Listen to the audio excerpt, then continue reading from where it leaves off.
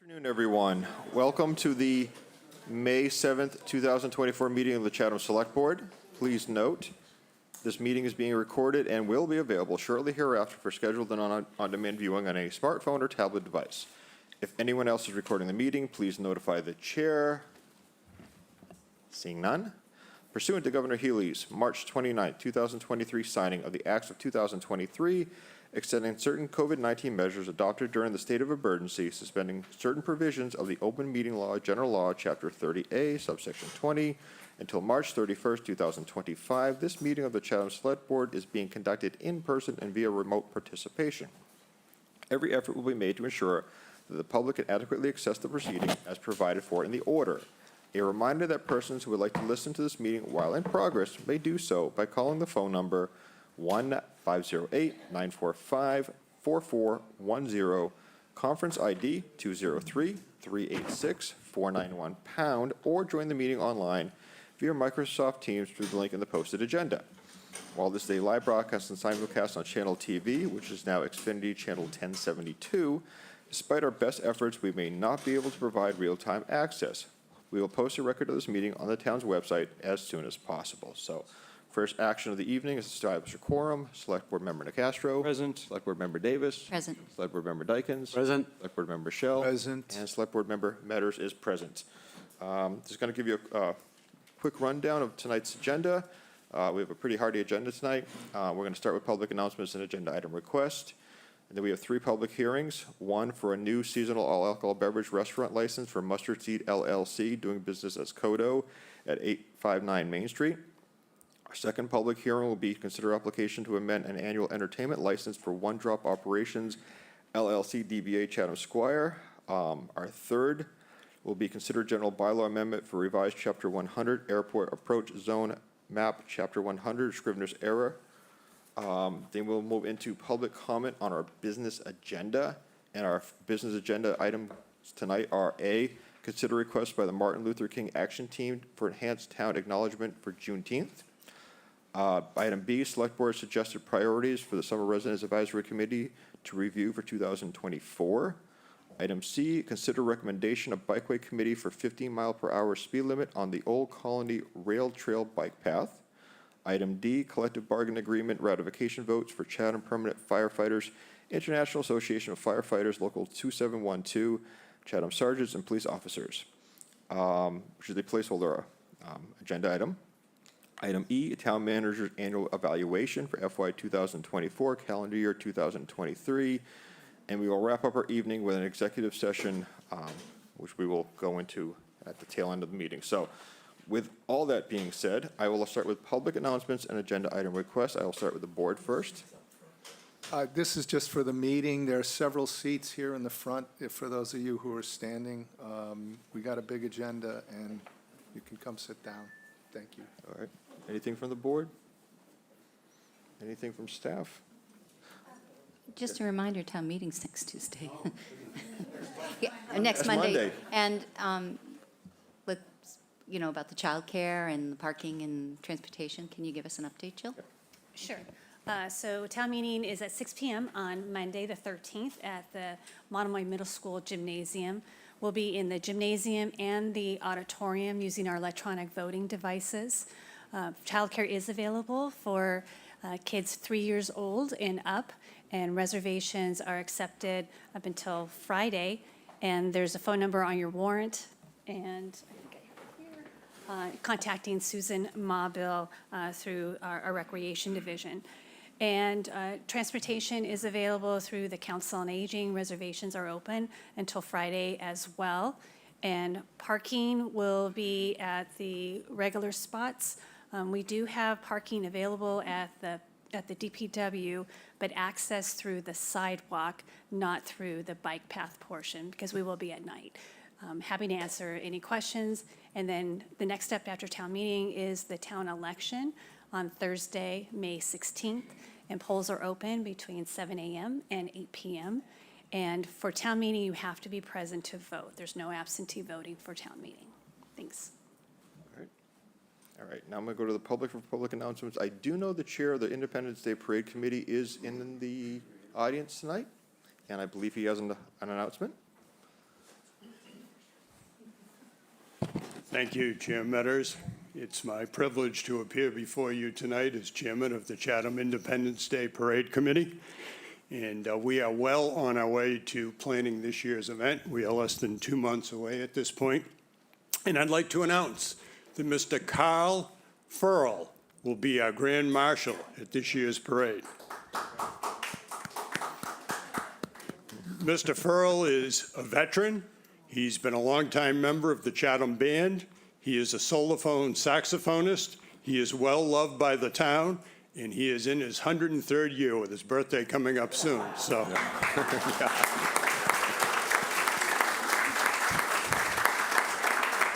it's a great privilege to have him as the Grand Marshal of our parade. Any questions? Questions for the board? No. All right, congratulations to your choice, and let's pray for good weather. Thank you. All right. Is there anyone else in the in-house audience tonight with a public announcement or agenda item request? I see no hands. Is there anyone online with a public announcement or agenda item request? I don't see any hands. All right. So moving on. First public hearing. I will ask our clerk to read the public hearing notice, please.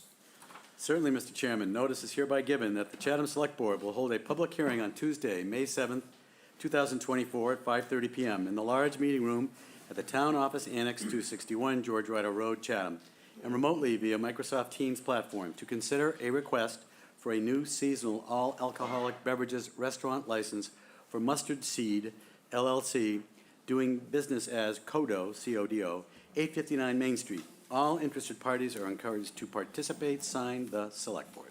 Thank you very much. Good evening. Mr. Chairman, good morning, good evening, members of the Select Board. My name is Matthew Kelly. I represent Mustard Seed LLC. As the clerk has read, we are here on a new license application for 859 Main Street in Chatham.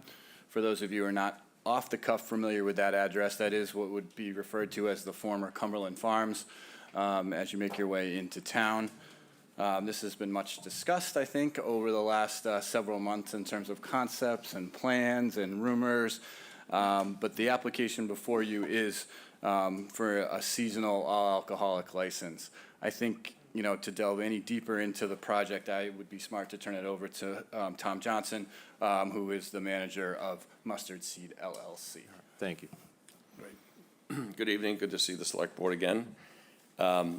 So since we last talked, there's been a concept change on the property. I thought I might just sort of define that for you. We acquired or merged with a company in Dennis, and we actually purchased the doghouse and One Stop. And we were fortunate enough that what came with it was the owner, who was a real restaurateur with extensive experience. And he took a look at our concept and said, well, I won't tell you exactly what he said, but so suffice to say, he said, this probably isn't going to work. And by the way, he said, who came up with this? And I said, well, I did. And so it didn't go well. But because of his deep background, he said, look, you know, we want to create a really approachable, value-driven, quick service, family-oriented, plus fun place. And Mexican, if you sort of look around the country, it's actually the #1 sort of concept that seems to be doing well and people really appreciate, right? So we pivoted for that reason. And the name Codo is actually, it's Spanish for elbow. So that's the name. You know, our intention is really from a practical and operational standpoint, not much changes. You know, there's about the same sort of takeout component. The parking component, of course, doesn't change. There's a real focus on outdoor eating with 48 seats. And actually, interior is kind of small, like 42 seats. So, you know, it's going to be a limited menu, approachable, fun, value-driven concept, and we're really looking forward to implementing it. So just to sort of clear that up. All right, thank you very much. Well, this is a public hearing, so I'm going to start with the public. Is there anyone in the live audience tonight with a comment or question on this application? No? Okay, is there anyone online with a question or comment on this application? No. All right, questions from the board? Shereen. I'm supportive of this application, but I just want to say thank you very much for taking what has been an eyesore of the town of Chatham and taking it on and taking a risk with us yet again for a variety of restaurants and that you've brought to the town. We really do appreciate that. Appreciate it very So, much. thank you. Dean? Thank you, thank you, Mr. Chairman. I echo what Shireen said. I thank you for keeping this as a food establishment also. I just had two minor questions. Maybe it's directed to Shauna.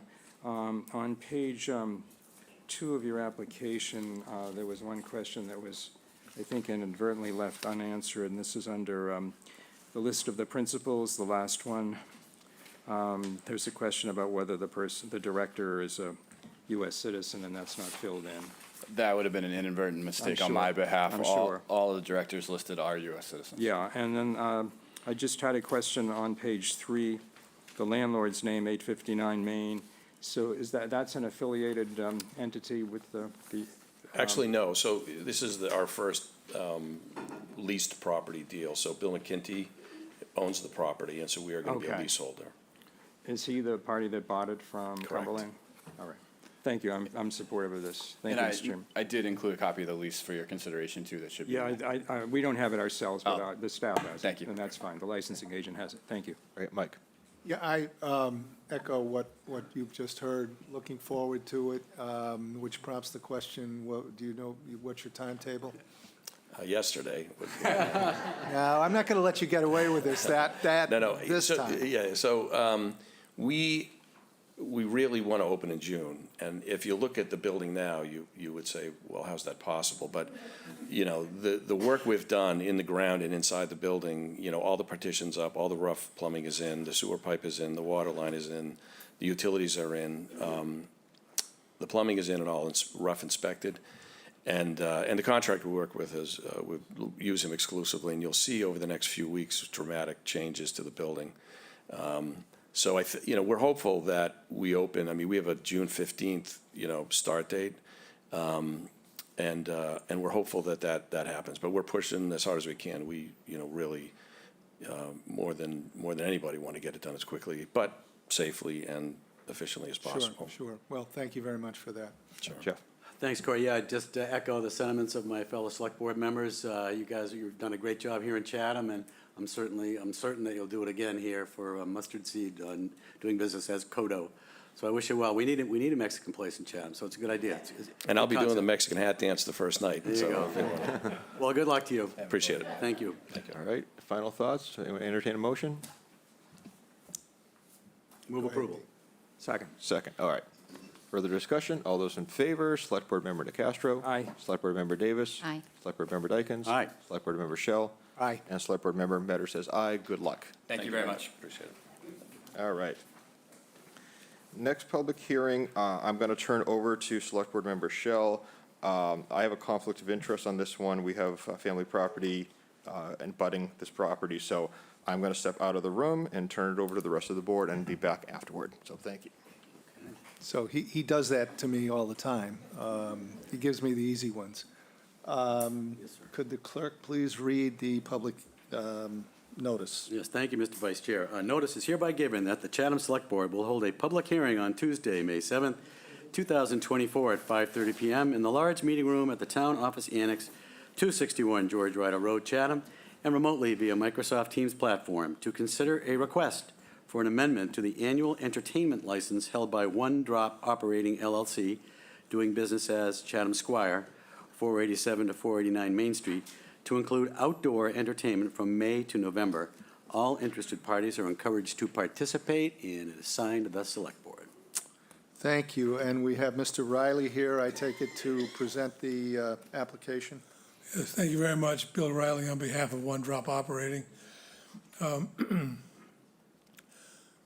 The Squire has always had a long-term interest in having some form of outdoor entertainment in their newly renovated outdoor space. After their neighbor applied for an entertainment license where they were limited to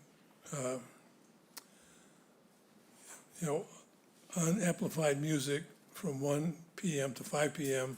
2 afternoons a week, we thought that would be appropriate for the Squire as well. So we've identified Friday and Saturday afternoons from 1 to 5, unamplified music, and we believe it would be appropriate and not something that would cause a disturbance in the neighborhood. We selected those days because they are not the same days as our neighbor is going to have entertainment. So we thought we didn't want to double up on the any sounds coming from the musical instruments, even though they're unamplified. So I think that would be our presentation. We believe it's a reasonable request and protects the neighborhood as well. Thank you. Do we have, we'll look to the public here in the room first. Comments from the public here in the room? Yes, ma'am, in the back.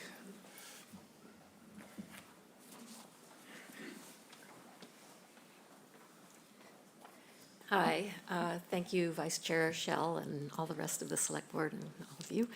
My name's Jeannie Branson. I live at 17 Striper Lane, which is just behind the Squire. And I would like to read a letter to you that was submitted by my neighbors, the Laportios. And I have copies here. If you all haven't read it, you have it? Okay. We do have it, yes. Okay. Is it okay if I read the letter? Please do. to you? Okay, great. Because the reason I want to read it is because, better than my letter, it really reflects the sentiment, our sentiments, as well as those of many of our neighbors. And so I thought reading it would be an appropriate way to get this on the record. Attention Chatham Select Board, thank you for the opportunity to convey our views as homeowners as you consider, excuse me, the Squire's permit request for outdoor music at the May 7th meeting. Our home sits less than 100 yards from Main Street. The Portios are right across the street from me. We're at 12 Striper Lane, a block behind the Squire. Recently, Playa was granted an acoustic outdoor music permit for certain days, prompting the Squire to seek a similar permit. While we enjoy having both the Playa and the Squire in our neighborhood, given that both offer great food and a lively atmosphere, we would like to ensure that our neighborhood does not become unbearably loud due to issuance of new outdoor music permits. We find unpersuasive the proposed lack of amplification and potential allegations of inconsistent treatment relative to the approval of Playa's permit. Unlike Playa, the Squire plays amplified music indoors, which often can be heard outside its four walls. During the summer, its front and back doors are open frequently, and the thumping of loud music can be heard well into the night.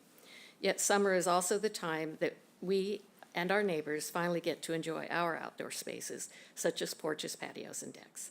To the event that our neighborhood's daily chorus of chirping birds was replaced by the type of music that the Squire generally plays indoors, even without amplification, it is nearly guaranteed that the quiet enjoyment of those spaces would be significantly diminished.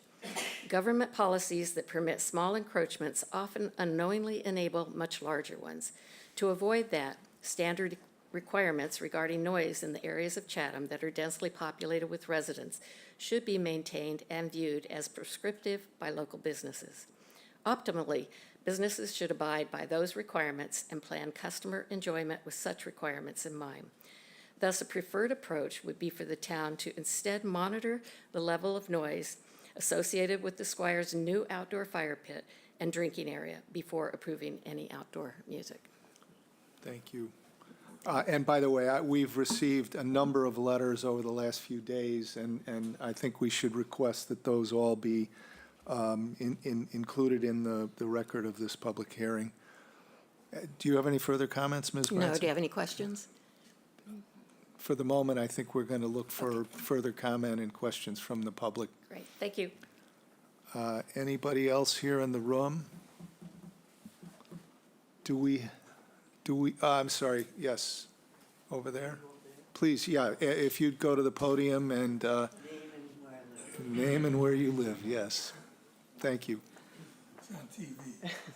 Hello, everybody. My name is Ann Dixon. I live in West Chatham. I remember the Squire in the day. Anyway, There has been, and I'm sure everybody's aware of, an incident with a Harwichport music outside that did elevate from what they originally intended over the years. And I think, I don't know your name, but I think that's a big concern, that it can elevate, it can extend, and then there's problems that come about. So we can learn maybe from the one in Harwichport. Thank you. Thank you.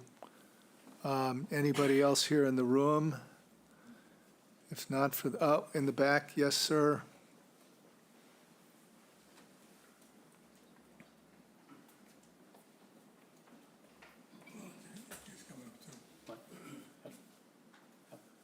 Hi, Charlie. Oh, Charlie Horan, Mill Pond Road, Chatham. I'm a little bit confused. The Squire had their presentation, and I'm sure you would agree that you all took that into consideration, and I'm not exactly sure about each and every little concession, but to be honest with you, the outdoor situation there, I don't know how anyone can look at that and think that we're not going to have problems with sound and noise. I can tell you that in the summertime, at a certain time of night, there's a line that comes out of the Squire. We know what those people are there for. They're not really there for the restaurant, although they might have some finger foods or whatever, but they're really there to drink and have a good time. I can always hear that, even just the people outside lined up to go into the Squire. I can hear the voices carry. You'd be surprised at how loud that can be. So my confusion is with the tonight's presentation by the Squire, and ask this: if you grant the Squire some additional concessions that were not given in the first hearing, and we, as neighbors, feel like that's a reach, do we get to then apply for an adjustment? Let's put it that way, an adjustment? First of all, this is an application for an entertainment license. I'm not going to go beyond that. I'm going to ask Shauna if she could give an answer to that question, if you would, please. Thank you.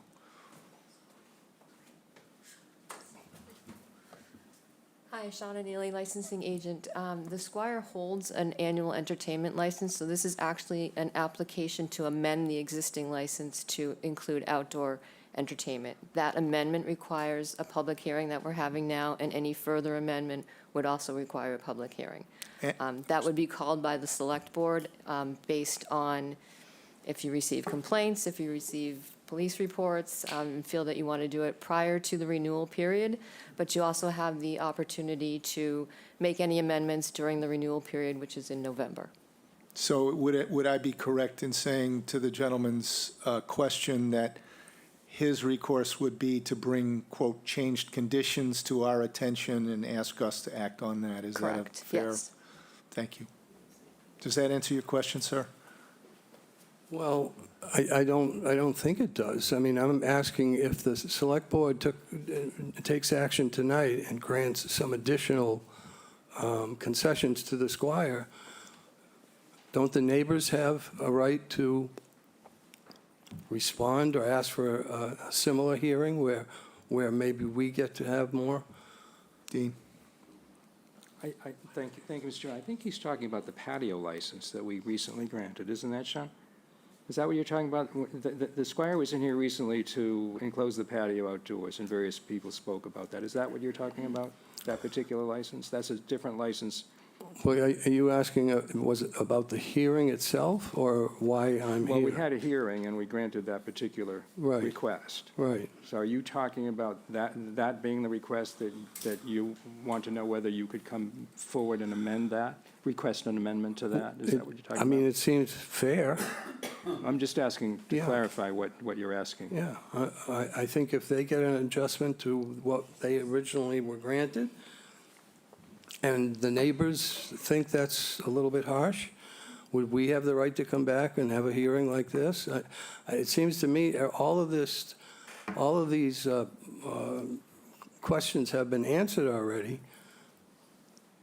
Yeah, well, And Shana, I don't know that addresses my concern. That hearing did not relate to an entertainment license, so that had to do with the enclosure of the patio and opening that permanently, in the summertime. So that was a different license. But, I mean, I suppose you could, as Shauna said, you could file a complaint to the select board, and the select board, if we wanted to, could bring the licensee in and try to adjust that. But I think that's the answer to your question. Well, if I'd like to add to that, I mean, we're here. The select board hasn't acted. You're making your case to persuade us not to grant the application.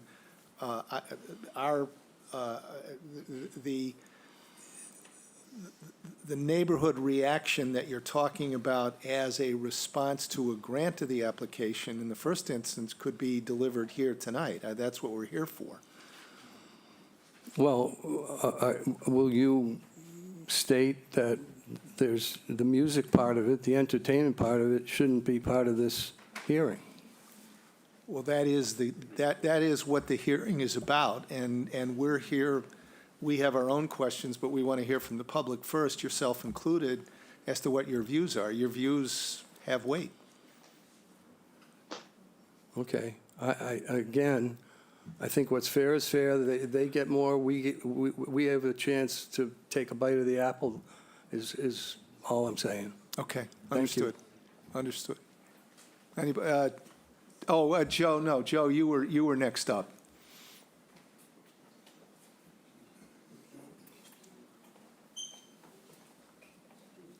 Good evening. My name is Joe Ryan. I live on 27 Shattuck Place, just behind the Squire. So thank you for the Select Board to speak tonight. I think that the December 19th decision is inextricably linked to this. I will note that in reviewing, first off, I am in a butter. We did not get any direct notice of the December 19th meeting, and I'm pretty sure none of the butters did. There was an ad in the Chronicle, but, that's legal notice doesn't get read very much, right? So I think that's why there was no neighborhood representation here back in December, right? But in having gotten the meeting notes and gone through them, I would note a couple of things. One is that during the discussion, Attorney Riley said there would be no outdoor music.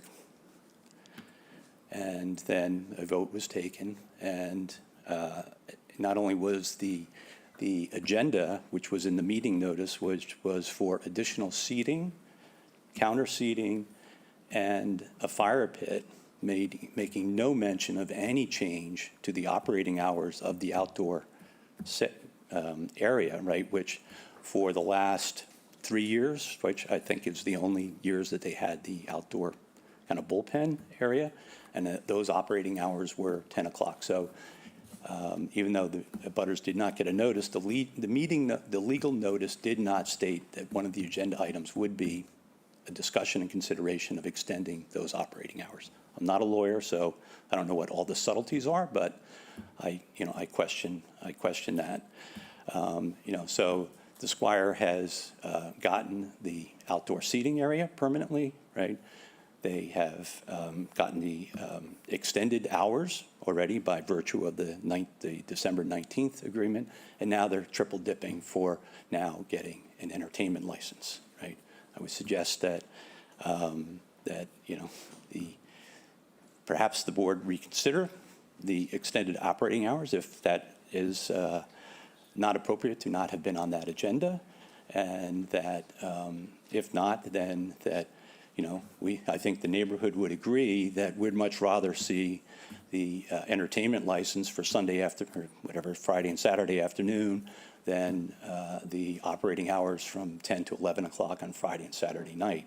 So if it's an either or, that I think we would probably go for that.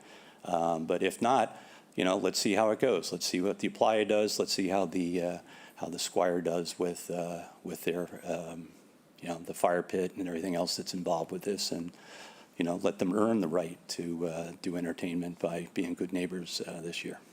So, thank you. David, Mr. Oppenheim. Yeah. David Oppenheim. I own the Mayflower Complex, a couple doors down from the Squire, and have residences upstairs. I was here when Playa came, and I believe that they asked for afternoons, and I think they were given, if I remember correctly, 3 afternoons from noon to 5. I may have the hours right, but I think it was something like that. So one of the things is they're asking for an extended a license for their newly approved outdoor seating. Are they asking for it all the time? I mean, is that what the proposal is? No, I think Mr. Riley should correct me if I'm wrong, but I think it's 2 afternoons a week, Friday and Saturday from Friday and 1 Saturday p.m. afternoon. to 5 p.m. 1 to 5. Was that stated at the presentation? Yes. Yeah. Oh, I missed it. Yes. I'm sorry. Probably couldn't hear that far. So you're talking about Fridays and Saturdays from noontime to 5 o'clock.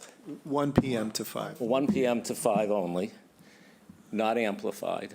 Right. Are you talking about bands, or are you talking about guitar players? I mean, one of the things I'm concerned about, non-amplified is one thing, but if you had a band, you could have trumpets, you could have drum. Well, don't, excuse me, let me talk. I didn't ask you to respond yet. Let me talk first, please. Thank you. And in fairness, the application checks the box for bands. So it does band. So those bands could have, in fact, a trumpet. It could have all sorts of different things, drums and things like that. I think, speaking for myself and the people that I represent that live in my economy, would have no problem. I don't have a problem with noontime, 1 o'clock to 5 o'clock or something like that. But a band can be 2 people, it can be 10 people. So how noisy is it going to be? I'm quite familiar with downtown in the weekends, having on the Wayside Inn for almost 30 years. It gets very crowded on Fridays and Saturdays. And I reviewed everything that was sent to me by Kathy, which I appreciated, all the things that were done in December. And we also, too, as abutters, were never notified of that hearing or the changes that were requested. And again, I'm pro-business, and I think it's fine. But if you have bands and louds, it's going to draw people in the alleyway. I know there's a condition by the fire department. The alleyway has to be kept open. The Squire's a draw. It brings people in. It brings a ton of people in. And that's the way it is. So I'm just concerned, if you're going to allow this, if you're going to consider allowing this from 1 to 5 on Fridays and Saturdays, I suggest you limit the size of the band.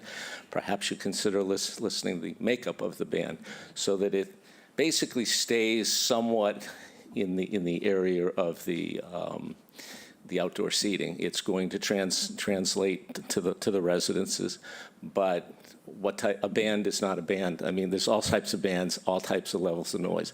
I think when you were questioning the restaurant next door, you were talking about a disc jockey. How do you have a disc jockey without a mic? You ask those types of questions. So I suggest in your deliberations you be extremely careful and make sure that we're not talking about a band that's going to attract. It's going to entertain the people that are sitting there eating and having drinks and enjoying the fire pit, but it's not drawing people from all over the area or annoying people to a ridiculous level. Thank you. Thank you. Mr. Chairman, Yeah, go can ahead. I ask Shauna to clarify, what are the notification requirements? Because two individuals have said we didn't have notification go out for the hearing regarding the patio. I know we had them regarding the Playa. So there are 2 different hearings that we're speaking of. The first hearing in December was for the amendment of the Squire's liquor license to include the outdoor patio area. Under Mass General Law, the abutter notification is for direct abutters, which are those properties that are physically touching that property. It doesn't include across the street. It doesn't include a footage, if you will. For the entertainment licenses, because we have the 150 feet from an establishment in our bylaw, we routinely notify abutters in general within 200 feet of the property. So 2 different criteria for the 2 different hearings. And we did, for this hearing, notify the latter group that you just Correct. described. Yes. Anybody else in the room? Mr. Craven, sorry, I didn't, yes, thank you.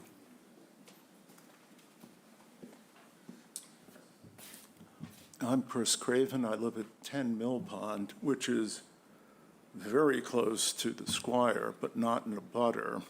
And I wasn't notified of the previous hearing either. We get a fair amount of noise generated by the Squire from delivery trucks early in the morning. The backup beepers will wake you up.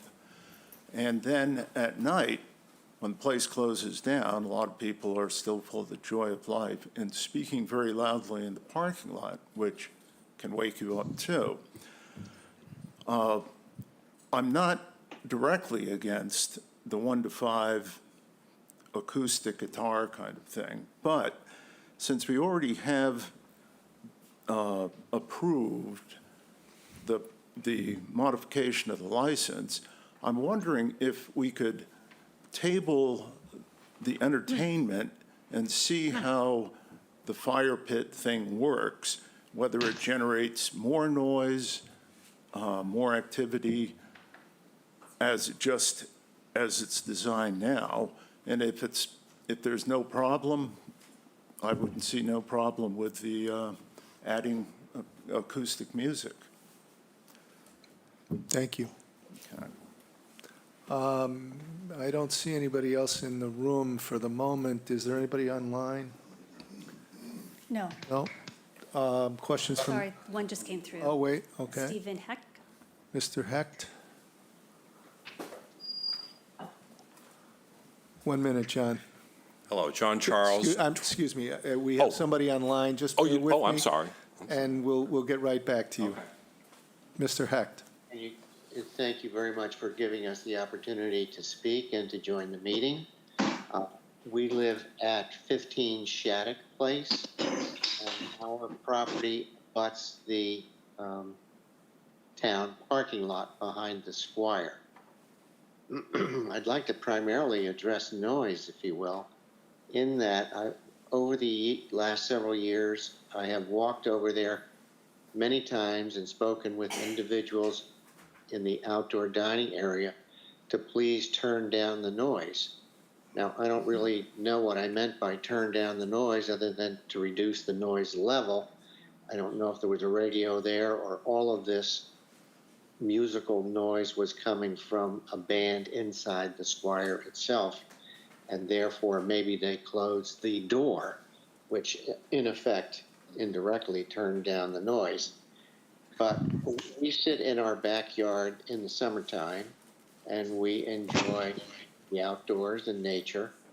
And the noise can be such from the Squire over the last year or two that even when we go to bed, and we have air conditioning in the house, and the bedroom, our master bedroom is upstairs, and we are probably at that point, I would say, 150 yards from the Squire. When we put our head on the pillow at night, we can hear the music from the Squire inside our home while we're trying to sleep.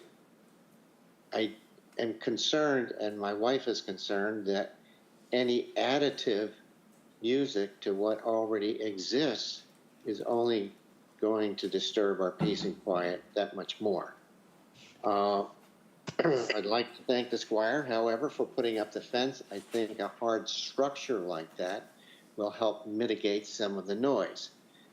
But that being said, we're still very concerned about the amount of noise we do receive. And there is a large berm between the parking lot and the back of our home, which helps reduce the noise too. Lastly, we were not notified either, and I would think that our property is definitely within 200 feet or even perhaps 150 feet of the Squire itself. Thank you very much. Thank you, Mr. Hecht. Mr. Charles?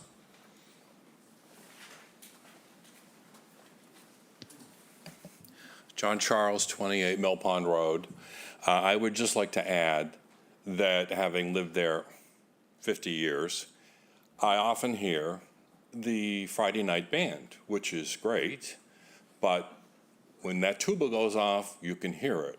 And I want to go to Mr. Oppenheim's point about the nature of the band, what it will be consisting of. Is it loud, like brass instruments? Can that be addressed? Or can it be just acoustical guitar? So I think that's an important issue, is the nature of the bands that they're going to hire. Thank you. Thank you, sir. I don't believe there's anybody else online. Is there anybody else in the room? Yes, ma'am. No, you need to go to the podium, please. Mr. Chair, we do have one person online. Okay, thank you. David. Hello? Am I on? No, hold on, Mr. Bixby. We have somebody here in the room speaking. Got it. Hi, Andrea Hanlon, South Chatham. If this is approved this evening, the question was brought up, could we come back and question what had been approved? And then the renewal question came up in terms of the renewal license. But that's not until November. So does that mean this could not be revisited until that time?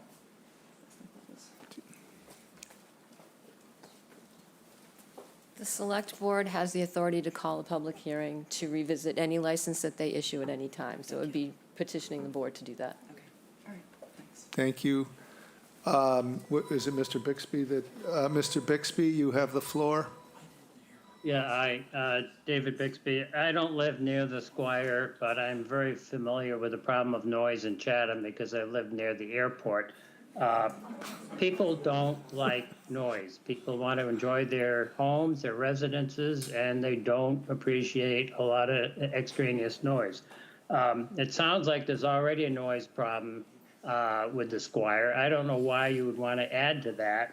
I just make the observation, if anybody's been paying attention, if they read the Chronicle or the paper, just take a look at what's been going on over in Harwich and Orleans over the last 6 or 7 years with restaurants and bands. It's been a real problem. There's been lawsuits. There's been a lot of contentious issues. I just think it's a slippery slope when you start opening up the door to bands and music near people's houses. That's all. Thank you. Thank you. Any other public comments, either online or in the room? If not, I'm going to offer the board an opportunity. Oh, Yes, oh, sorry, yep, in the back. I'm online. Just, moment. I'm online. I'd like to speak if I have an opportunity, please. Okay, could we ask you just to wait 1 second and we'll let the lady who's online speak? Go ahead, go ahead. I'm sorry, I can't see your Oh, name. the lady online, that's me. That's Okay. you, yes. Anyway, my name is Joanne Goodman. My husband and I own 36 Kent Place, which is right next to the sign shop. And we're a stone's throw from the Squire, which, you know, is a positive and a negative.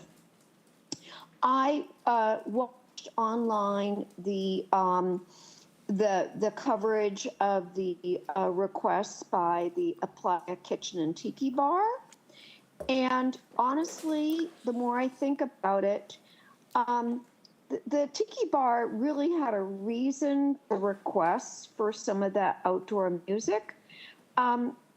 The Tiki Bar is completely different from the Squire, the Wayside, Bluefins, in that it has no indoor space for musicians or musicians' equipment.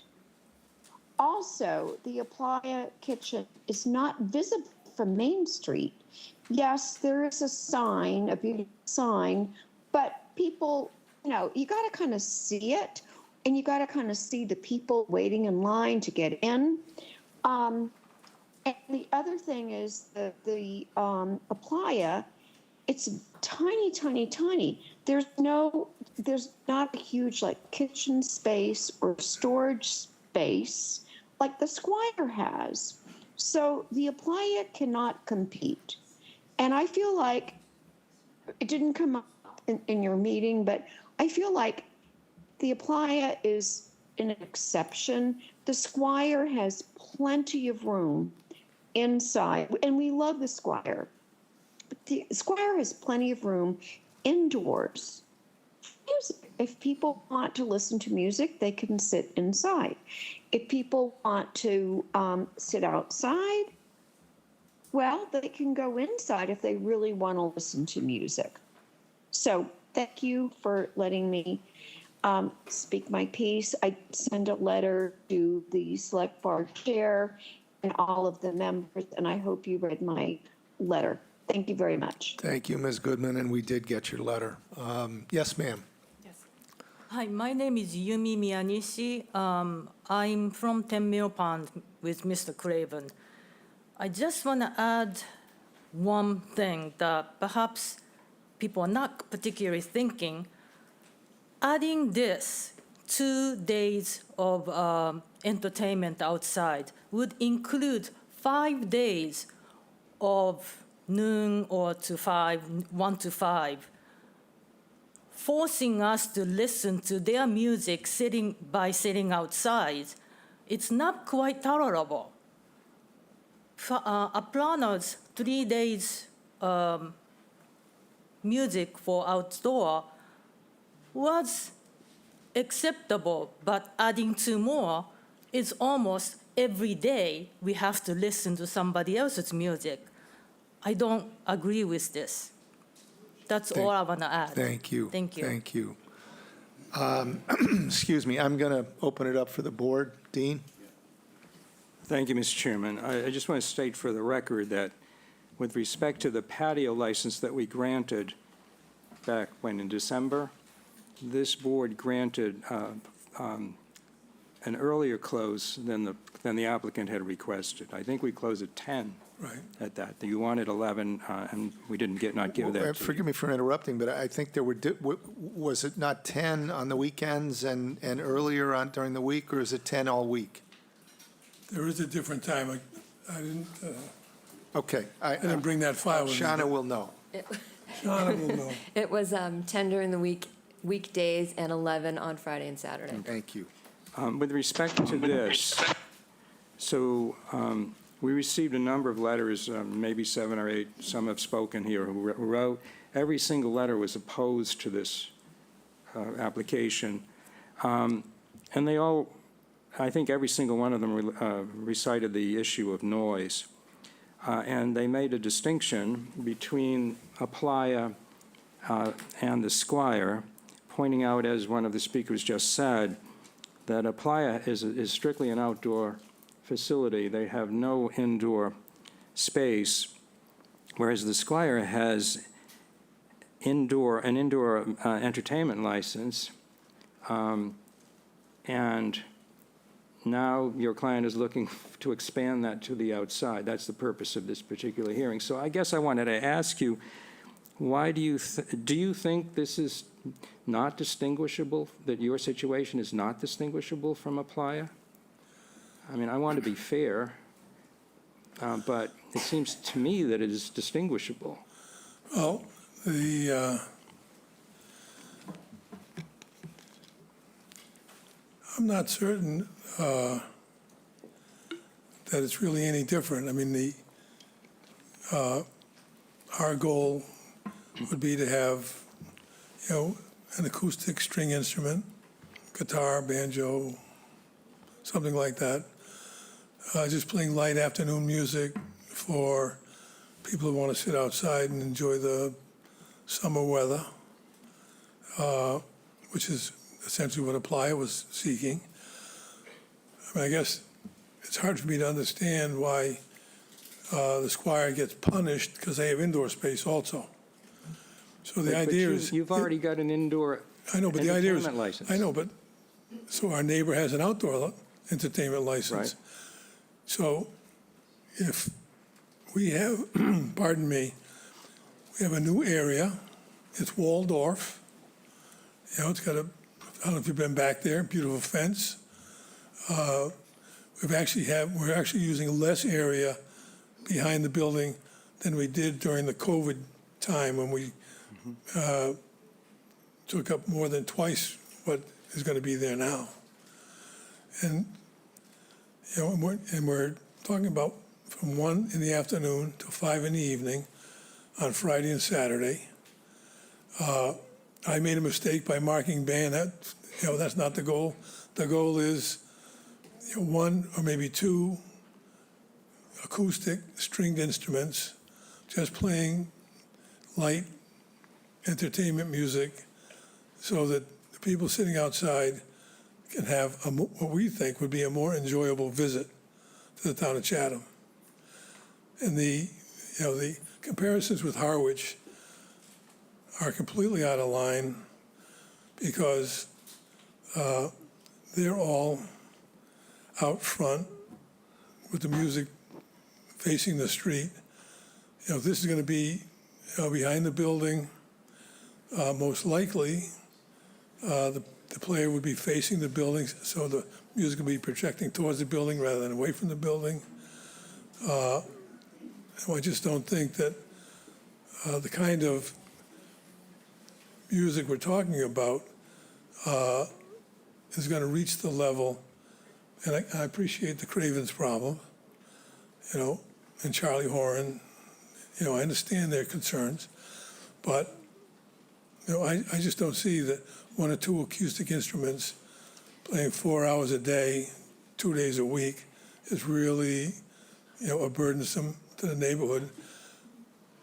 But doesn't this board have a responsibility to look at the area broadly? Both yeah. of these establishments are in neighborhoods where people live.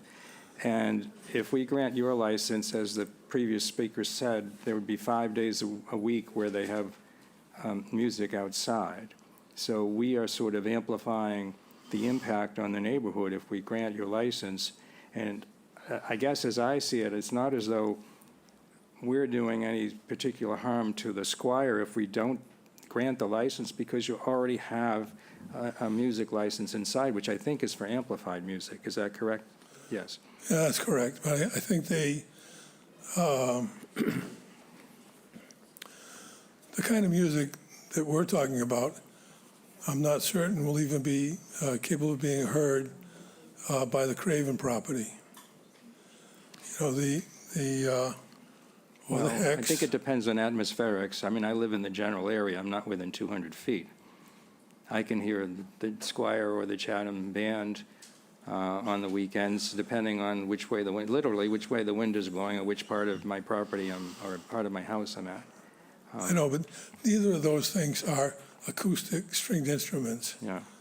And we're only talking about one or possibly two. So I think I think it's unlikely that the Cravens or the Ryans or the Hex are even going to be able to hear the music. In other words, because we're talking about Chatham on a Friday or Saturday afternoon. So that means it's not like quiet as a tomb. There's motor vehicle traffic. There's people walking up and down the streets, children having fun on Fridays, getting ready for the band concert. So we're talking about a very modest form of entertainment. And I think it appropriate, that the patrons who want to sit outside at the Squire would be able to enjoy some of that music. I mean, I don't know if you've been in the Squire during the day, but, from my point of view, it's not someplace I want to sit. I prefer to sit outside on a summer afternoon, and to be able to listen to this light acoustic music would make that time much more enjoyable. So I really think it's a fair request. Mr. Chairman, I just want to conclude. Mr. Riley makes a good case for his client, but I don't know that I'm persuaded to grant the license. And for the benefit of the board and the public, the statute that is relevant that Shauna passed out today requires the board to grant the license unless we find that the license, taken alone or in combination with other licensed activities on the premises, that would include the liquor license that was previously granted, would adversely affect the public health, safety, or order, in that the activity, I'm paraphrasing, cannot be conducted in a manner so as to prevent an unreasonable increase in the level of noise in the area caused by the licensed activity or caused by patrons entering or leaving the premises. And if we do go in that direction, we have to recite in writing the reasons for denying the license. But my inclination is, with all due respect to Mr. Riley's argument, is to deny the license. Thank you, Mr. Chairman. Thank you, Mr. Chair. Sorry, Shereen. This is fine. So, when I'm looking at this and hearing that when Mr. Riley came before us last December and said that there wouldn't be any requests for additional music in that area, that was one thought in the approval process. But what I'm hearing tonight is, for us, the goal is typically to balance the interests between businesses and the community and what people want. And I feel that in this case, it seems that the neighbors are, preferences are speaking fairly loud and clear about this particular application, and have, expressed some concerns of noise that they've been troubled with in the past. Playa's license for entertainment, I felt, was different than this. The Squire has come before us with this new activity, which we have approved, having the outdoors with the fire pit and everything. And, we don't know how that's going to be for the neighbors. And I think that I'm not ready to approve this permit right now without having some sort of monitoring for the summer activity to see how it goes for the neighbors with the new outdoors. Could I respond briefly? Sure. So most of the comments regarding the Squire dealt with issues related to things that go on in the evening. And what we're proposing is a very modest, very low-key afternoon event, that's all. And I just want to add that this activity does add on to that additional activity that's happening at night that's bothering the neighbors. Thank you. Jeff, you want Yeah, to comment? thank you, Mike. Before you do, I just want to see, I see Ms. Carey, you have your hand up. I will call on you shortly. Thank you, Mike. Bill, you make a cogent argument.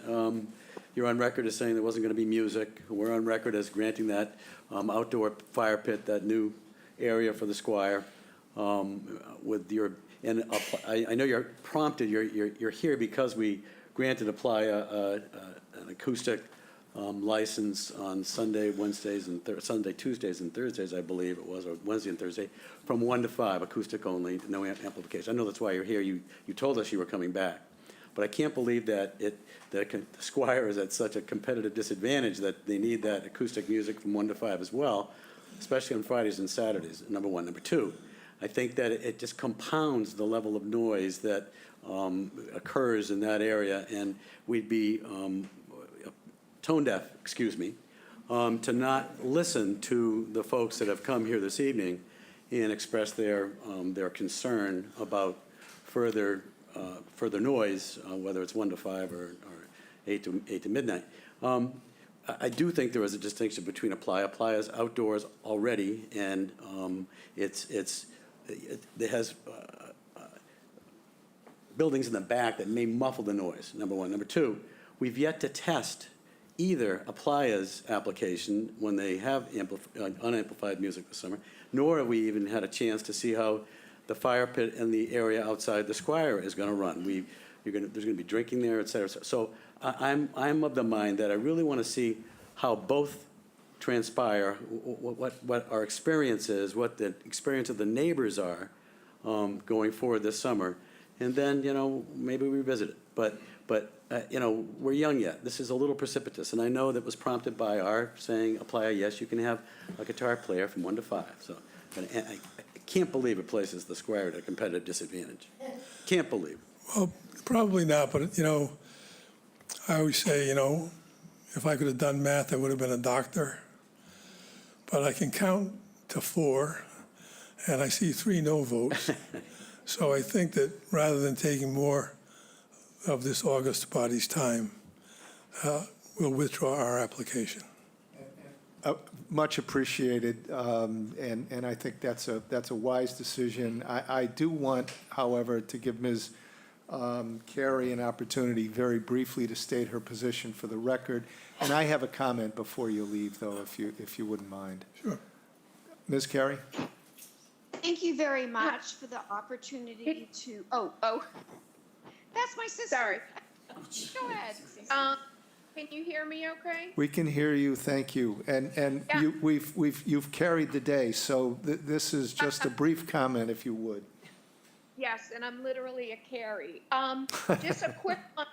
One of my concerns is if this was approved, other businesses such as the Wayside or the Bluefins or the Oyster or whatever, also applying to have outdoor music, and it would get out of control. So I really like the idea of slowing the process down, seeing how it is.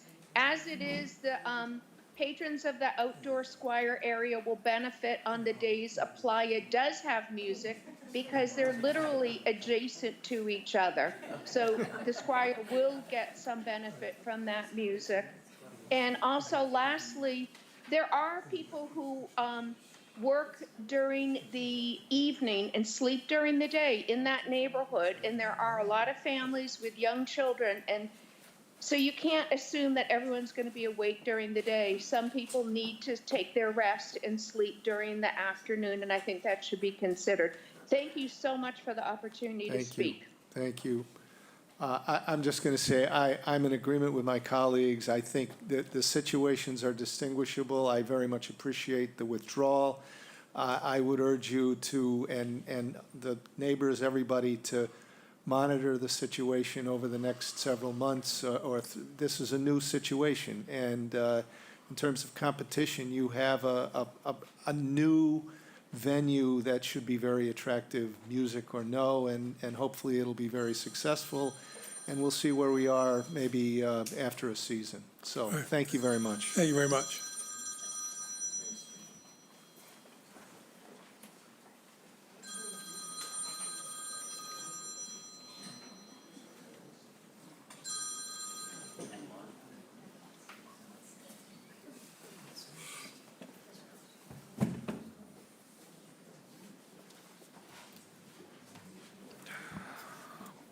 Welcome back.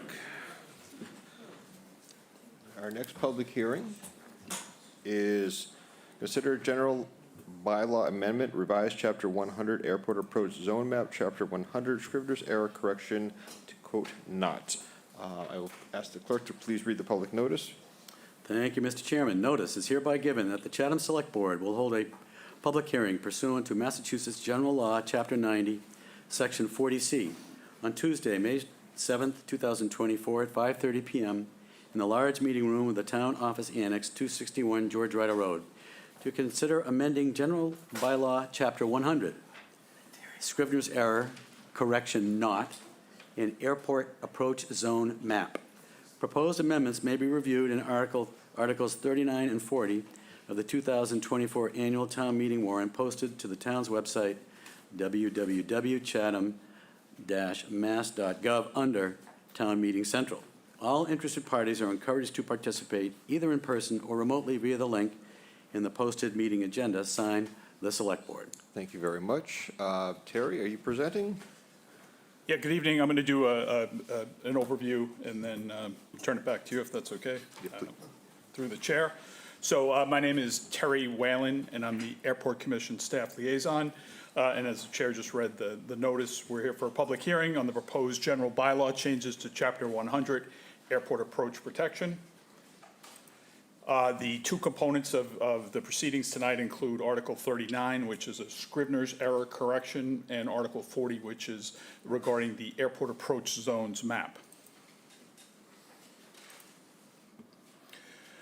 So while Chapter 100 is codified as a local general bylaw, it is per statute an airport approach regulation, and therefore requires this Select Board public hearing, providing an opportunity to be heard pursuant to Massachusetts General Law, Chapter 90, Section 40C.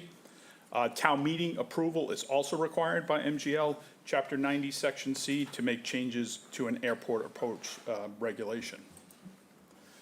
So notice of this hearing was posted 15 days in advance of the public hearing.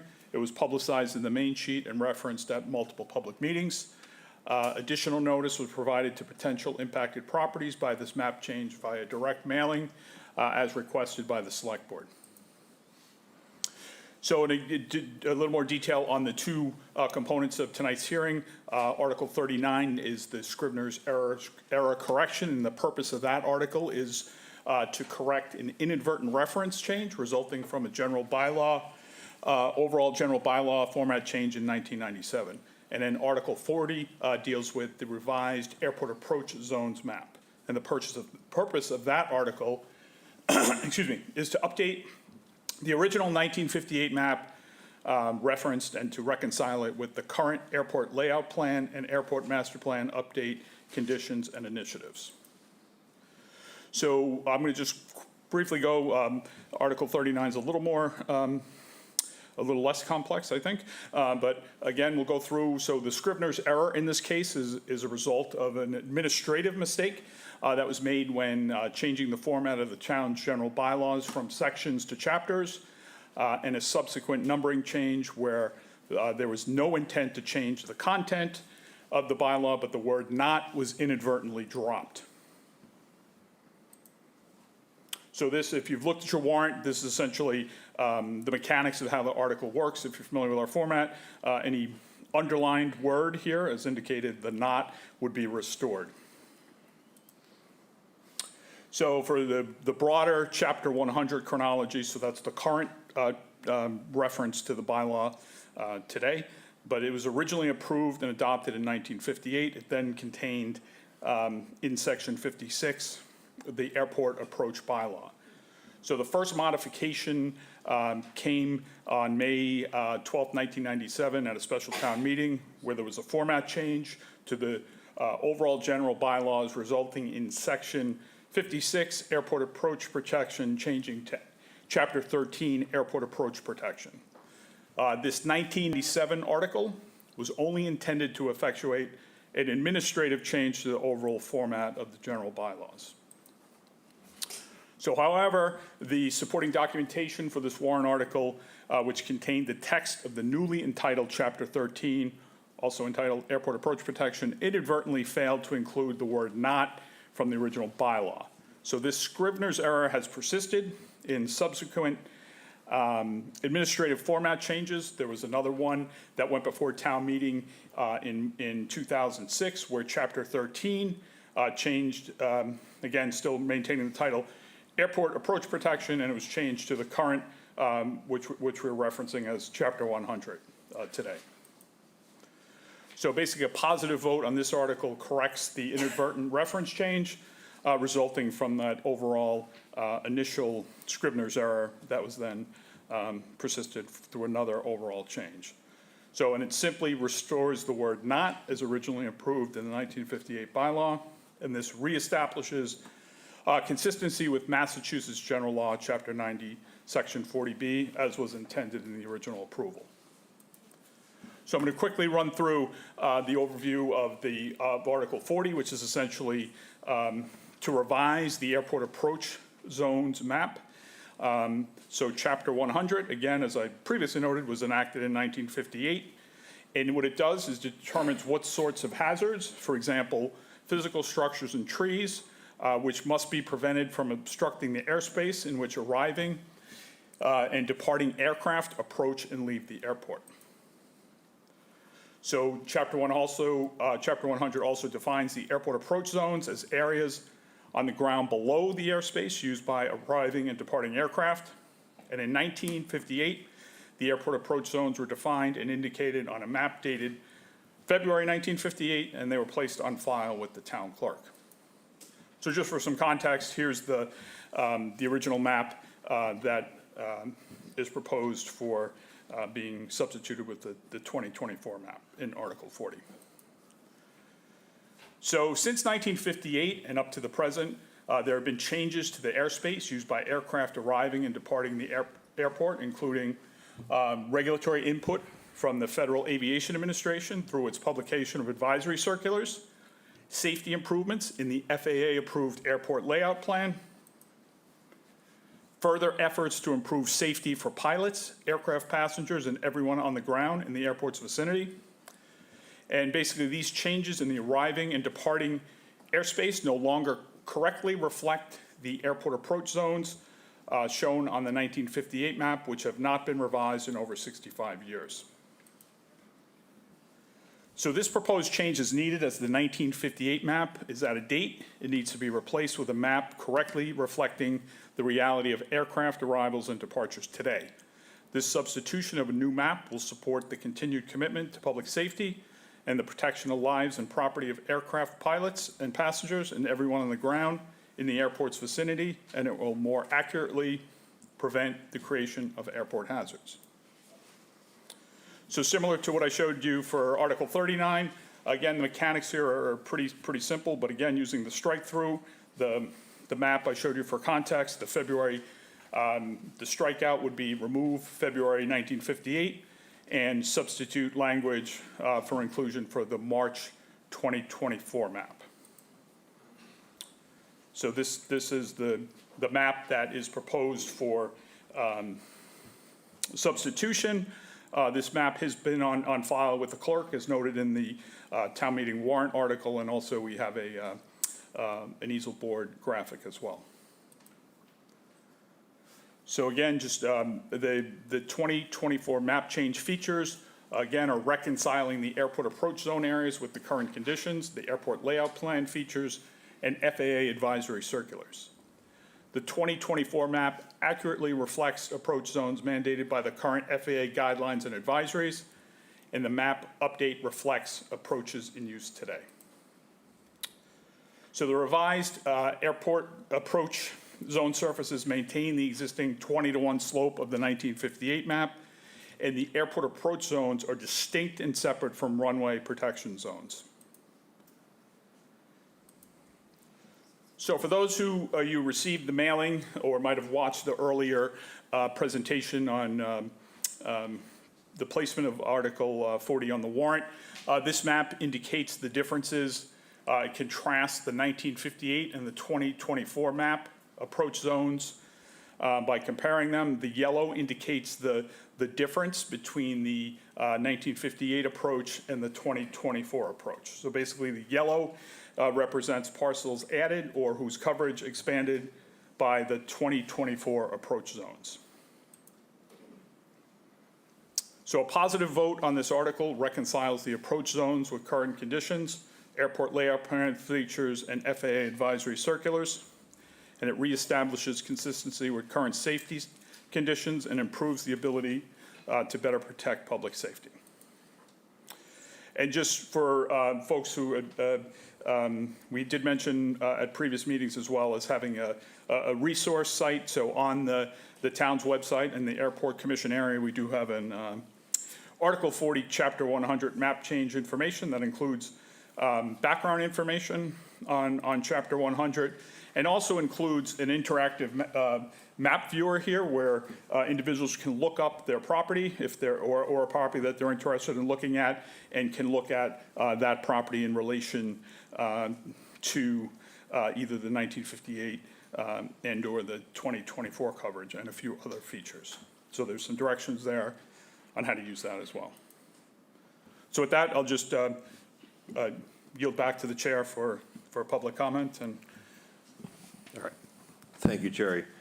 I'm taking a stab in the dark. There's quite a few people who may want to speak tonight on this article. So with that being said, I'm not going to set any kind of a formal time limit on everyone. We're going to try to do, I'm assuming so there's going to be some hands up online. Be courteous of everyone who wants to speak tonight. We're going to, we don't want to be here for 10 hours, but I'm going to have some flexibility with everyone's allotted time. So is there anyone in the audience tonight? Point of order question, Yes, sir? point of order question? Come up to the podium. Yours.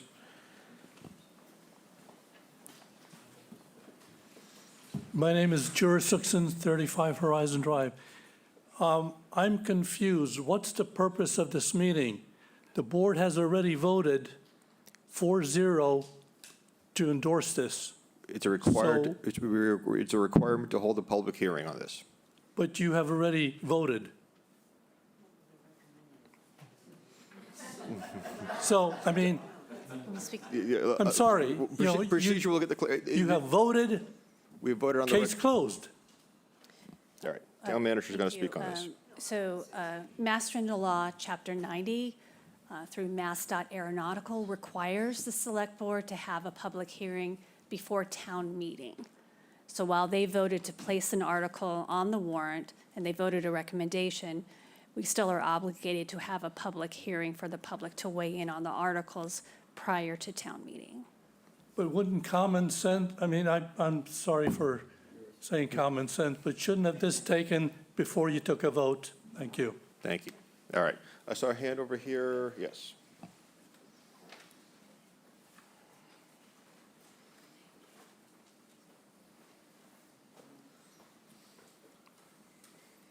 Thank you for the opportunity. My name is Magnus von Schlieffen, and I'm living with my wife temporarily on 126 Lakeshore Drive. I just have a few questions, and I would like to have those questions answered, probably in the interest of everybody. First of all, the first question is, should the airport, after what I've just listened to, have been closed a number of years ago for safety reasons? Second question is, what would be the implication of declining the motion to the airport? Third question is... Hold that thought. Third question is, what would be the implication of declining the motion to the town of Chatham? Fourth question is, I've read several times that the airport generates income of $18 million for the town of Chatham. How is this number being reconciled, and can this number be proven in any way so that everybody understands where this number is really coming from? Next question is, has anyone calculated the change of the value of the affected properties and what that means for property tax income for the town of Chatham? Next question is, who will take the responsibility for a potential loss of property value and therefore for a loss of property value tax income for the town of Chatham?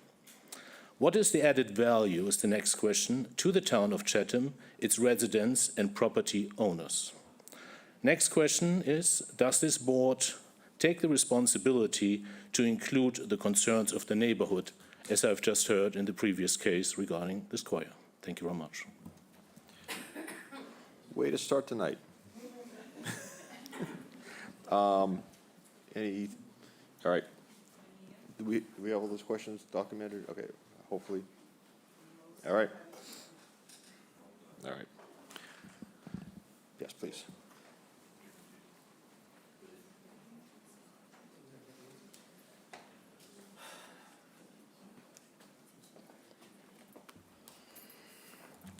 Good evening. My name is Susan Wilcox. I live in West Chatham, very near the airport. I'm also a former airport commissioner. I'd like to go on the record as stating that Chatham's airport is an asset to our town. And for me at least, I'm very concerned about maintaining a safe airport here. With that being said, I want to be brief about what I know.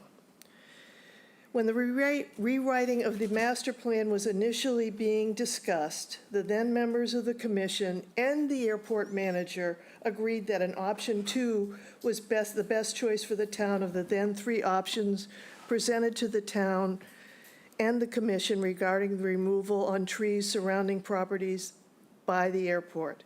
I know this because after I joined the commission, I spent many, many hours reviewing commission meetings so that I might better understand the process of developing the master plan. Not too long after its development began, the representative from Gale & Associates, and Gale & Associates is the company that the town chose to oversee improvements at CQX, strongly recommended that the Airport Commission then choose option 3, which required the maximum amount of tree removals. His rationale on taking option 3 was something to the effect of ask for the highest amount of removal of trees to be removed and be willing to accept the lesser option. And that's what the commission did. Fast forward to when I joined the commission, just before the master plan was approved and about to go to print, somehow option 4 became available, which is where we now stand.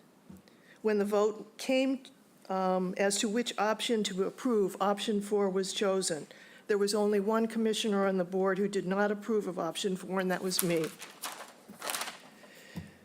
And now to the present situation, and this is where I'm concerned. The Airport Commission cannot make the runway at CQX any larger. Some trees need to be trimmed and/or possibly removed from properties surrounding the airport. But the Airport Commission, with this current proposal, is looking to remove an excessive amount of trees. They're looking to expand the approved airspace for planes to take off and land here. I don't believe that it's safe to include property like Missouri Gas Station with its multiple above-ground gas tanks to be included in the airport approach zone. That parcel of land also includes 2 to 3 underground tanks which contain thousands of gallons of additional gasoline. Is that safe? I don't think so. And lastly, the world is in the midst of climate change now. People around the world are planting more trees in order to stop the land from being eroded. Chatham is surrounded by water.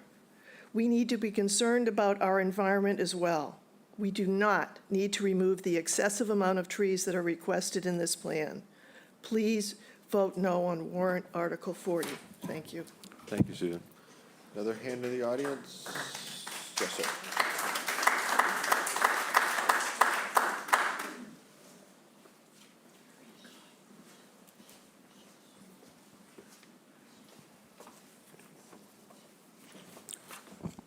Ladies and gentlemen, thank you for allowing me to speak. My name is Renee Haas.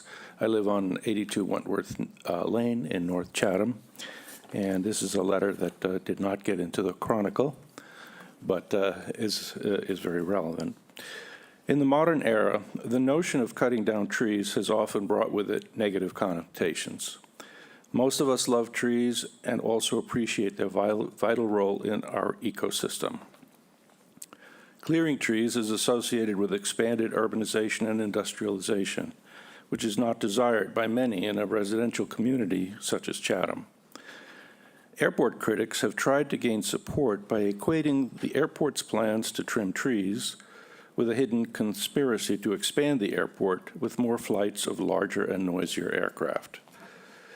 In the attractive guise of saving our planet, these folks will try to block critical clearing of obstructions near the airport. Of course, these individuals conveniently ignore the reality that tree trimming is actually vital for the maintenance and even the survival of the airport. Many trees around our airport can grow 2 to 3 feet per year, steadily encroaching on the pathways in the air that are used for landing. In fact, trees are a significant cause of accidents, and as such must be taken very seriously by those who are responsible for safety. In another domain, we trim the trees around power lines on a routine basis to provide citizens with a safe and reliable power grid, and that's done on a routine basis. Clearly, the hazard of trees near an airport is real and not just some academic exercise.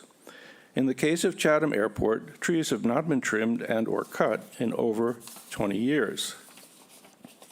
And every year's growth increases the hazard to aircraft and to those living near the airport. And despite airport critics concerned about airport expansion, it is the trees and not the airport that are expanding.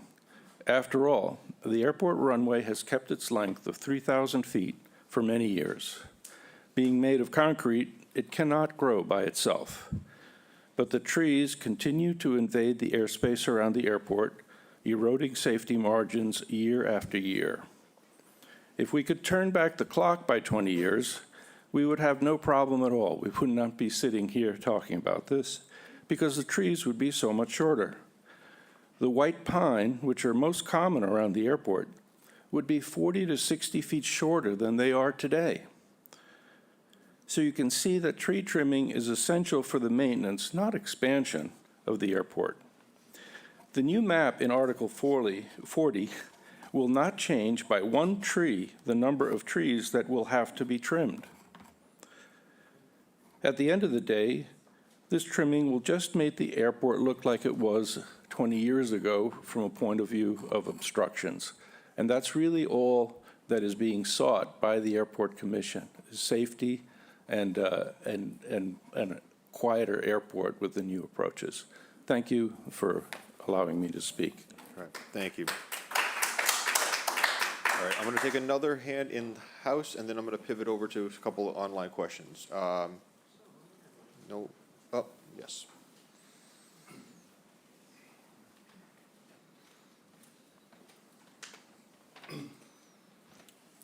Hi, Jerry Stahl, West Chatham. So I'm going to challenge what was just said by Mr. Haas. The updating or expansion of the approach zone is not simply a bureaucratic revision to reflect current realities without significant consequences, but it's a key part of the airport's plan to introduce a completely new approach for planes that could have multiple undesirable consequences for residents of Chatham. The AC has been silent on this and has denied it, but has spelled out clearly in their Airport Master Plan update from 2018. The AMPU recommends introducing a, quote, non-precision instrument straight-in approach with vertical guidance, what they call LPV, and calls for the expansion of the approach zone in Chatham's bylaws, precisely as stated in Article 40, as a necessary preparation for this. Similarly, the AC's tree cutting plan, included within the expanded approach zone proposed in the AMPU and in Article 40, is a key part of the airport's plan to introduce the new approach for planes that could have undesirable consequences for the residents of Chatham. The AC has been silent on this too and has denied it, but it is also spelled out clearly in their AMPU. The AMPU recommends publishing, i.e. allowing an LPV approach, and specifies the cutting of many acres of trees on airport land and on private properties in Chatham, including around the vernal pool, precisely as stated in the AC plan submitted to the Conservation Commission as a necessary preparation for this new approach. The consequences of introducing the non-precision instrument straight-in approach with vertical guidance, LPV, are hard to predict. It may not be possible, in fact, to meet the full safety requirements for LPV at Chatham's airport, requiring waivers of safety regulations, according to comments in the airport's AMPU. It may, in fact, lower safety by encouraging arrivals in poor weather conditions. It allows arrivals without visual confirmation, despite lack of a tower, to coordinate instrument arrivals. And the runway length does not meet LPV standards. The glide slope qualification service cannot be cleared to meet LPV standards.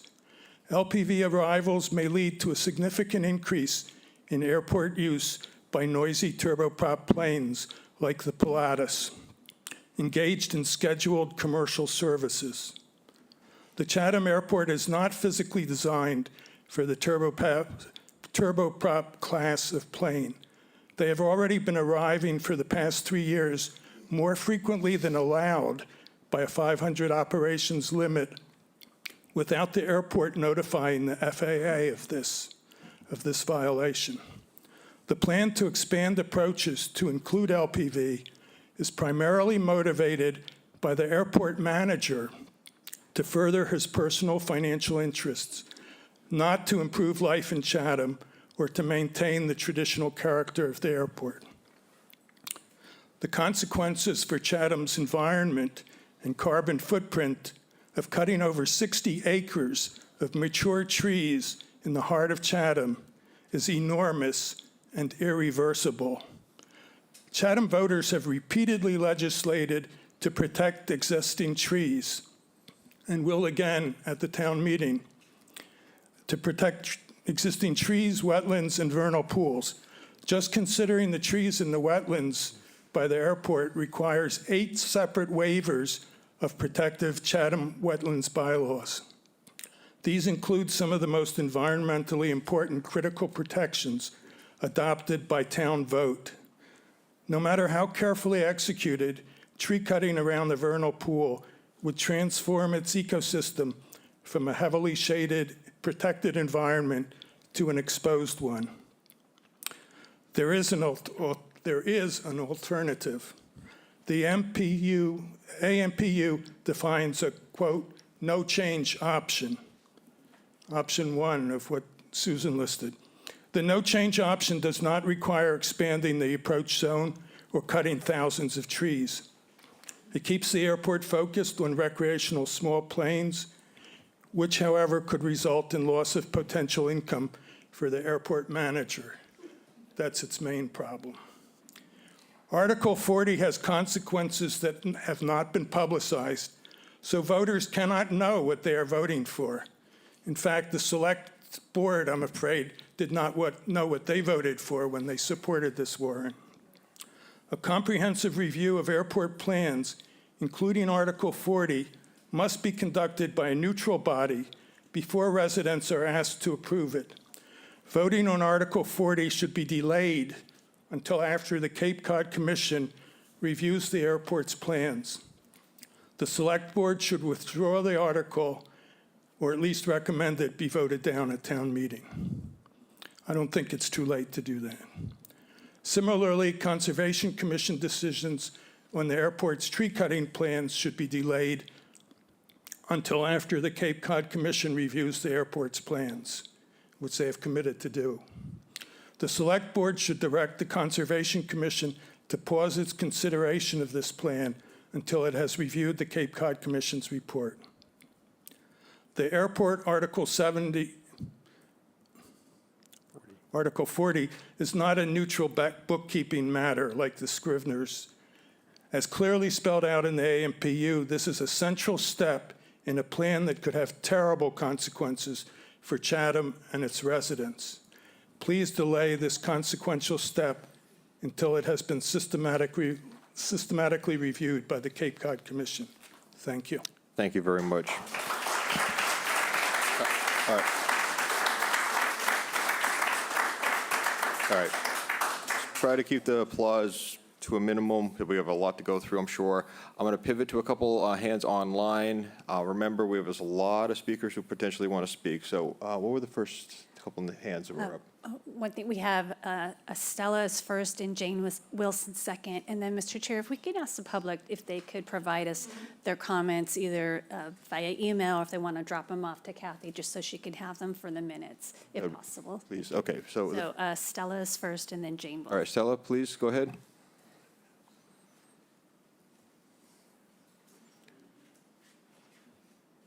Can you hear us? Stella, I think you're muted.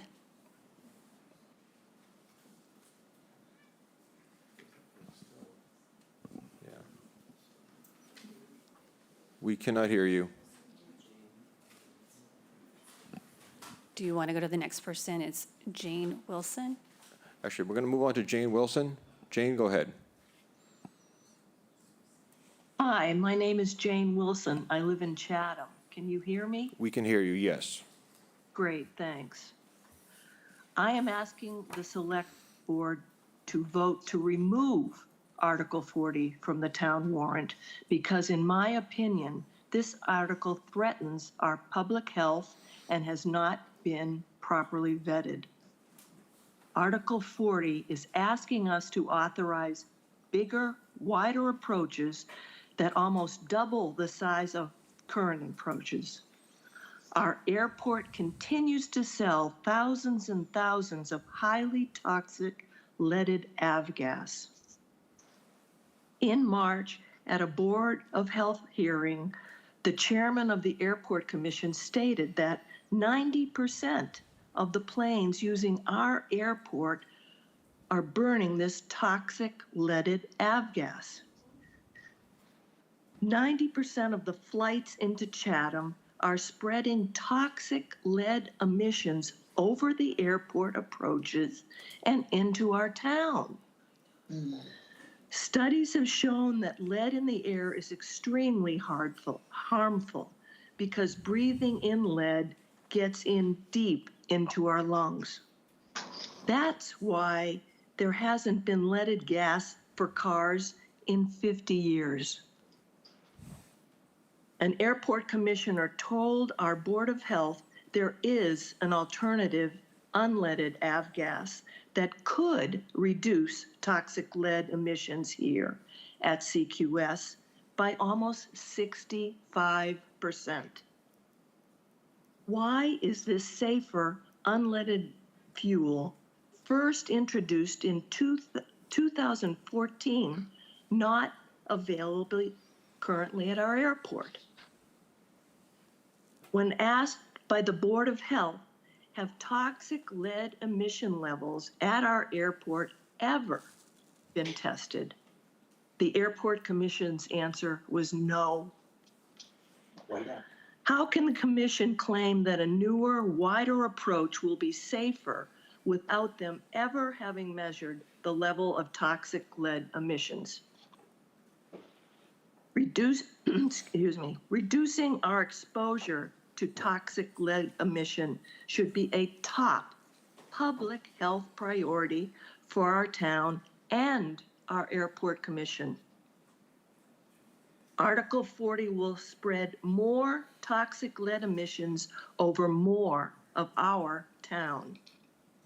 It is detrimental to our health and our environment. Please do not allow a new, wider approach to pollute more of our town. I'm asking the Select Board tonight to protect our air quality and our well-being. Will you vote tonight to remove Article 40 from the warrant? Please consider this recommendation tonight. Thank you.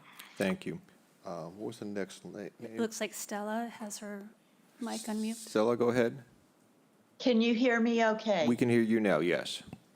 Very good. Thank you for the opportunity to speak. Stella Ross, North Chatham. I have read the articles. I have closely followed everything that has been said in meetings over the years regarding the airport, the updating of the master plan, these changes. My family and I support both articles. We want the bylaw to be updated just to conform to FAA maps. We believe tree trimming should be done. As Mr. Haas said, it is done by power companies all the time. It is a safety issue, both for those who are on the ground and also for the pilots and their passengers. Thank you very much. Thank you very much. What was the other name? I see an H. An H? Who is H? All right, go ahead, please. You're muted. Oh. Wait. Hi, Hart Fessenden here. 88 Leonau Drive in Chatham and a longtime pilot at the airport. I'd like to second what Stella just said. I'm in favor of the approval of Articles 39 and 40. These articles are part of an effort to maintain the airport and improve safety at the airport, which I think is what everyone believes in. I think some people don't quite understand what it takes to make a safe airport. We maintain our roads, we dredge our harbors, And as some people have pointed out, we even trimmed trees around power lines. And effectively, that's what is being proposed here, is a little bit of maintenance for the airport. People talk about these approaches and the wider approach, and somehow they imply that that is unsafe. No, that enhances safety. And the GPS straight-in approaches that were talked about, I think, by Mr. Stahl, that he characterized as being a terrible, terrible thing, are actually the exact opposite. They are much, much safer than some of the current approaches at the airport.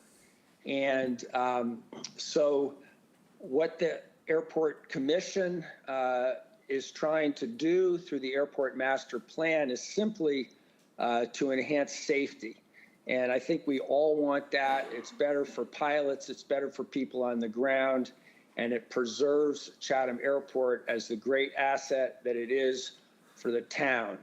Chatham Airport produces jobs, it helps fish spotters, it helps with medevac, it helps Folks, with no side angel flight. conversations, please. Say again?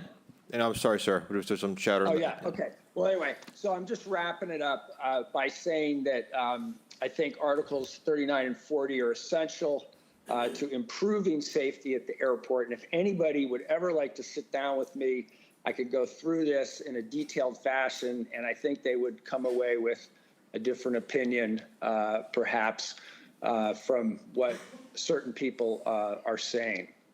Thank you. Thank you very much. All right, I'm going to pivot back to the live audience for a couple more questions. Sir. Yeah, right in the front here. Yep, yep.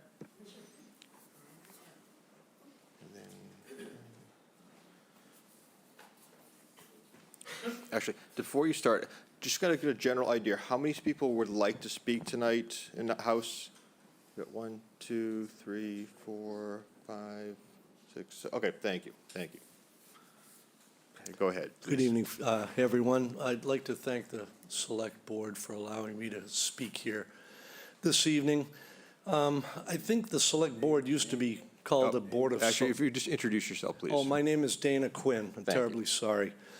And it used to be called a Board of Selectmen, and it didn't really reflect what the board was, and the name was changed. And now we're at a point with warrant number 39 where something was mistakenly left out over the 7 decades or so of the 1958 grants and things that were associated with this. We're just talking about putting the word "not" back into something that was happening back then. I don't think we had a board meeting to change the select, or from the Board of Selectmen to the Select Board. I don't know if that happened. I wasn't around when it all happened. My guess is it probably did. This is a lot smaller thing than that. So I'm not a politician. I'm not a lawyer. I don't have a recommendation on which way to vote. But just putting the word "no" back in something that was left out a long time ago doesn't seem to be that big a deal. However, I do have a little bit of experience. Yes, I'm one of the dreaded pilots at Chatham Airport. For those that do not really care for the airport, I've just got a rebuttal on a few of the things that were said here. I'm here to present facts. I'm not here to present a side. But I am going to talk a little bit about the facts. I tried to do that years ago. I offered my airplane up when there was a lot of consternation about the AMPU for the airport. I offered to give people that were I'm not going to say anti, that were concerned about the AMPU and the airport to come fly with me and show them exactly what the Airport Commission is attempting to do. And now I see that the Select Board has voted unanimously to vote for warrant 39 and warrant 40, which, in my personal opinion, I applaud you for doing that. And I'll tell you why. There's a lot of consternation here. There's been a lot of negative opinions, and they actually have been called opinions up here in front of this microphone. I want to give you a few facts. I spent 33,000 hours in airplanes, probably flown some of you folks all around the world. That's not to bolster what I'm trying to say here, but for those that don't know what 33,000 hours means, it's 36 trips to the moon and back. So I have flown a little bit. I've flown all over the world with 2 major airlines, and I just want to tell you something about the major airlines. We live by a set of rules, and we don't go into airports that aren't set up for us to go into. Now, what does that mean for us here in Chatham? What does that mean for CQX? What the Airport Commission is trying to do and what your select board is attempting to do, you saw those little highlights. And I'm here to speak the truth, the little highlights that extended the zones out just a little bit wider in anticipation of the LPV, the dreaded LPV approaches. I'm here to tell you, as a 33,000-hour airline pilot and 27 years in the military, and I got a few hours in small airplanes here at Chatham too, I would rather have my family on an airplane flying an LPV at any time. It doesn't widen the approaches. In fact, it does just the opposite. It narrows the approaches. It brings you in on a guided GPS beam right to the runway. It's not airplanes flying around in visual conditions right underneath the clouds, trying to find the runway in marginal conditions. That's the circling approach.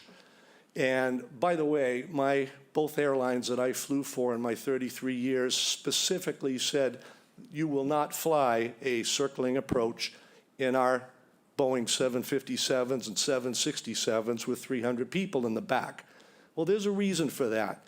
Now, what do we have here at Chatham right now? We've got one circling approach, and we've got a GPS approach.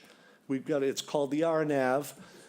I've asked folks to come fly with me, and I can explain this in more detail. I don't want to take up the select board's time here, but you are entitled to facts. You're not entitled to, in my opinion, you should do this. In my opinion, by the way, the lady that was speaking about lead in the fuel, no one can get unleaded fuel right now in a small airplane. It hasn't been approved by the U.S. government, so her issue is not with the airport manager. Her issue is not with the Airport Commission. Her issue is not with the select board. Her issue is with the federal government, and we can't bring it down to this level and say, well, the chairman of the Airport Commission, he ought to be doing something about this. He's not the FAA. He's not the U.S. government. He's not Congress. He can't do that. By the way, if you wanted to buy a gallon of unleaded fuel, it's out there. It has not been approved yet for general use. And they haven't even found a fuel distributor that will produce this fuel in the quantities necessary for all general aviation aircraft. So in closing, I just wanted to say thank you for your time. I just wanted to present the facts, not my opinion. And I still invite anybody that wants to go fly with me, and I will actually demonstrate what these LPV approaches will do for the pilots, for the passengers, and for the folks on the ground at Chatham. Thank you very much, and I applaud the Select Board for their courage in voting unanimously for both of these warrants. Thank you. Thank you. So our hand over in the back. Yep.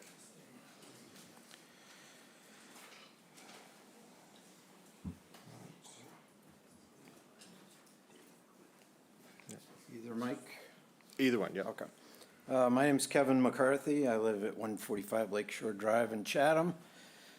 A couple quick points that I'd like to make. The expansion of the approach zone is very concerning to me because I own a property that is now going to be in the new approach zone. When that house was built, that property was not in the approach zone. When I purchased that house, that property was not in the approach zone. Is the town going to reimburse me for the loss of property value and fair market value because now my house is under an approach zone? I can no longer say I am not under the approach zone. I am no longer not part of this consternation was the word that was used. is the town going to reimburse me for my loss of revenue from devaluing my property by changing the approach zone? That's something I think the town needs to consider about the 180 or 200-plus people who are now going to be under the approach zone. There has to be some further discussion, too, about jets. Why are there jets landing at Chatham Airport? Jets. There was one there just this weekend. I don't understand why jets are being allowed to land at the airport. Changing the angle of the approach zone is an invitation for jets to come in here. And once you change that angle of approach, it's easier for jets to come in. Why is the town promoting this,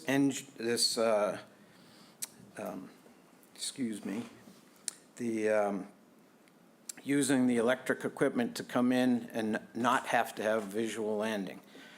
I live relatively close to the airport, and, you know, on a foggy afternoon, it's so nice and quiet. There's no planes flying around.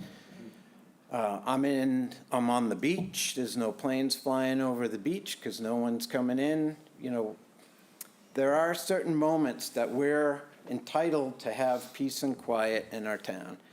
And I think that this approach that the airport's taking to improve landing conditions for a very small number of people, both employed people, people who are pilots and have planes, and people who come in on the planes. How many people are we talking about? Why is this small, limited group of people causing so much trouble for all the people in this room and the whole town? You guys are going to allow the character of this town to change dramatically if we start having jets in here. The turboprop things are bad enough, but jets, it's like pure jets. Check the flight path thing. There's at least 6 jets have landed here this year, one this past weekend. It is the most obnoxious sound you've ever heard, and we have to live with it. And believe me, this is not just about people who live in the approach zone. This is all of Chatham. You do not want to listen to jets flying around Chatham. So I am in support of Article 39 or Warrant 39, but I do not understand Warrant 40. There's absolutely no reason for it. It's come up too quickly. People haven't had a chance to talk about it or understand it. We were supposed to talk about it at the last meeting. It got delayed till this meeting, and now we got to vote on it on the 14th. It's wrong. I think the town needs more time to understand it. There's conflicting warrants in the package. You're talking about saving trees on town land. This is town land. How can you have a warrant for saving the trees on town-owned property when you're talking about cutting down thousands of trees at the airport, which is town-owned property? I don't know. I don't get it. I've said my piece. I think the board should reconsider their position and remove this warrant from the vote because it's bad for the town of Chatham. That's all I have to say. All right, thank you. Sir. Okay, so yep.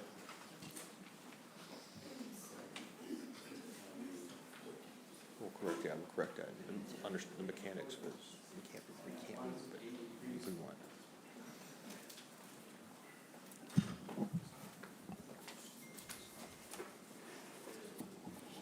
Thank you, Mr. Chairman, Selectmen. I'll try and abbreviate this somewhat. The 1958 surface has allowed... Introduce yourself, Mike, please. So, I'm sorry. I'm Mike Thompson, resident of Chatham, of course. The 1958 surface has allowed visual landings for 66 years. Claims are made that other approaches called instrument or non-precision approaches have existed for many years, but all the evidence indicates exactly the opposite. The evidence includes, and I'll just give a brief part of it, The FAA published approaches, as was mentioned just now, are circling, and circling requires visual approach rules. The existing cleared area along the runway matches the starting width of the visual approach surface, which is an FAA requirement. It does not match the larger width proposed in the amendment. The runway has markings designating it as basic. It does not have non-precision markings. And the airport management plan and the airport layout plan, which were referred to earlier, both of record, they're in the town archives, specifies only a visual runway existing today and only forecasts a non-precision one in the future. What should be good news is that in 2022, a new FAA advisory moved the visual approach surfaces to start at the runway thresholds, which had the effect of raising the visual approach surfaces by 10 feet, which should save a lot of trees. However, the airport is not telling you about that, because the goal of this amendment is to widen the approach surfaces in order to establish so-called non-precision instrument approaches, which have not been raised, by the way. So if these wider approach surfaces were granted, plus the other approvals necessary, then landings in inclement weather conditions, namely poor visibility, would become allowed. This should scare every resident on the ground in Chatham.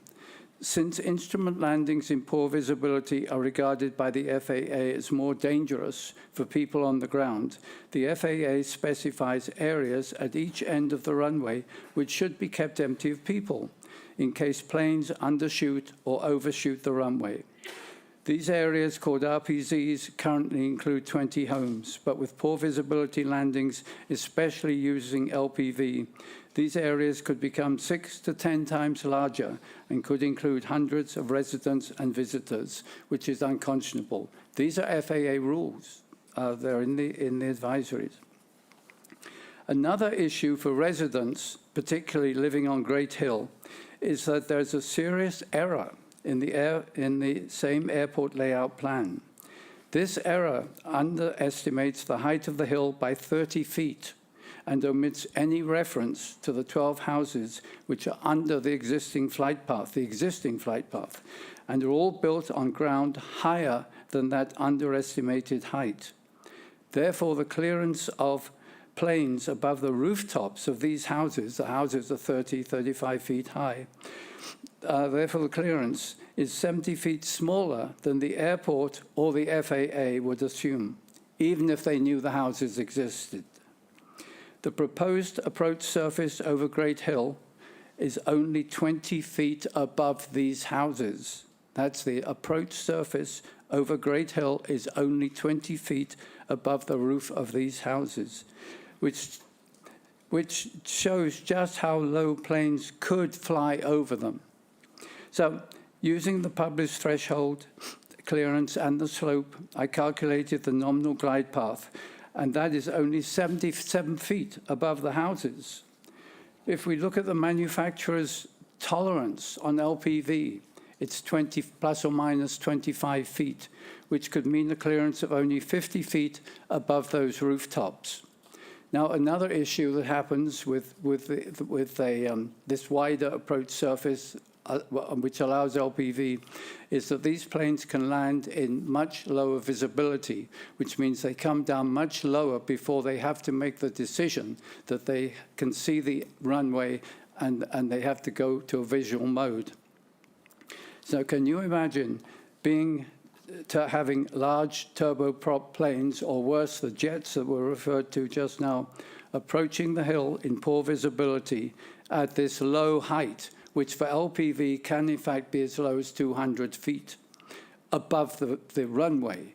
That would be less than 100 feet above the houses at the top of the hill. So this would be incredibly scary and basically make these houses unlivable. So I think that's an issue that has just not been discussed one iota. This is a serious matter.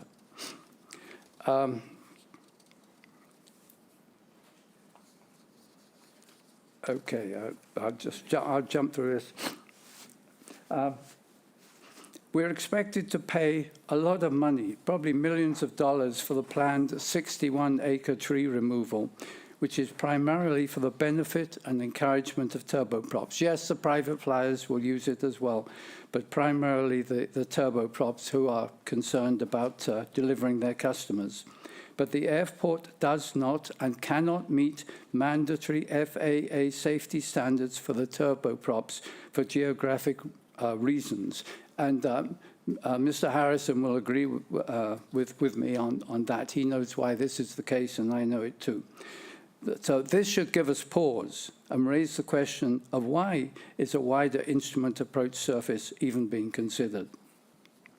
Airport commissioners continue to advocate for vertical guidance for poor visibility landings without any consideration of the consequences for people on the ground, whether at ground level here or whether at the top of Great Hill.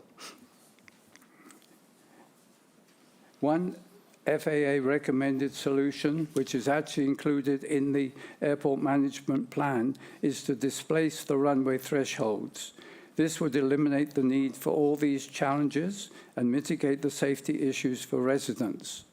It would also redirect the turboprops and the jets to the much safer Hyannis Airport. Both airports belong to the National Plan of Integrated Airport Systems, which has rules that stipulate that airports be more than 30 miles apart. So redirecting turboprops to Hyannis, only 15 miles away, would bring Chatham into line with that. So just to summarize, this amendment is aimed to allow unsuitable aircraft to approach over unsuitable terrain in unsuitable weather into an unsuitable airport, leading to unsuitable danger for residents and visitors. Based on all the issues, I would like to suggest, as others have this evening, that all airport proposals be paused and a comprehensive community assessment be made of the airport. In the meantime, now that you, selectmen, are aware of the errors and the undisclosed consequences for the environment and the safety of people on the ground related to this article, I suggest that it should be withdrawn, or at least your vote revised. Thank you for your attention. Thank you, Mr. Thompson. Yes, yep, right in the back there. Yep, right in the back. Yes, yep.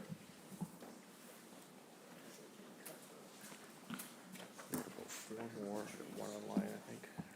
Harriet Prout. I have facts too. On March 27th, quite by accident, I attended the Conservation Commission meeting. As the airport consultant from GZA was giving a presentation, she said, "Workers will count the trees as the trees are cut down, and we will report the count of the trees to the commission at that point."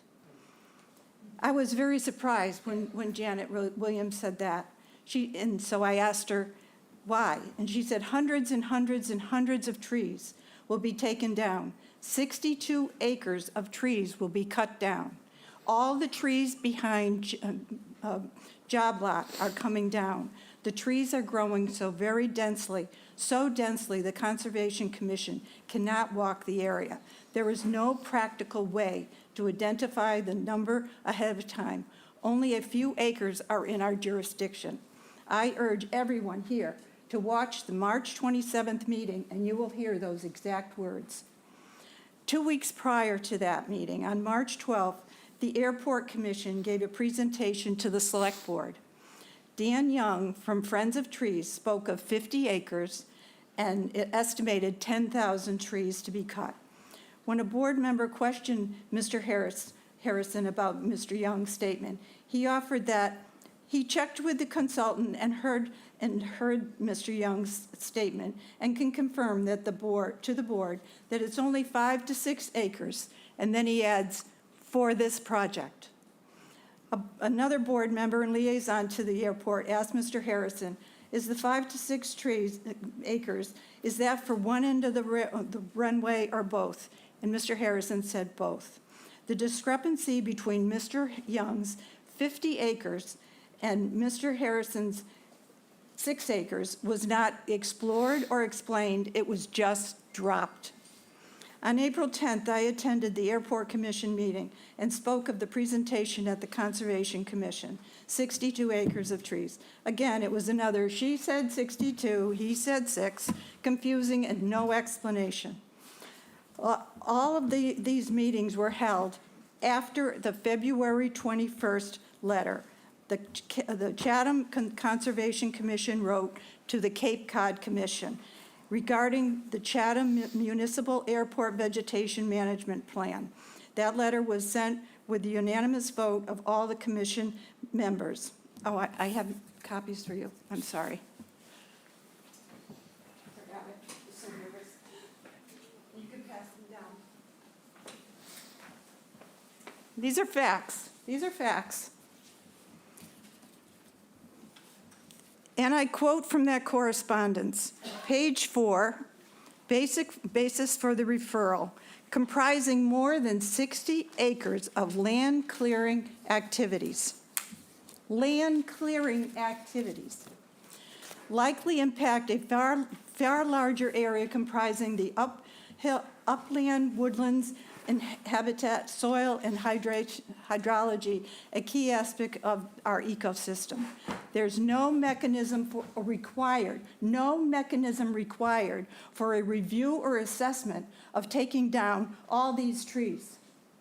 Page 5, the Conservation Commission is concerned about the lack of review and urges the Cape Cod Commission to accept this referral and provide the critical level of review for the natural systems in Chatham.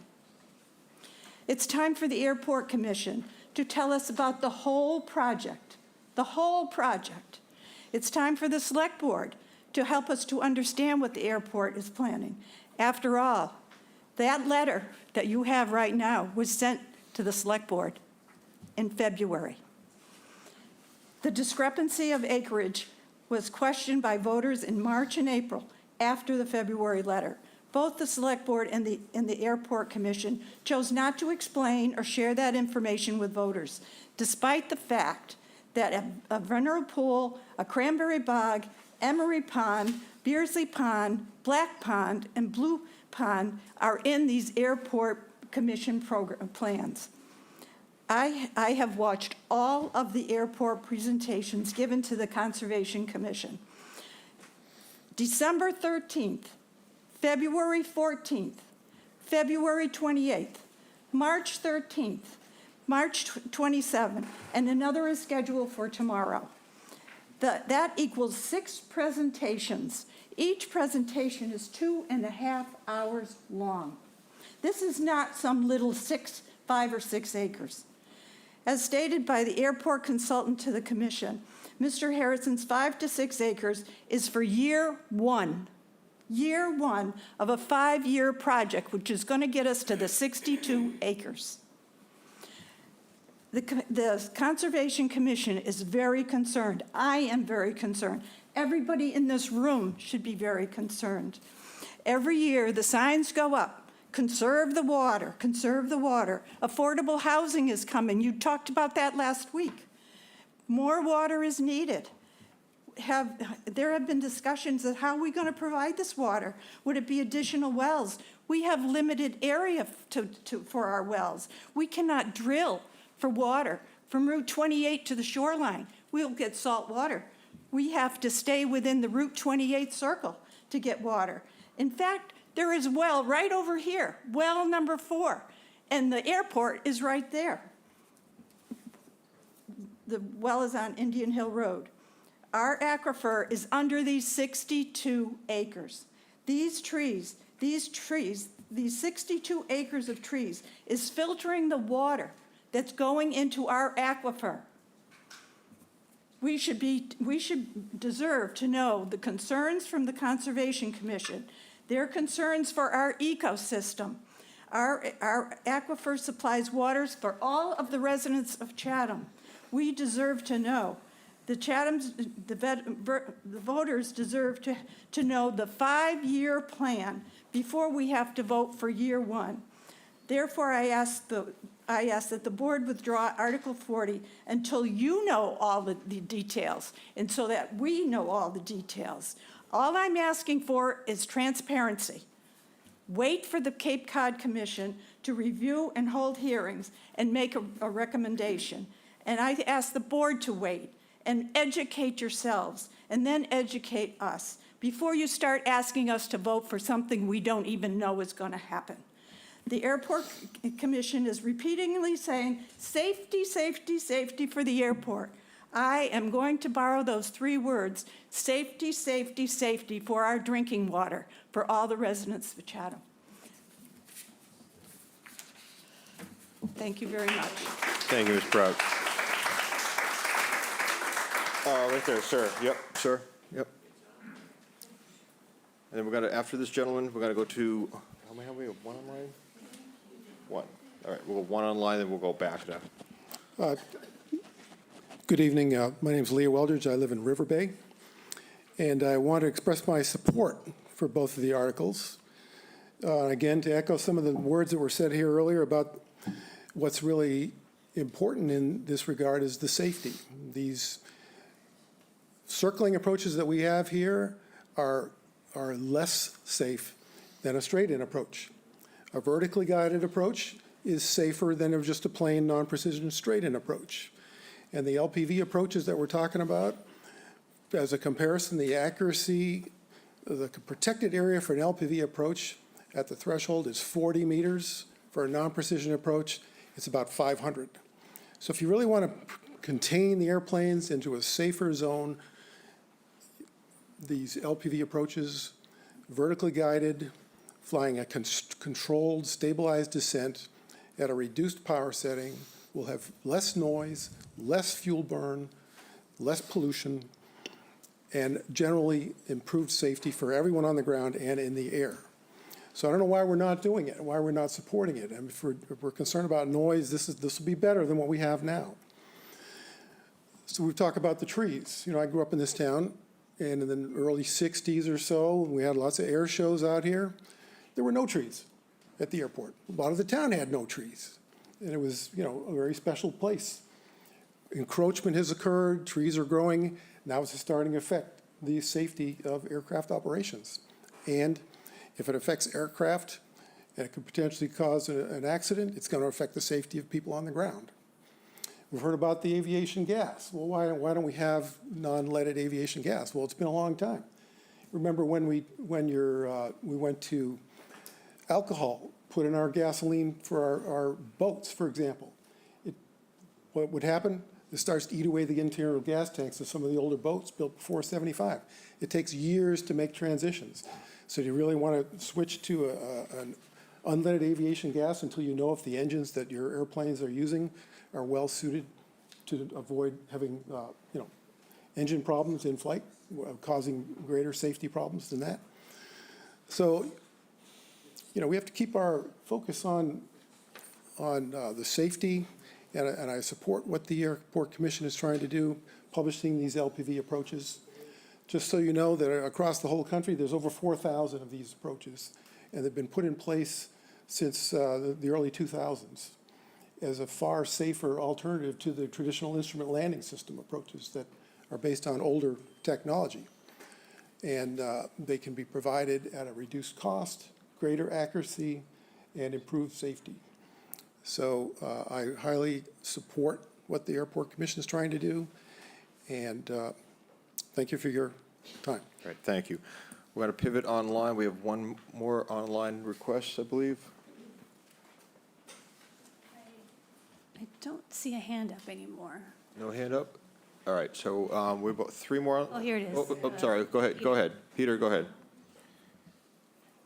Thank you. I just wanted to echo the last speaker's comments. I've been flying for over 60 years. Sir, if you just, Peter, can you just identify yourself? I'm sorry. Yes, I'm a Chatham-based pilot. I live in New Orleans. Peter Gersberger, and I've been flying into Chatham Airport since the 1960s. Now, you know, one of the key things is safety, and I really want to reiterate that safety is the key issue here.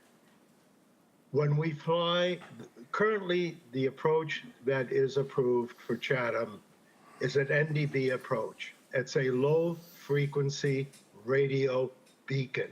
Goes back to World War II. It's very, very inaccurate. And what it requires us to do is a circling approach. And I hear the concerns about the people in Chatham, and I share those.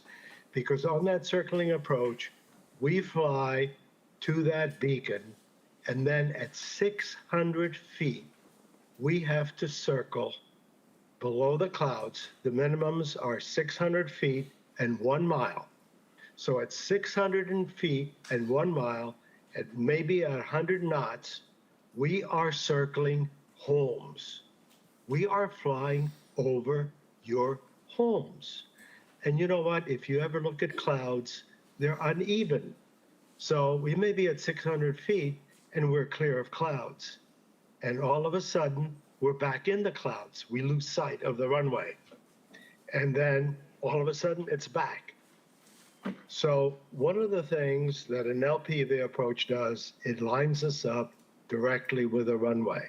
Instead of flying a circle around all of these homes, we now come in either over the ocean or over Nantucket Sound, and we fly over fewer homes. Not only that, we don't have to gauge how quickly we descend because we have an indicator called a glide slope.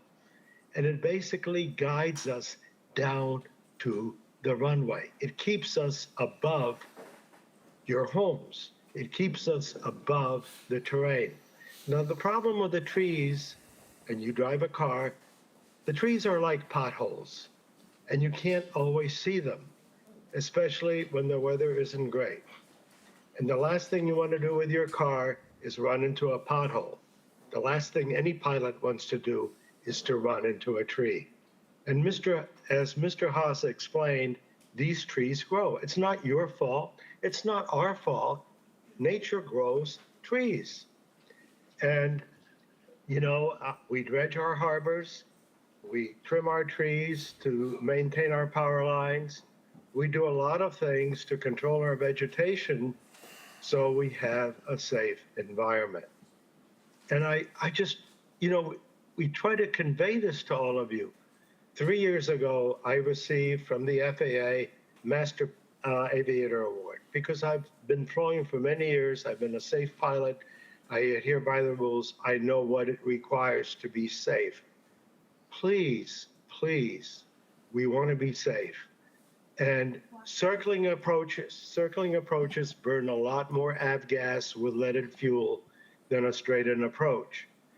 And as somebody mentioned, yes, there's an unleaded aviation fuel supposedly coming on board. It's been tested. It's got some issues. It has not been widely approved. Hopefully we will get it. But we're with you. We're on the same page. I wish you people would see it. We want to be safe. We want you to be safe. And I thank you for your time and for listening to me. Thank you very much. I believe we have about 3 more hands up. Yes. 1, 2, 3. Was I good? Good evening. My name's Katie Waters, and thank you very much. I want to thank the Select Board for voting for the Articles 39 and 40. As many of you know me as the local kid who grew up here in Chatham and went on to become an airline captain. So I've got over 20,000 hours of flight time. Didn't go to the moon as much as Dana did, but probably about, 17 or 18 times. And I did so by adhering to the federal aviation regulations and placing safety as my #1 priority. In fact, on every flight, not only did I take you, I made sure that your grandchildren were going to be home safe. That's the way I flew an airplane, and that's the way I've always flown an airplane. And I just want you to, I want to be relating to the newer people that are here that have found calling Chatham home is some kind of wonderful. But right now, I just want to put a face on Peter Gersberger's I wish you people would see that. It's not that part, but then I was next, so here I am. And I want to just really speak. I had so many notes written down that kept changing because of the things that were being said. One of them, the gentleman mentioned it being so terrifying, and I was like, good God, it is terrifying because, thank goodness, it's not true. Whew, that was good to realize that. But because things like the instrument, coming into Chatham and keeping it at a VFR airport, keeping it at a visual airport. So like the gentleman spoke about on a couple of occasions, Chatham has 2 instrument approaches. Now they kick into effect when the visibility goes down. So whether it's foggy, whether it's raining, you can't see, that's when an instrument approach kicks in. Otherwise, you just see people in the traffic pattern. And that's what we all see. One time I asked if someone had ever were familiar with circling approaches, and all these heads went nodding. I'm like, really? We got this many pilots? Instrument-rated pilots here? This is cool. When in fact, no. So they were thinking circle around the airport is what you see on clear days. That's actually the landing pattern. Circle to land approach, which is one of our approaches here, is a handful. But I'll first talk about the one that lands out over North Beach. So it's out over the water, comes in over the spit of land of North Beach, over Pleasant Bay, and comes into runway 24. That's a precision, that's an RNAV approach. So that's a really straight-in approach. And the proposal is now to do a similar one coming into runway 6, starting out over the water, coming back. With a glide slope, you're able to have the power back. You've already just configured and you're just sliding down that hill. You're just going right into touchdown. You're not going left and right. You're staying straight on course right to that runway. That's the proposed eventually when the talk comes of that. Because right now, I want you all to understand what actually happens out there right now. A circling approach means you're somewhere out over Harwich somewhere, to the west of Long Pond, and you're able to drop down from 2,000 feet to 600 feet and motor on into Chatham to find this beacon that sits not at the end of the runway where you want to land, it sits actually at the end of the other end of the runway. But if you can see something and get ground reference, you can break off your approach and circle around to land on whichever runway you want. So you can do whifferdoodles out there, whatever you want to do, as long as you keep the runway in sight. But heaven forbid a cloud come along, you duck into it. Now you're no longer, you have to go, you've got to power up and get out of there. All the while you're down there at 600 feet off the ground, you're configured to land. So guess what? You got your lander hanging down, you got your flaps, and you are using a ton of gas. And all that gas is, all of the green people, I'm one of them, yeah, now you're motoring, burning up fuel all over East Harwich, then on into over by the dump, then you're doing all around, and guess what? You people who don't think you live on the approach zone, oh yes you do. It's all around there. And so that's the part that really people have to be aware of. That is if you ever flown one of those, it's a handful. You know, it really makes you feel great when you get on the ground because you feel quite accomplished. But you know what's happening? We're the last airport in the entire state of Massachusetts that has one of those. And because of that, you know, there's some people who never flown one of those things before, never flown an NDB approach. Golly, I'd love to try one of those things. Well, we're actually inviting more traffic. We are inviting more because everyone's being retro nowadays.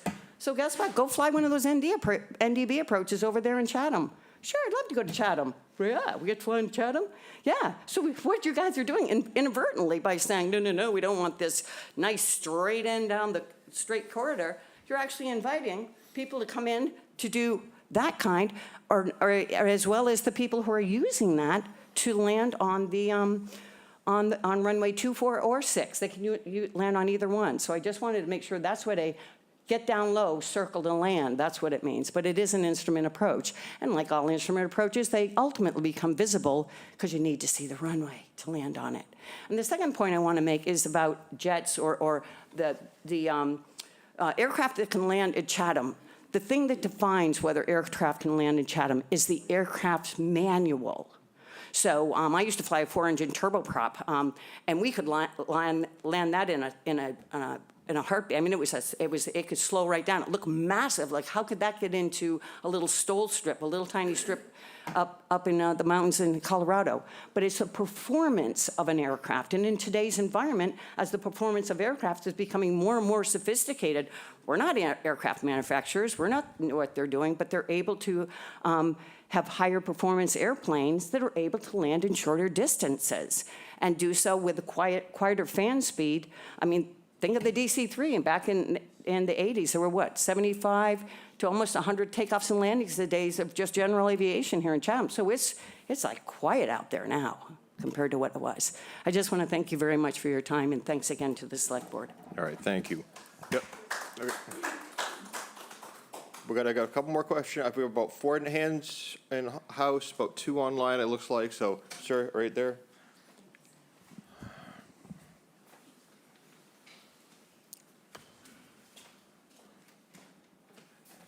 Good evening, Bill Glass, Cedar Farm Road here in Chatham.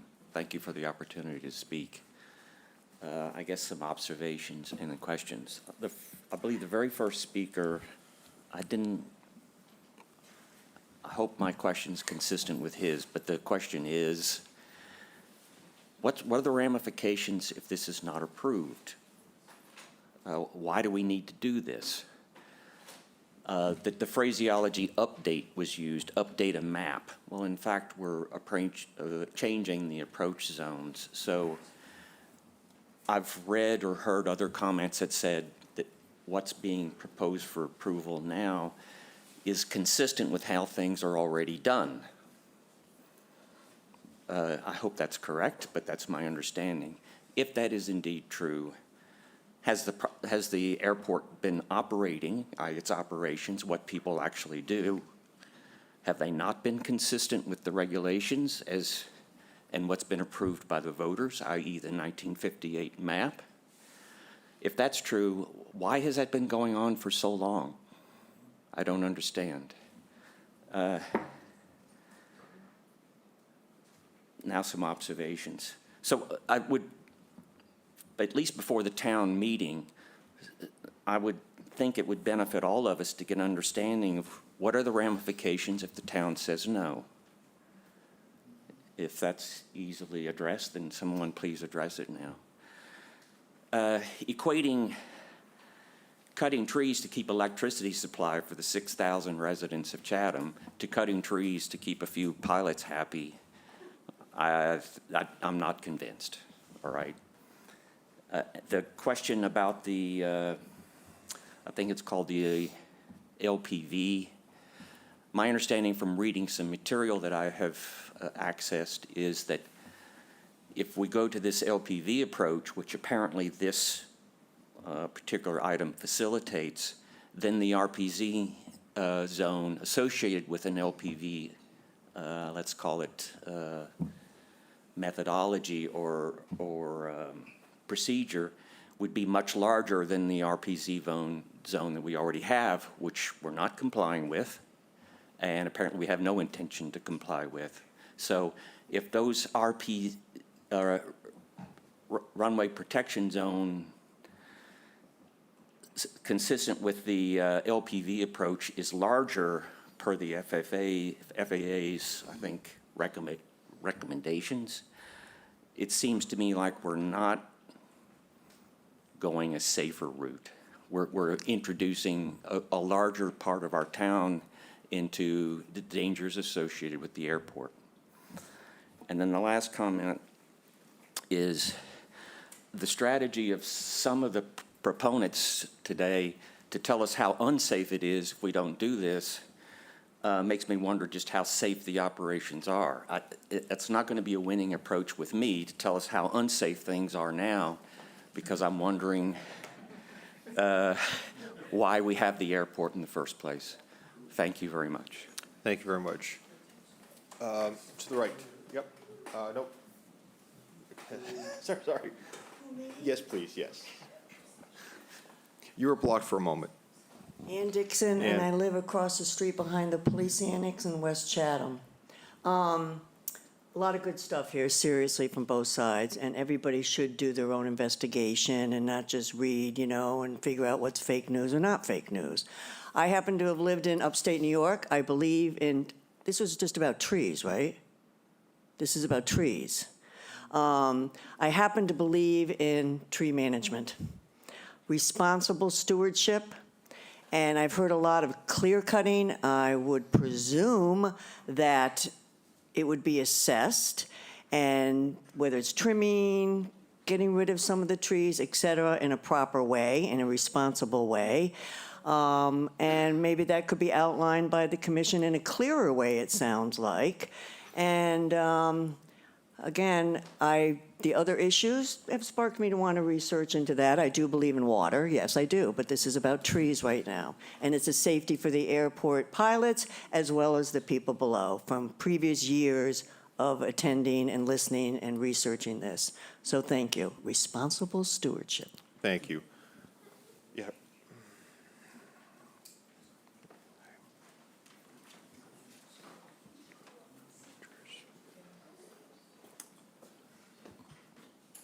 Thank you. My name is Jura Suxton, 35 Horizon Drive. A politician once said, "Don't listen to what they say, but look at what they do." On April 10th, Airport Commission, public open meeting, they had a view graph called Straight Talk. And I'll just quote from that. In Straight Talk, one of the issues, they said, there is no plan or no hidden agenda of expansion of the airport, number one, or no increase in airport traffic, or expansion of types of planes used at the airport. Keep in mind of those three things. Expansion of airport does not mean that the runway has to be expanded. It's the expansion of airport operations. And that could be not further from the truth. There is a plan and there is an agenda. The Airport Commission just doesn't want the public to know what it is, what their agenda is. Tonight on one of the view graphs, on the revised airport approach zone that you just saw, and that,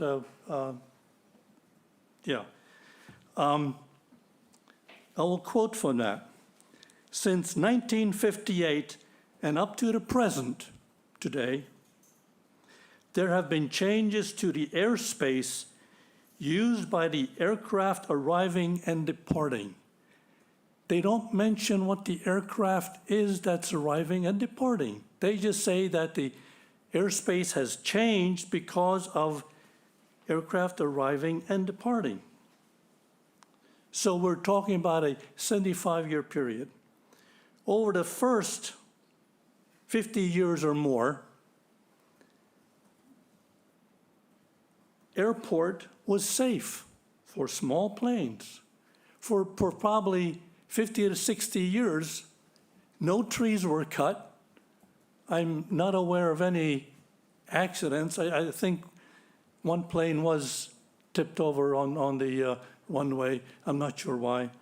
But for 50 or 60 years, the airport was fine. It was fine. It was safe within the existing airspace. Isn't that fantastic? You know, we don't have to widen the airspace. It was fine.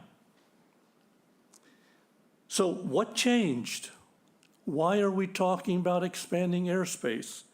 What changed was the introduction of turboprops and turbojets, Pilates and corporate jets in the early 2000s.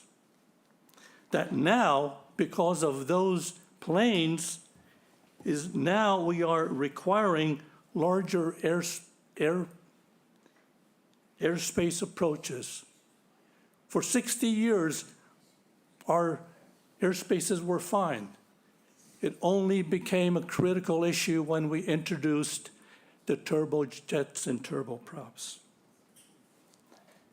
Air Commission Chairman, Mr. Harrison, said at a Chatham Commission meeting, I believe, and I don't have the date. But he said that the airport was designed and built to meet the requirements of a twin-engine propeller Beechcraft plane. That plane is a design category 1 plane. So our airport was designed for a category 1 plane. but not for Pilates and corporate jets. They fall into a different category. They are Category 2. Our airport was not built to handle this size planes, and I'll talk a little bit more about it. But now they want to enlarge the airspace because of these larger planes. I do not know if the Airport Commission agreed with the Friends of the Airport ad that was written, but I'm sure that it was run by them. And here again, I quote, maintain the existing runway with no expansion.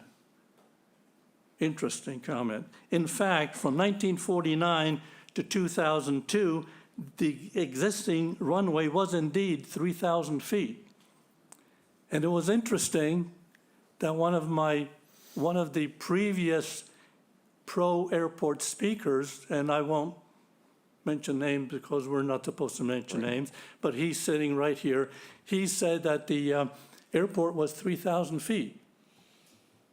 3,000 feet coming from a pro-airport supporter. But then in the 2003 Airport Master Plan, the runway became 3,001 foot. Even though a select board member signed the 2003 Airport Master Plan, was he aware that the length had changed? Was there any explanation to the town why the 1 foot was added? I've always asked that question. Where did that 1 foot come? Did they actually pave 1 foot? As far as I can tell, without any note, why the 1 foot was added. As far as I can tell, without any notification, runway length grew by 1 foot. The length now is officially 3,001 feet. Why? What's the significance of that extra foot?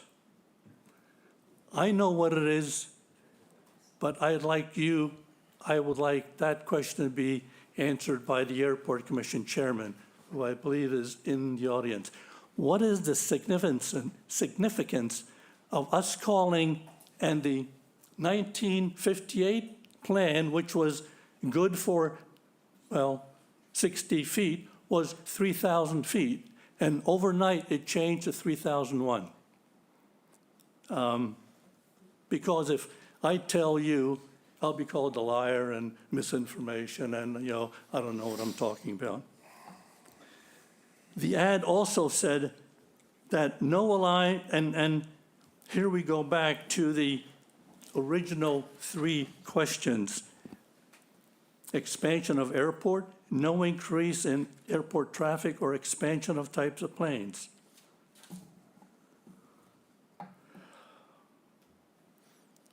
For direct, and the ad also said, was worded, and no allowance for any change in the aircraft which had been allowed to operate in Chatham for over 75 years.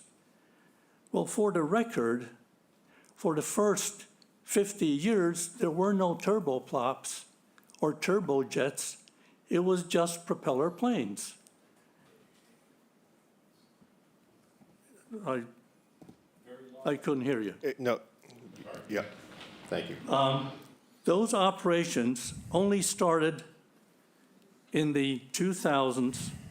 Then turboprop and turbojet planes started landing night and day, 24 hours a day, 365 days a year. Plus, and even the Airport Commission on its April 10 meeting said there's no plan for expansion of types of planes using the airport. I would think that the public might agree that corporate jets and Pilates are a significant change in type of plane used at our airport for 50, 60 years. There were no turboprops for the first 50, 60 years. In addition, the Airport Commission at the same meeting also said no expansion of airport traffic. What they don't want to know, the Pilates aircraft operations alone over the last 20 years has grown from 0 to over 600 operations a year, per year. Wouldn't that be a significant increase in airport operations? Yet the chairman says, oh, there's no intent on expanding the operations. What do you call 0 to 600? It's only because of these increases in airport operations of planes that our airport was not built for, that we now have to increase the size of the air approaches to handle them. And in conclusion, this increase in airspace approach size not only will increase airport operations today, but opens the window to future growth in airport operations of all sorts. For instance, even commercial air service. The FAA, and this is a fact, not my opinion, these are all facts. The FAA has even said that our airport can have commercial air services. Also, in the airport's 5-year plan, the airport wants to now add a new 10,000-gallon jet fuel tank, of course, at town's expense. What is the need for this huge increase in jet fuel if not for expected future growth in air operations at Chatham Airport? Thank you for your time. All right, thank you. I'm not cutting off the discussion. I'm just going to point out we have 3 more names online. I'm going to take those 3 names. We're going to go back to the live audience. As you can tell, it is getting very late, and I would like to at some point bring it to the board for some discussions and comments. So we're going to go through the 3. I believe D was on first. Yep, we have David, Elaine, then Ned. All right, David, Elaine, and then Ned, and then we'll close out the online and go to the public in-house and finish up the public comment, please. So David, go ahead. Corey, can I defer to Elaine and Ned, and I'll put my hand down, and if I still want to talk, I'll raise my hand after they speak. Can I do that? That's fine, fine. So Elaine, please go ahead.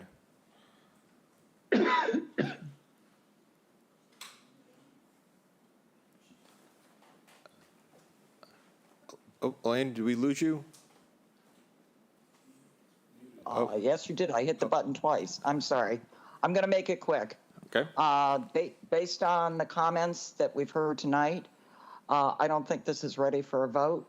We're only a week away from town meeting, and we're only now having a public hearing where people can, have a give and take.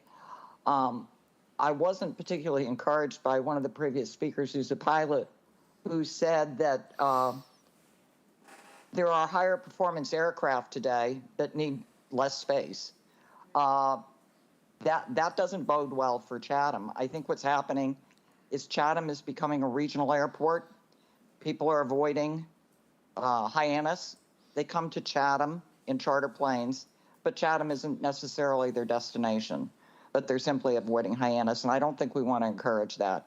And I think we've seen a massive increase in charter planes, 10-seaters, Pilateses, and apparently other planes that could be coming in here, the high-performance ones that need short runways. I think that I'm not an expert here. Obviously, safety is really important, but I'm really concerned that this airport is in our Water Resource Protection District, and I am really concerned about the water. If conservation has issues with it and the FAA can waive conservation rules and regulations, there are natural habitats there. Our wells are there. I think we've got to look into that more. You know, everybody's got a story. Some people are saying one thing, others are saying the other, but we've got to find out for sure what is actually the concern here. Is this going to increase traffic into Chatham, using more fuel, more pollution, and causing more air traffic, the potential, whether or not trees are cut down, the potential for accidents with higher performance planes, and what it's going to do to our water resources. So that's all I have to say, but I think it needs to be postponed until a future date. Thank you very much. Thank you, Elaine. Ned? Ned, go ahead, please. Thank you, Mr. Chairman. Can you hear me? Yes, just identify yourself, please. Yes, Ned Bartlett, 35 Agnes Lane. Thank you for the opportunity to speak tonight. I will be brief. It has been, as you noted, a very full agenda with many important comments. At the outset, I'd voice my support for Article 39, the Scrivener's error correction. Thank you to Michael Schell and others who have worked on that over the last year. I was glad to see it come up on March 12th. I'm happy to see you advanced it to town meeting.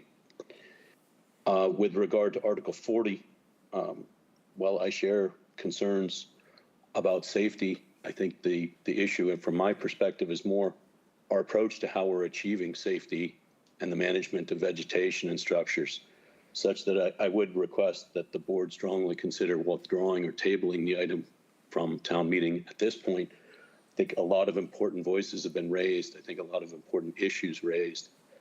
And I would hope that the board would consider those all, and rather than push this through, try to bring the community together around these really important issues. There's a lot here, and your leadership is critical to bringing the community back together to understand it appropriately. I have had the opportunity over years, going back to a public meeting that the select board put together, I think in 2019 with the Airport Commission, and held, I think, in around November perhaps of that year. And while it might have been a lot of debate, it was also a good forum to have this opportunity. I think the efforts of the Airport Commission on April 10th, have an information session. I'll give it credit for well intended, but while I wasn't there in person, I watched it twice, and I think it left a lot that still needs to be done. I think tonight speaks to that. Mr. Chair, I see you looking up. I'll wrap quickly so you can move to others. Again, I support safety. I support that for all of us. Some of the comparisons strike home with me. Some of them fall short. But what we're talking about is using a bylaw as the tool to achieve that. And I think that bylaw has been proven by statements made to this very board on March 12th when I asked my 2 questions about this bylaw then. That the credit to the town, its council, its Airport Commission. At that point, the chairman and staff for the Airport Commission said they've reached out to all the owners of trees that are current obstructions and are either in agreement with them or have agreements underway to remove them. Town council said they're doing that without the need to even get to eminent domain, as in they're reaching out to members of the community, speaking with them, reaching agreements to resolve obstructions and promote safety. None of that being done evidently through this bylaw amendment or needed for this bylaw amendment. So they've established, as I understood it on their record, and as they said on April 10th, they know those obstructions. They have a plan to address them. I think that gives you the benefit of time to promote more transparency. There will be trees that continue to grow. I accept that to be a reality of trees. But I think you have time to pick this up, bring the community together, spend more time on it. If nothing else is clear from tonight, I think it's quite clear that there's a lot of more to be developed and a lot more information and transparency to be achieved. I will say that some of the things that we all spoke about on the 12th that came about are helpful, and some are yet to be completed. I am a landowner that had a very small undeveloped portion of my lot within the current 58 plan approach. The expansion goes over more of my property, as I understand it, to the best of my ability to discern the plan, not over my house directly, but over the majority of my property other than my house and a small corner of the lot. I understand there are operations in an FAA circular that set that approach surface. What I think is on the table is not that issue, but again, how we go about this and the timeliness of whether this should go forward next week and should go to town meeting with all the very important issues that are available. Speaking of some of the notices, there was a publication by, I believe it was Chairman Harrison, in the Cape Cod Chronicle, and it spoke about that upcoming public meeting. Unfortunately, there were lines in it that were maybe not intended to be harmful, but I think speaking to the character of tonight's meeting, there was a quote from it I'll read to you briefly. "This change in the map has no effect on anyone underneath the approaches at either end of the airport, except for those property owners with trees that have grown into the approach surface." That's not true of a Chapter 90 bylaw amendment. Hard stop. That is incomplete. It may be a true statement, but it is an incomplete statement of what adopting this bylaw will do. A gentleman very early on asked questions, a good list of questions that I hope you will address. Another landowner who is newly mapped under this proposal raised concerns of impact to valuation, tax assessment. I'll add a couple other issues that you're probably aware of, or hopefully you're aware of. Mortgages can be called due for a change of law for an airport approach. It can trigger acceleration clauses. Insurance policies for homeowners can and have been canceled for changes like this and mapping something to an approach. Before you do that, before you trigger some unintended consequences to achieve safety at the airport, can we please make sure we know what we're doing to one another in our own community? Can we please try and address that? I know you're working hard to do it, and I support that. But I really hope we can take seriously those unintended consequences, both economic and otherwise. I think you have that capacity. I urge you to table this, pull it from town meeting next week, so we can all bring greater clarity to this, promote safety, but also be thoughtful about the best way to do it. Continue on the path you have. Negotiate with the landowners to take down current obstructions. Thank you for the opportunity to speak. I appreciate it. Thank you very much. David, you deferred to the last two speakers. Do you have a comment or Yes. question? Okay, go ahead. Yes. Boy, there's so much to cover here, and I'm not going to possibly be able to cover it all. For starters, I just want to advise, suggest that we don't throw the baby out with the bathwater. The correction to the scrivener's error is very important. It gives homeowners protections they're due under state law that they did not formerly have. It's very important that that pass. That said, I have a very different opinion of Article 40. And before I comment on that, I just mentioned that I did send the board written comments today. I don't know if any of you read them. I don't know what you do with them, but I just want them to be put on the record, if that even means anything. I think there's obviously a vast divide in opinion here between the pilot community and the residents that live in the area of the airport. I think a lot of the uncertainty and concern of the homeowners is basically driven by a pretty deep lack of trust and confidence in the Airport Commission. They had a information meeting recently. We basically learned nothing. I've heard in the past that when this proposal was submitted to the select board, that most of the members of the select board admitted that they did not understand the proposal or its implications, but they voted to recommend it anyway. I think it's really clear here, especially when in listening to the two previous speakers and others, I don't think the town is ready for this. If those of us that have been involved in this and have bothered to try to understand it and learn from it and participate in these discussions, if we are still confused or unclear as to what's going on here, what is the town, at town meeting, what are people going to think of this? They're going to have no idea what they're voting on. They're going to be basically voting as if they're blind.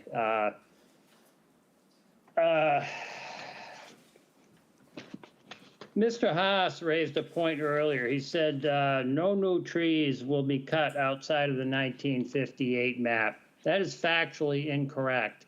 Huntley Harrison at the information meeting finally did admit that they had already approached owners outside of the 1958 map and requested that they cut their trees. Sort of suggests that this gets back to the issue of trust. The commission, as agent of the town, to administer and enforce the airport approach bylaw, needs to operate within the bylaw. They can't just act as a renegade agency and go off and do what they want because that's what they want to do. They've ignored the bylaw. They contacted owners outside of the existing map and asked them to remove trees. That gets, again, to the issue of trust.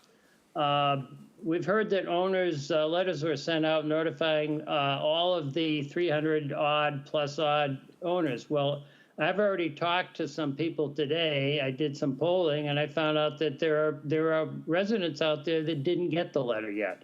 So how many people even are aware of this, of the 358? This thing was basic.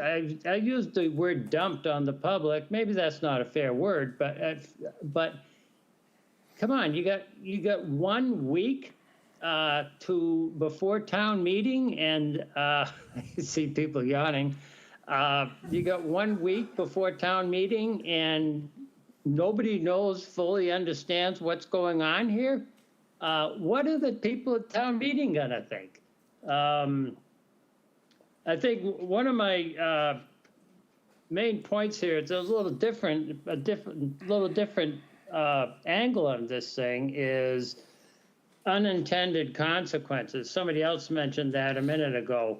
I wonder if the town and the airport commission fully understands the implications of an amendment to the town bylaw. Then an amendment to the town bylaw means that all properties with trees that currently are non-conforming that penetrate the glide slope, all of those trees will now be grandfathered, and the town can't order them to remove those trees.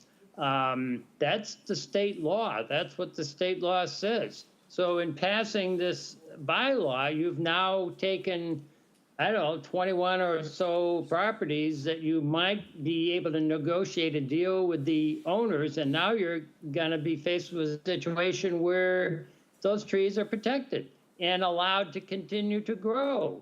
That's part of this, that's in the state law.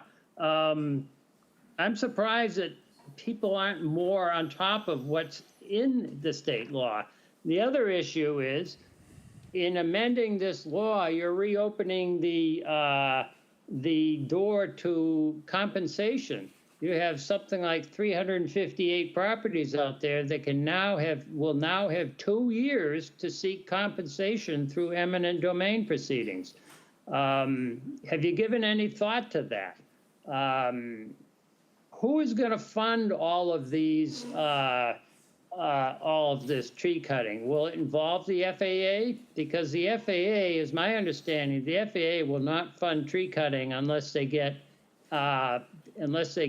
full abrogation easements. Is the town prepared to pursue full abrogation easements on 358 properties with the right to create noise and pollution? I think these are pretty important issues, legal issues, that is in state law, in Chapter 90, that I think people have overlooked. I can't believe that you haven't studied this, and you don't have an answer to that. And finally, I keep hearing that the FAA has mandated this. The FAA has not mandated a change to the approach map. The FAA doesn't make mandates, and it has no authority to order towns as to how they operate the airport, or to establish airport approach bylaws. The FAA doesn't mandate this kind of stuff. So when the airport commission or the uses words like mandate, we get back to this lack of trust. They're not being truthful with the public. There are no FAA mandates here. I'll stop talking now. I've said enough. Thank you, Corey. Thank you, David. I know there were a couple more hands up. Yes, please.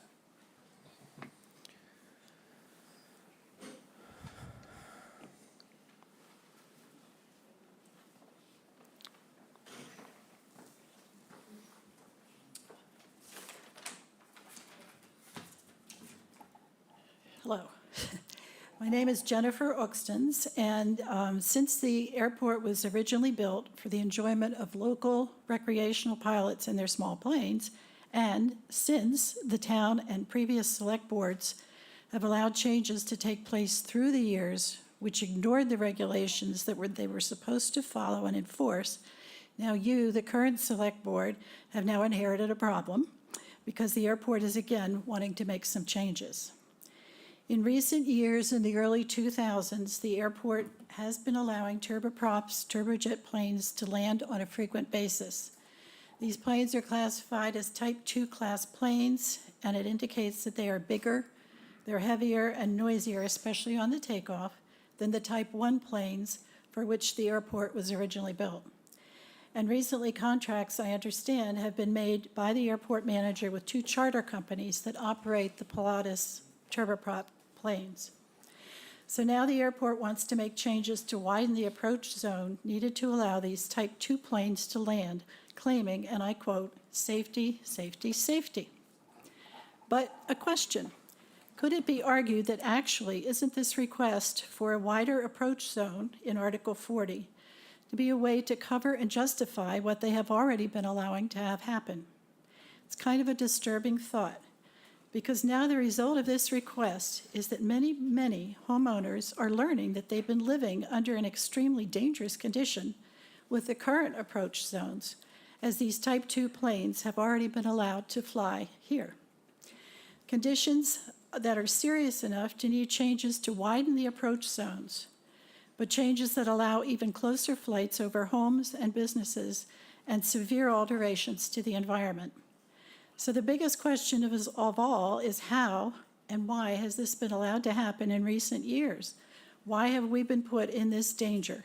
And does this appear to be the fault of some issue at the airport management? And if I am correct, that if Article 40 doesn't pass, there is no authorization to expand the width, and that there would be no authorization to expand the width of the approach zones in the future, would there then have to be a limit on the number of flights that these planes, these types of planes are allowed to make? I'm very curious about that. And many of us have been accused of moving here and trying to change the airport, but I think it needs to be said that the changes are not on our side, it's the airport that's changed. Thank you. Thank you very much. Sir, yes. Then, how many, as this gentleman is walking up, how many more names do we have? I think 2? All right. Good evening. My name is Eric Bender. My wife and I have had a home on Riders Cove for about 40 years, and we've watched the airport traffic. We're a little bit more than a mile north of the runway. We've seen airport traffic and noise just increase steadily over that time. And from everything I can see that's happening now, it will keep increasing. And I think it's high time that some responsibility is taken, candidly, by the Select Board, by the Airport Commission, to take a look at both sides of an issue before it's put to a vote by the general public. I was going to talk about a lot of things, but I'm only going to talk about this one. This document has in it a description of Article 40 that describes it in terms of a map change and conformance to FAA guidance. What about all the information that was presented here? how can the average person in Chatham possibly vote for something like this when it has really not been represented as completely and thoroughly as it should? I think you really need to do an environmental and economic impact analysis before you put something like this out to a vote. All right. Mike?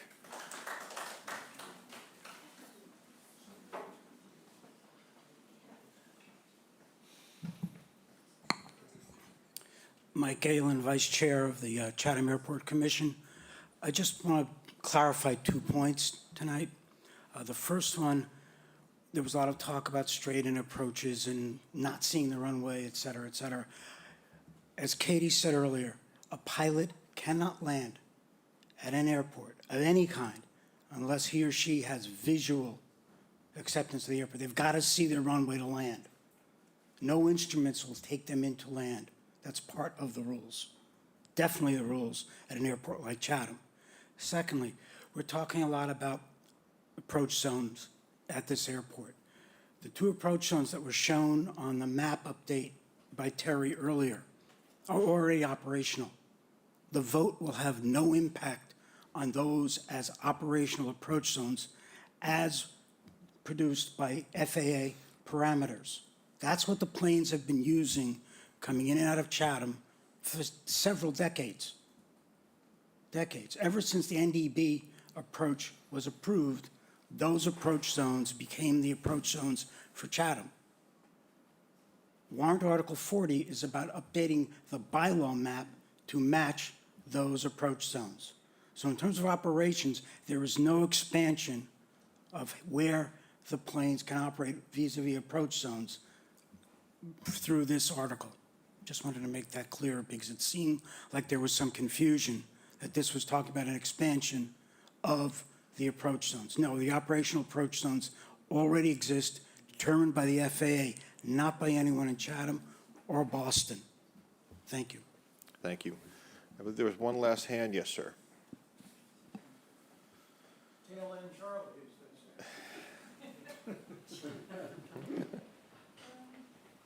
And I know it's late, I'll be very brief. My name is Kyle Takajan, I live on George Ryder Road. I've been flying out of our airport since 1996. I'm twice retired, and I moved back to Chatham specifically because you have an airport. And I actually live closer to the airport than anybody in town. When we fly, and especially with the instrument approaches, what we are about to lose is one of the 2. Our NDB approaches are antiquated. The equipment is no longer manufactured. It's no longer repairable. So if your airplane is equipped with that, once your equipment is no longer functional, you lose that ability. All of this work that the Airport Commission is doing is trying to make the approaches safer to the town. It's safer for the pilots and it's safer for the public. And I applaud their efforts. There are a lot of other issues. I agree that there's lots to talk about, but this is a really important step that's posed in Article 40. And I thank you for supporting it, and I hope that it passes. All right. Thank you very much. All right. I believe you're not going to be the last one, but Well, besides you. yes, please. Go ahead.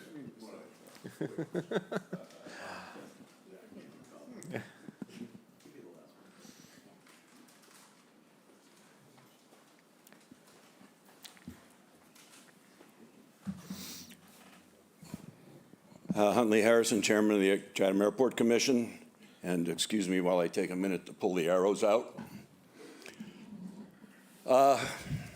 There's been lots said tonight. I took two pages of notes, and I know I missed a lot of things, a lot of issues here.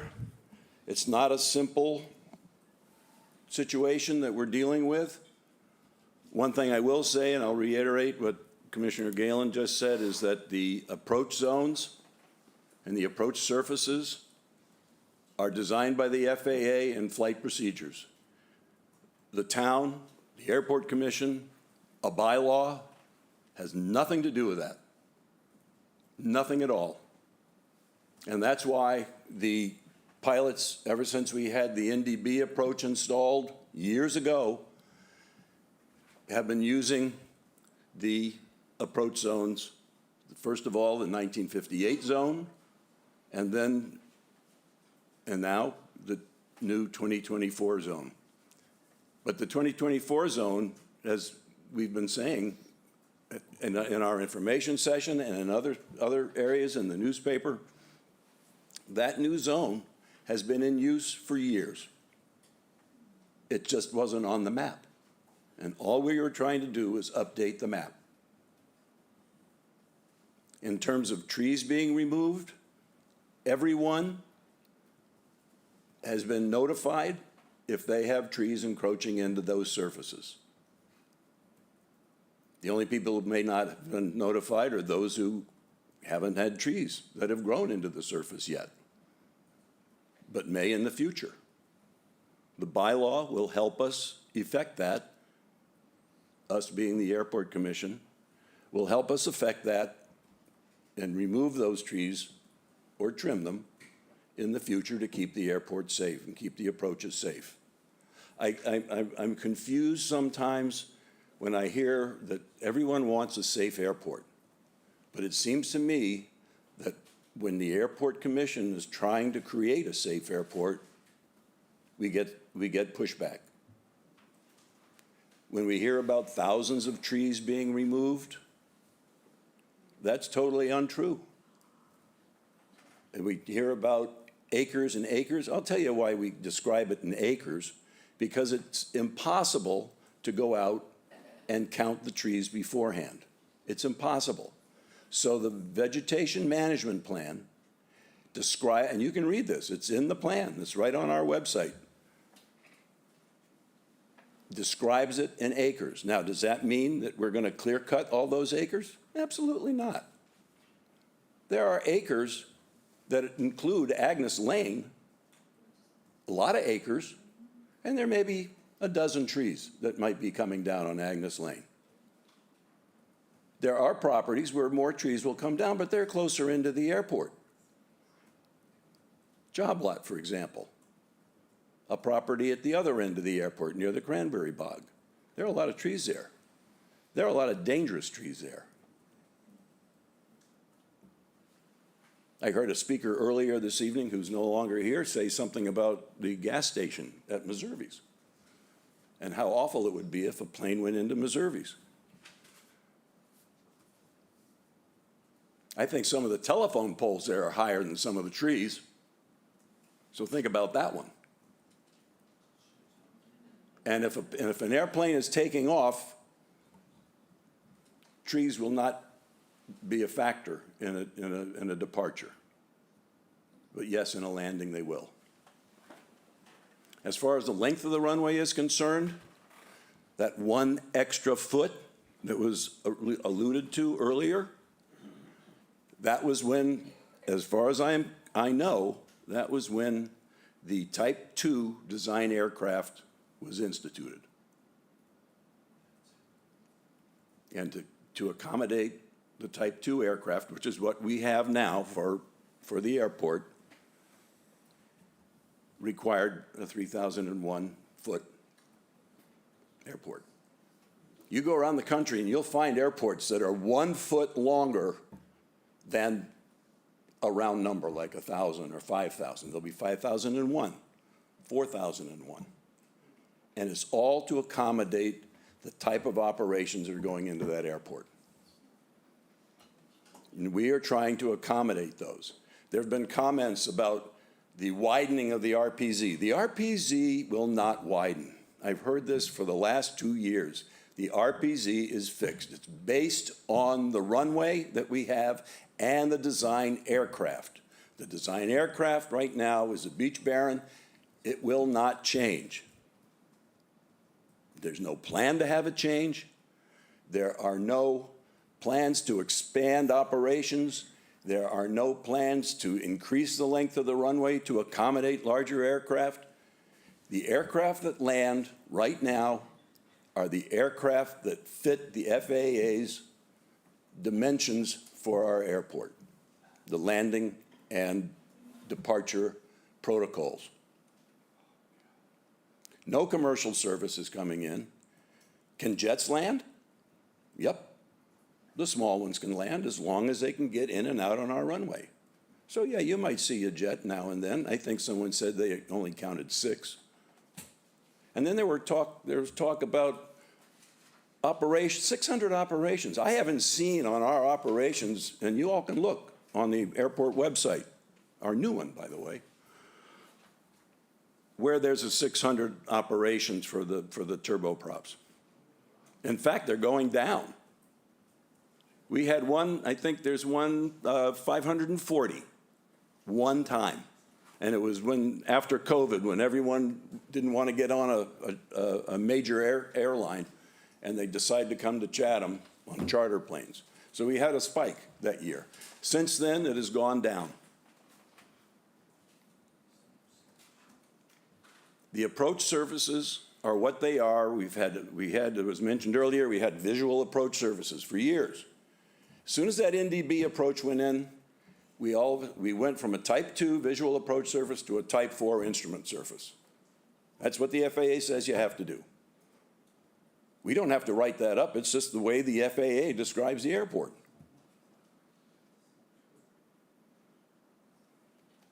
So a lot of information is going around that I must say is incorrect. I see it as scare tactics.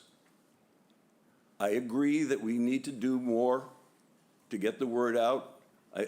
I suggest that people come to our Airport Commission meeting. In fact, tomorrow night at the Airport Commission meeting next door, we will, well, not next door, in the room, we will be going over Chapter 100 again. I will try to have responses to some of the issues that came up tonight. Again, reiterate. So you're all invited. Bring your friends or ask them to watch on television. We will try to respond to all these issues as best we can. But you got to understand that a meeting like this is like drinking from a fire hose as far as I'm concerned. There's a lot of information, a lot of different items that were brought up that need to be addressed, some of which, as the Airport Commission, we will address. There are other issues as far as taxation and reduced property values, which I believe that's purely speculative, but I guess need to be addressed, but that's not what the Airport Commission can do. We will look into it, but there are certain issues that we can't deal with. It's not in our purview. Oh, and by the way, as far as avgas is concerned, we are looking into it, and we are going to try to get some unleaded gas at the airport at some point this summer. But as the former speaker told us about that, is that it's very difficult to obtain. And so we'll do what we can, because I'm all over that. If we can get unleaded gas in there and reduce lead emissions, that's great. But it's not going to happen overnight, and people have to understand that.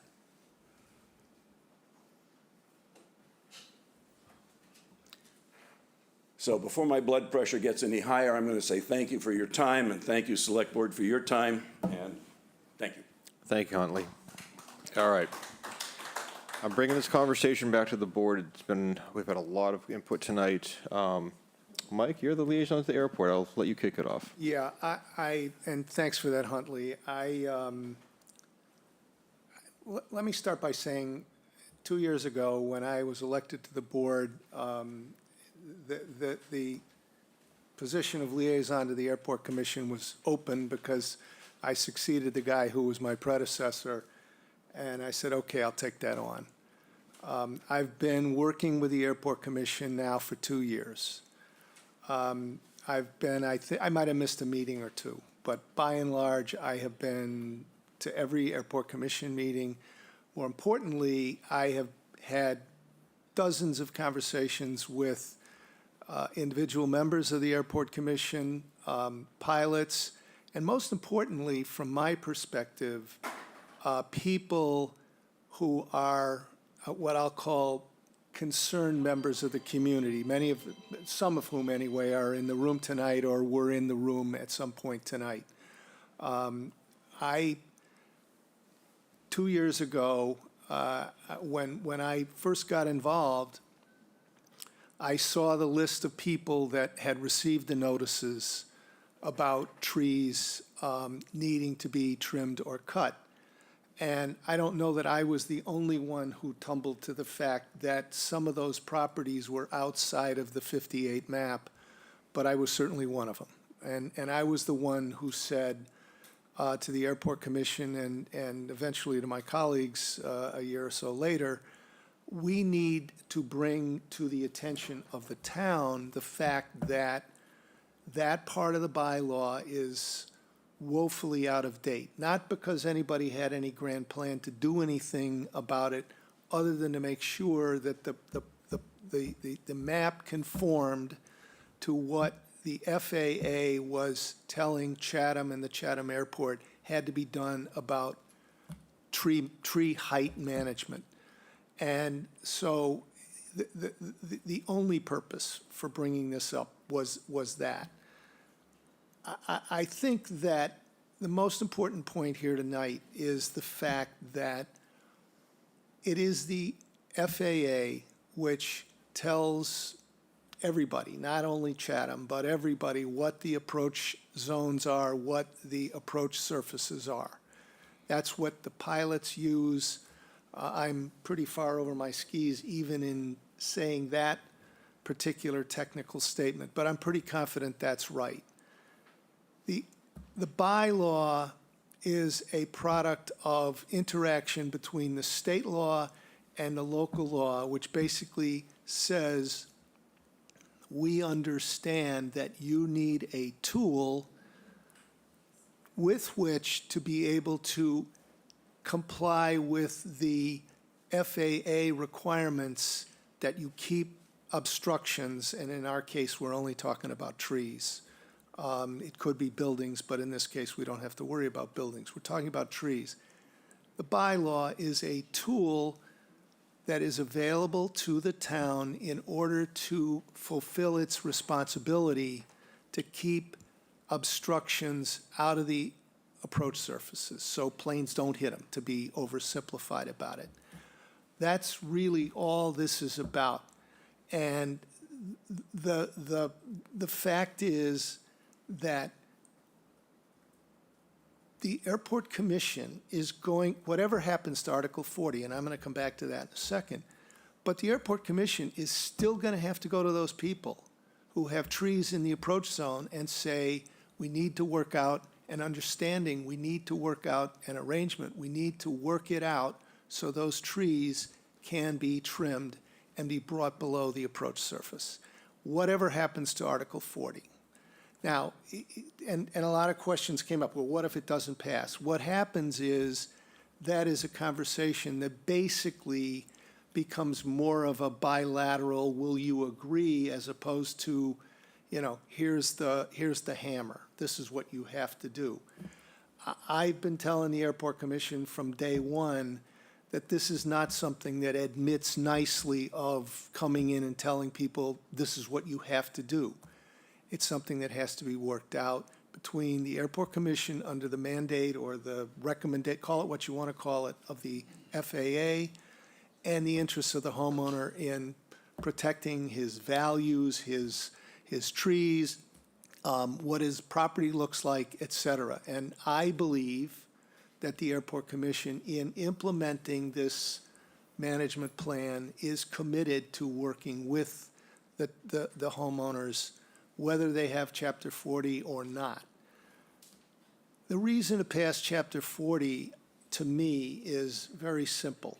That way, everybody knows what their status is vis-a-vis those approach zones. It does define legal relationships, but to me, the more important reason to do that is so everybody knows if you're under the approach surface, you know that if you have a tree that grows into the approach surface, you're going to have to do something about it, in conjunction with the Airport Commission and the town of Chatham ultimately.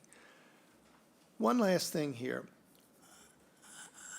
There are, and I have observed over this period of time, there are all kinds of issues associated with the airport in Chatham that are legitimate, that are matters of legitimate concern to the community, to the residents who live in the immediate vicinity and in a broader range. Those are issues that the Airport Commission and the town have a responsibility to work to address. Chief among them, noise, other problems that come up, whatever people, planes landing at midnight, planes taking off at 4 o'clock in the morning, 5 o'clock in the morning. Those are issues, they're legitimate issues that it is incumbent on the Airport Commission and the town to work with the community to try to find ways to minimize, ameliorate, get the people who are the cause of those problems to be cooperative and to work with the town so that we have a happy relationship. I'm not going to go through, you've heard them all. I mean, you've heard them all tonight. They're all out on the table. But I just want to say they're important.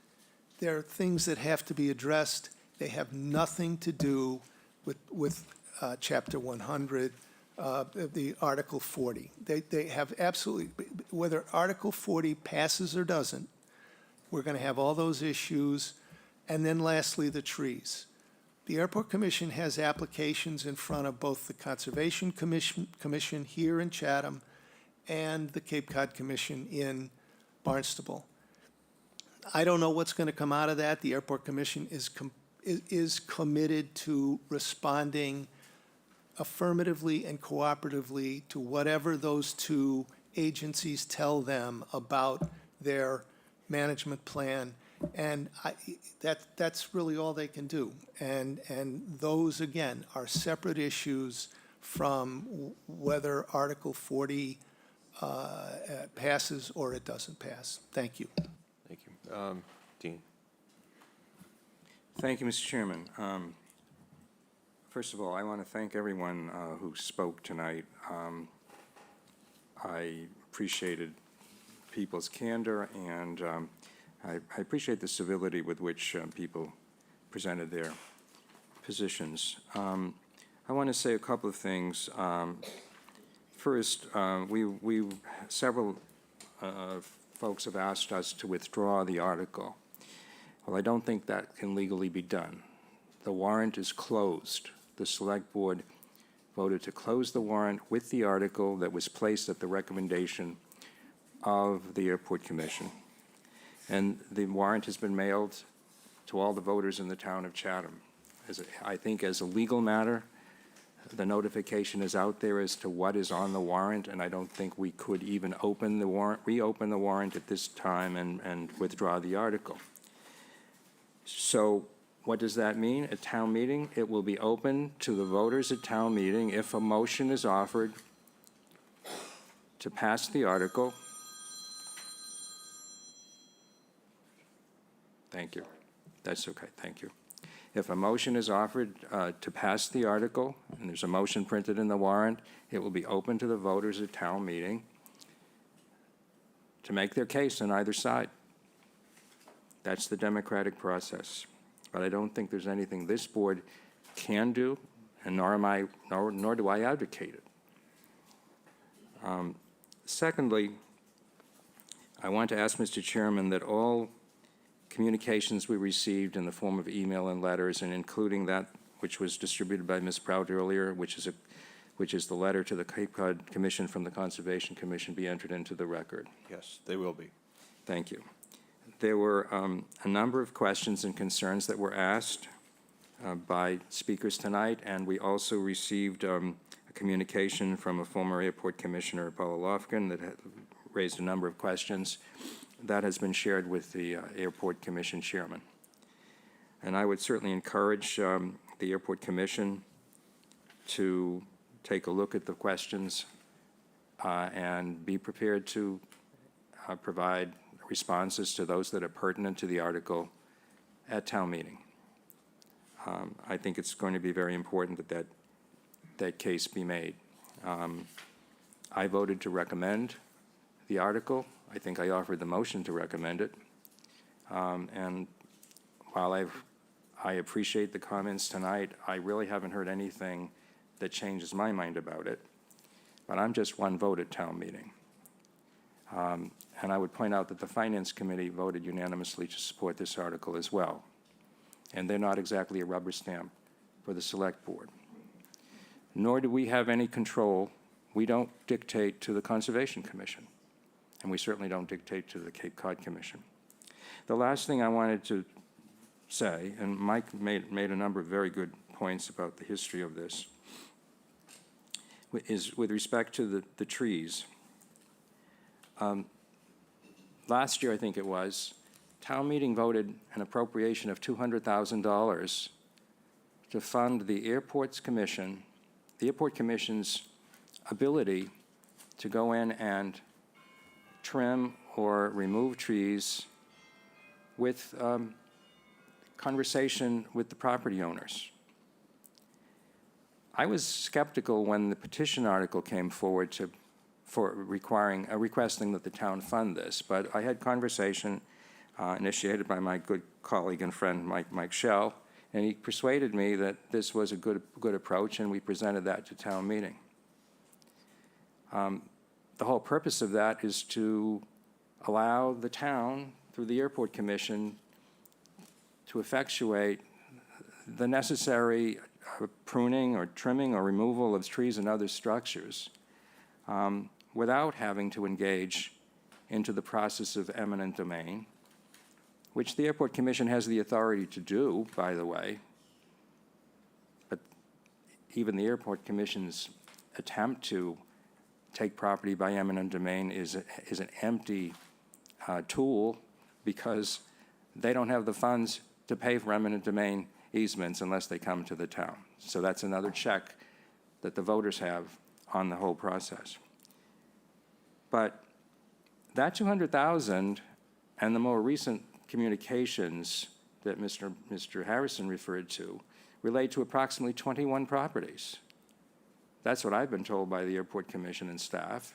That's how many properties are going to be required to have trees addressed under the present circumstances. I don't know what the future lies, but you saw that trapezoidal map.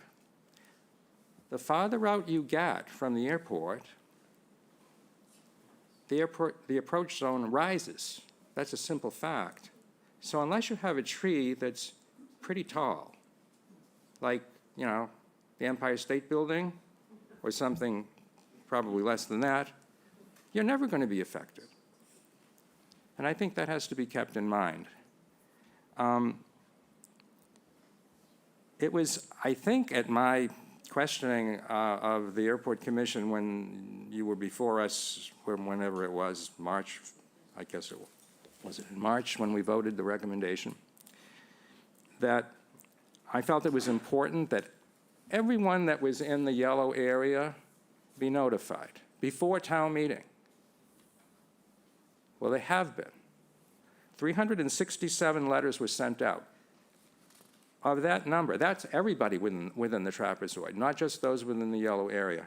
179 are folks that are already within the approach zone, within the narrower, the central part of that trapezoid. The yellow areas on either side added 188 notification letters. I felt it was important, I think my colleagues felt it was important, that everybody who is going to be asked whether they should vote on this article at town meeting be informed. Now it's open next week for anybody to do anything they want at town meeting. We've had articles that have been put forward by the planning board on various issues. Many of them have failed, and some have passed. Some have been tabled. Any parliamentary procedure is available, and it is certainly welcome to everyone in attendance at town meeting to voice their opinion and vote. And we vote by clicker now, So nobody can be intimidated either way.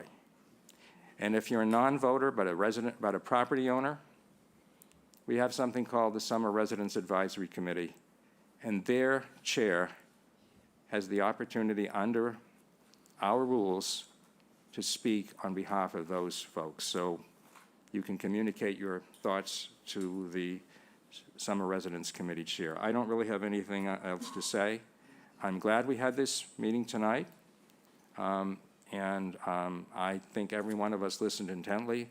I've read everything that came in today, including my friend David Bixby's characteristically long email, but I read it. Thank you.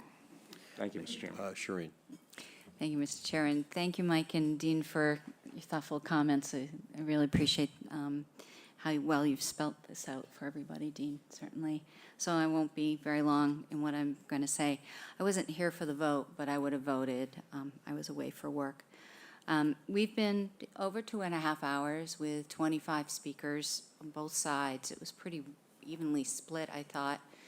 I took copious notes of everybody's comments, and I'm going to offer them up to the chair of the commission, because there's things outside of what we are going to vote on Tuesday that need to be talked about and addressed, and some of the concerns.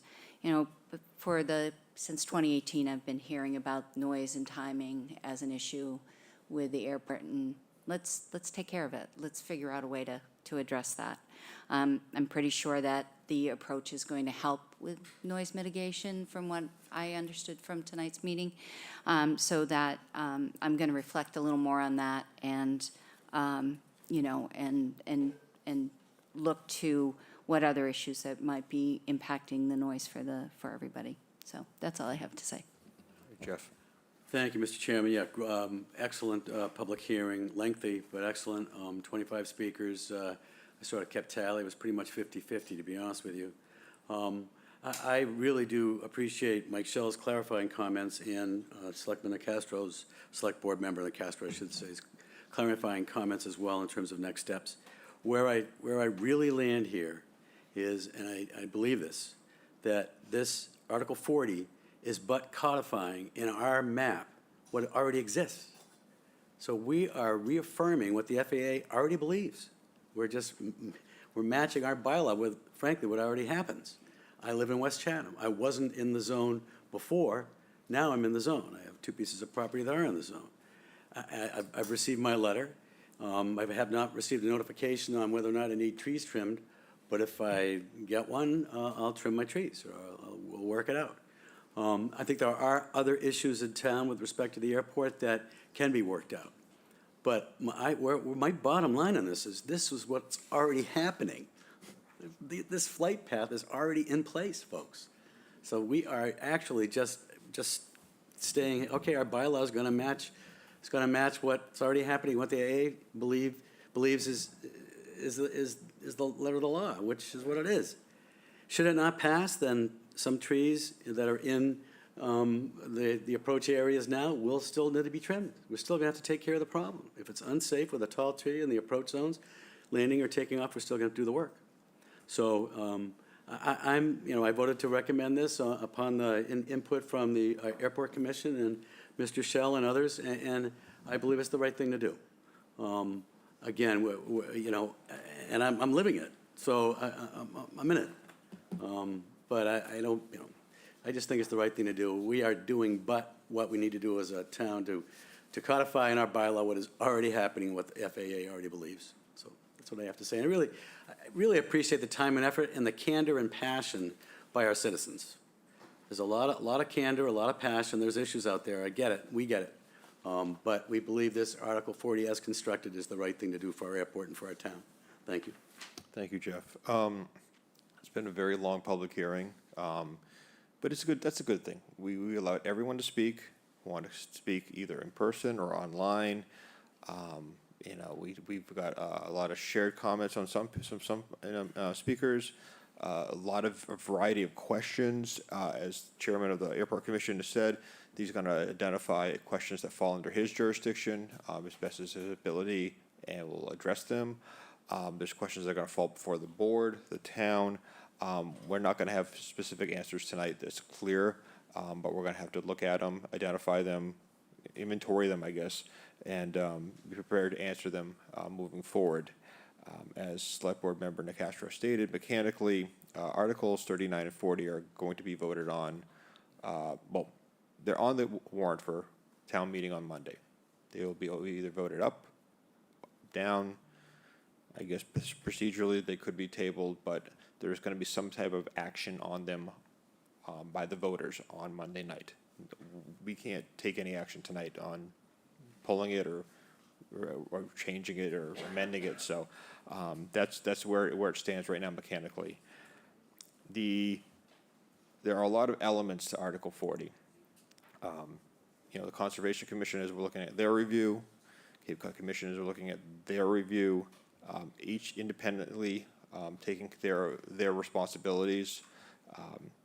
You know, I will admit, you know, it's taking down a significant amount of trees, you know, on an article that also has an article with tree protection on it. I get it. I understand it.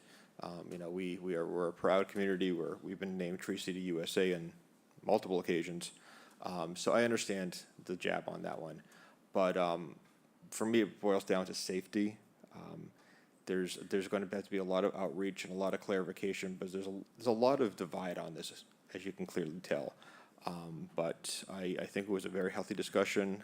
I would not change my vote, for the record, so I will support it moving forward on Monday night.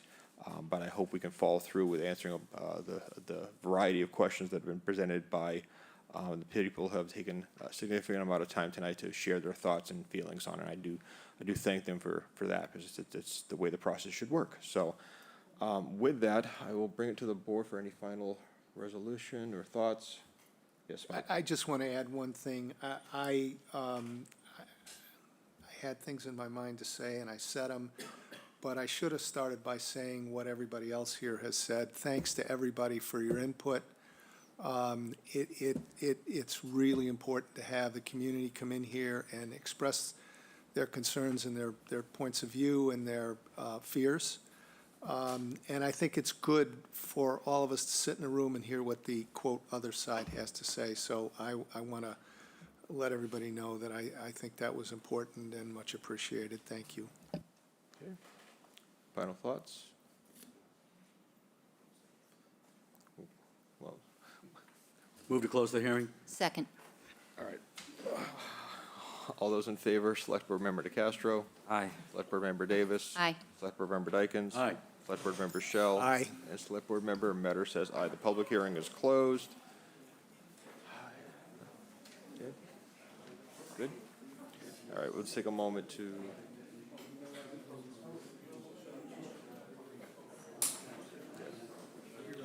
All right, we're just going to take a 2-second pause so the room clears out.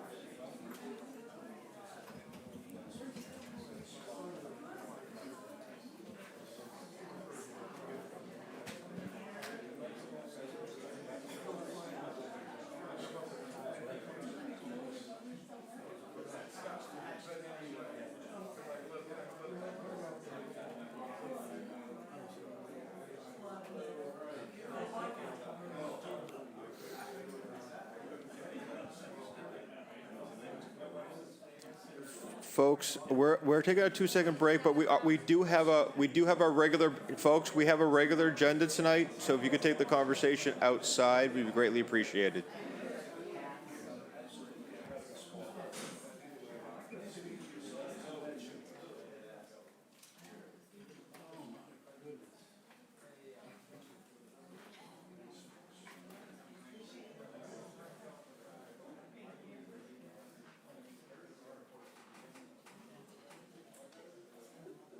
Thanks for coming, folks, but we got another meeting. We got like 5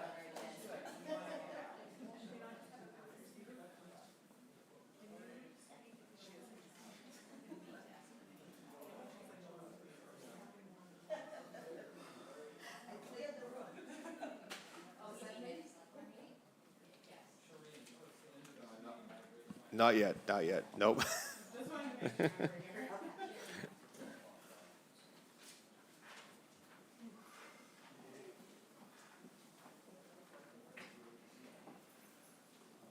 Once Mike and Jeff get back, I'm gonna.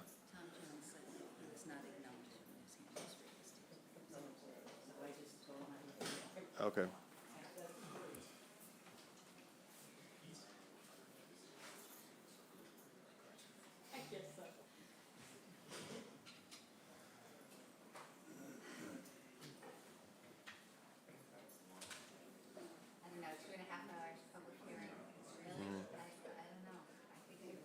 We've gone longer on the planning board. Yeah. Yeah. Planning here.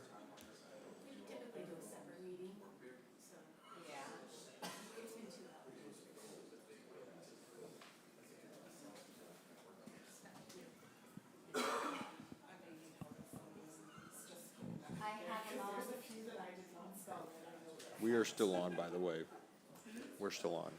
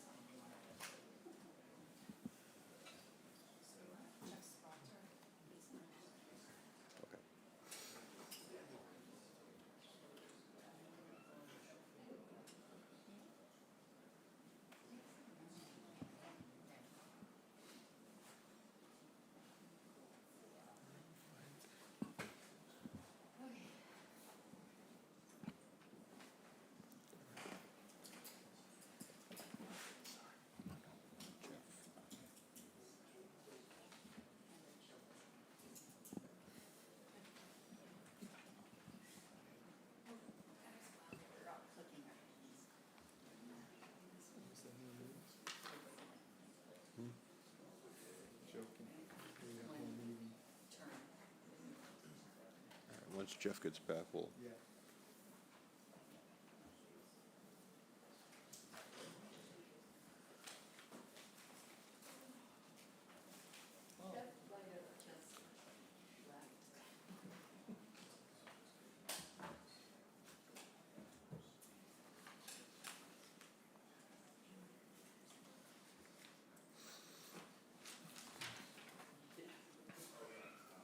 Actually, folks, while we are waiting for our last board member to step back, I'm just going to just do a quick reminder of what our business agenda is. But we are going to go into public announcements and agenda item requests. So our business agenda tonight has gotten a little bit shorter. So we have item A, consider request by the Martin Luther King Action Team for enhanced town acknowledgement on Juneteenth. Item B, which is the Select Board suggested priorities for the Summer Residence Advisory Committee, has been, by the request of their chair, will be rescheduled. Item C, consider recommendation of Bikeway Committee for 15-mile-per-hour speed limit on the Old Colony Rail Trail bike path. Item D, collective bargaining agreement ratification vote for Chatham Permanent Firefighters International Association of Firefighters, Local 2712, Chatham Sergeants and Police Officers, Mass Coalition of Police Officers, MCOP, Local 294. And item E, Town Manager's Annual Evaluation for FY 2024, calendar year 2023, with our last action of the evening is actually going to executive session. So, at this point in time in the evening, I'm going to ask for public comments on our business agenda. Is there anyone in the audience tonight with a public comment or on our business agenda? I see no hands. Is there anyone online with a public comment on our business agenda tonight? All right, so business agenda, item A, consider request by the Martin Luther King Action Team for enhanced town acknowledgement of Juneteenth. We have Karen.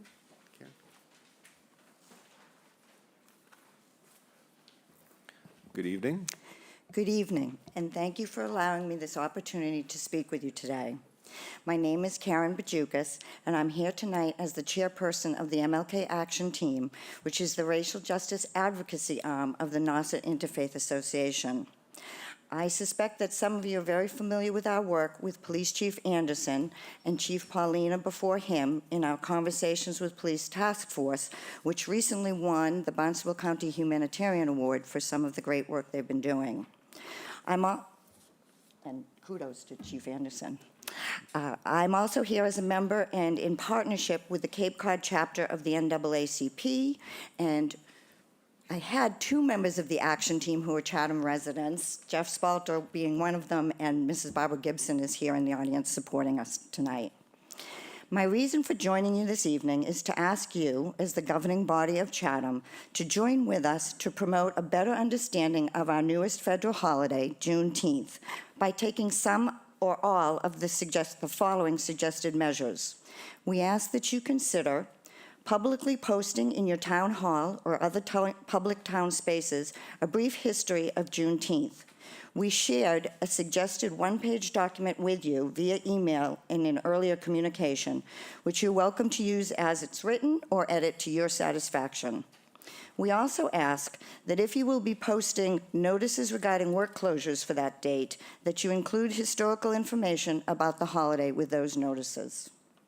We ask you also to follow Barnstable's lead and fly a Juneteenth flag at Town Hall or a town park for at least the actual date of June 19th, or better still, for the week surrounding the holiday. We believe that each of these measures will help promote community conversation and education about the holiday. Historically, many members of our community have been marginalized, and even now, across the country, there are movements to dilute, ignore, or deny the difficult history of Americans of color. We hope that you will take these small, suggested steps to help us move toward our goal of making the Cape a kinder, more equitable place for residents and visitors alike. So we thank you for your consideration of these ideas, and we look forward to working with Chatham. We look forward to Chatham partnering with us on these and other diversity, equity, inclusion, or belonging initiatives. If you'd like more information about our work as the MLK Action Team, you can find our page on the nausetinterfaith.org website. And if any of you are interested in furthering this conversation, Ms. Lewis has my contact information, and I would welcome the opportunity to talk with any of you further. We look forward to learning of your response to these suggestions, and we thank you for your time and attention this evening, especially after such a long night that you've had. Well, thank you very much. You know, we want to, we'll love to talk, yeah. Okay. So, no, I know we've met internally, some of us, and first of all, I want to thank you very much for your cooperation and work you've done with Chief Paulina, Chief Anderson, and the town. So we very much appreciate the relationship that we're building, which has been very positive. You know, the request, I'll start with one. I know you sent a template document. I think that is something that is fine with us. It's something that we're more than happy to do.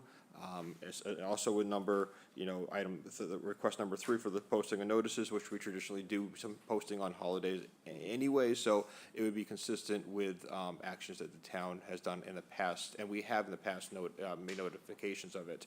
I guess the only request that we would have some limitation on, or actually we could not oblige, it would be to fly the Juneteenth flag, because we just recently did a new flag policy that we implemented a short time ago, and that implementation would limit us from taking that action or be on that request.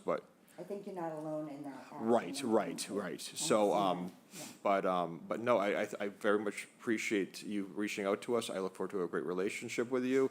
I'm going to open up the board for questions or comments or thoughts, or anyone have a idea? No? I just want to say thank you to you for staying through our 2.5-hour hearing. I really appreciate your time and attention. I appreciate also that you're elevating this important holiday to the level it needs to be. Thank you very much, Ms. Davis.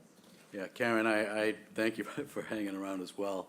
And I would support the number 1 and number 3 requests, publicly posting in our town hall and other public town spaces as the community center, the enclosed brief history, which I thought was excellent.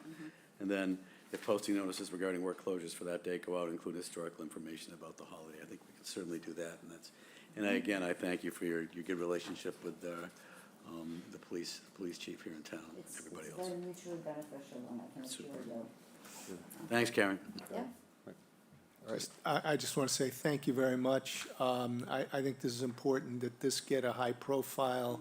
I remember what came out in a positive way when the Martin Luther King's birthday became a holiday, and hopefully this will have the same effect over time. So thank you very much. You're very welcome. All right, thank you, Karen, very much. Thank you all.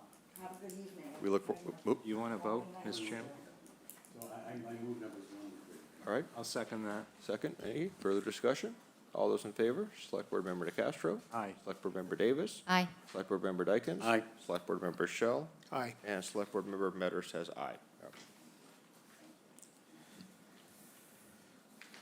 Okay, we're going to item C now. Consider a recommendation of Bikeways Committee for a 15-mile-per-hour speed limit on the Old Colony Rail Trail Bike Path. Bikeway Committee Vice Chair Bob Oliver is presenting. Good evening. Thank you, Mr. Chairman, and I'm Bob Oliver, co-chairman of the Chatham Bikeways Advisory Committee. And thank you for the time that you folks put into this town. I promised a group of people that I'd be brief, and I will be brief. I'm here to ask for your vote, affirmative vote, to establish a 15-mile-an-hour speed limit on the Chatham portion of the Old Colony Rail Trail. As you know, Massachusetts law gives you the authority to do that. The Chatham Bikeways Advisory Committee voted 6-1 on February 25th to recommend a 15-mile-an-hour speed limit. And on March 28th of 2024, the Traffic and Safety Committee voted unanimously to recommend a 15-mile speed limit.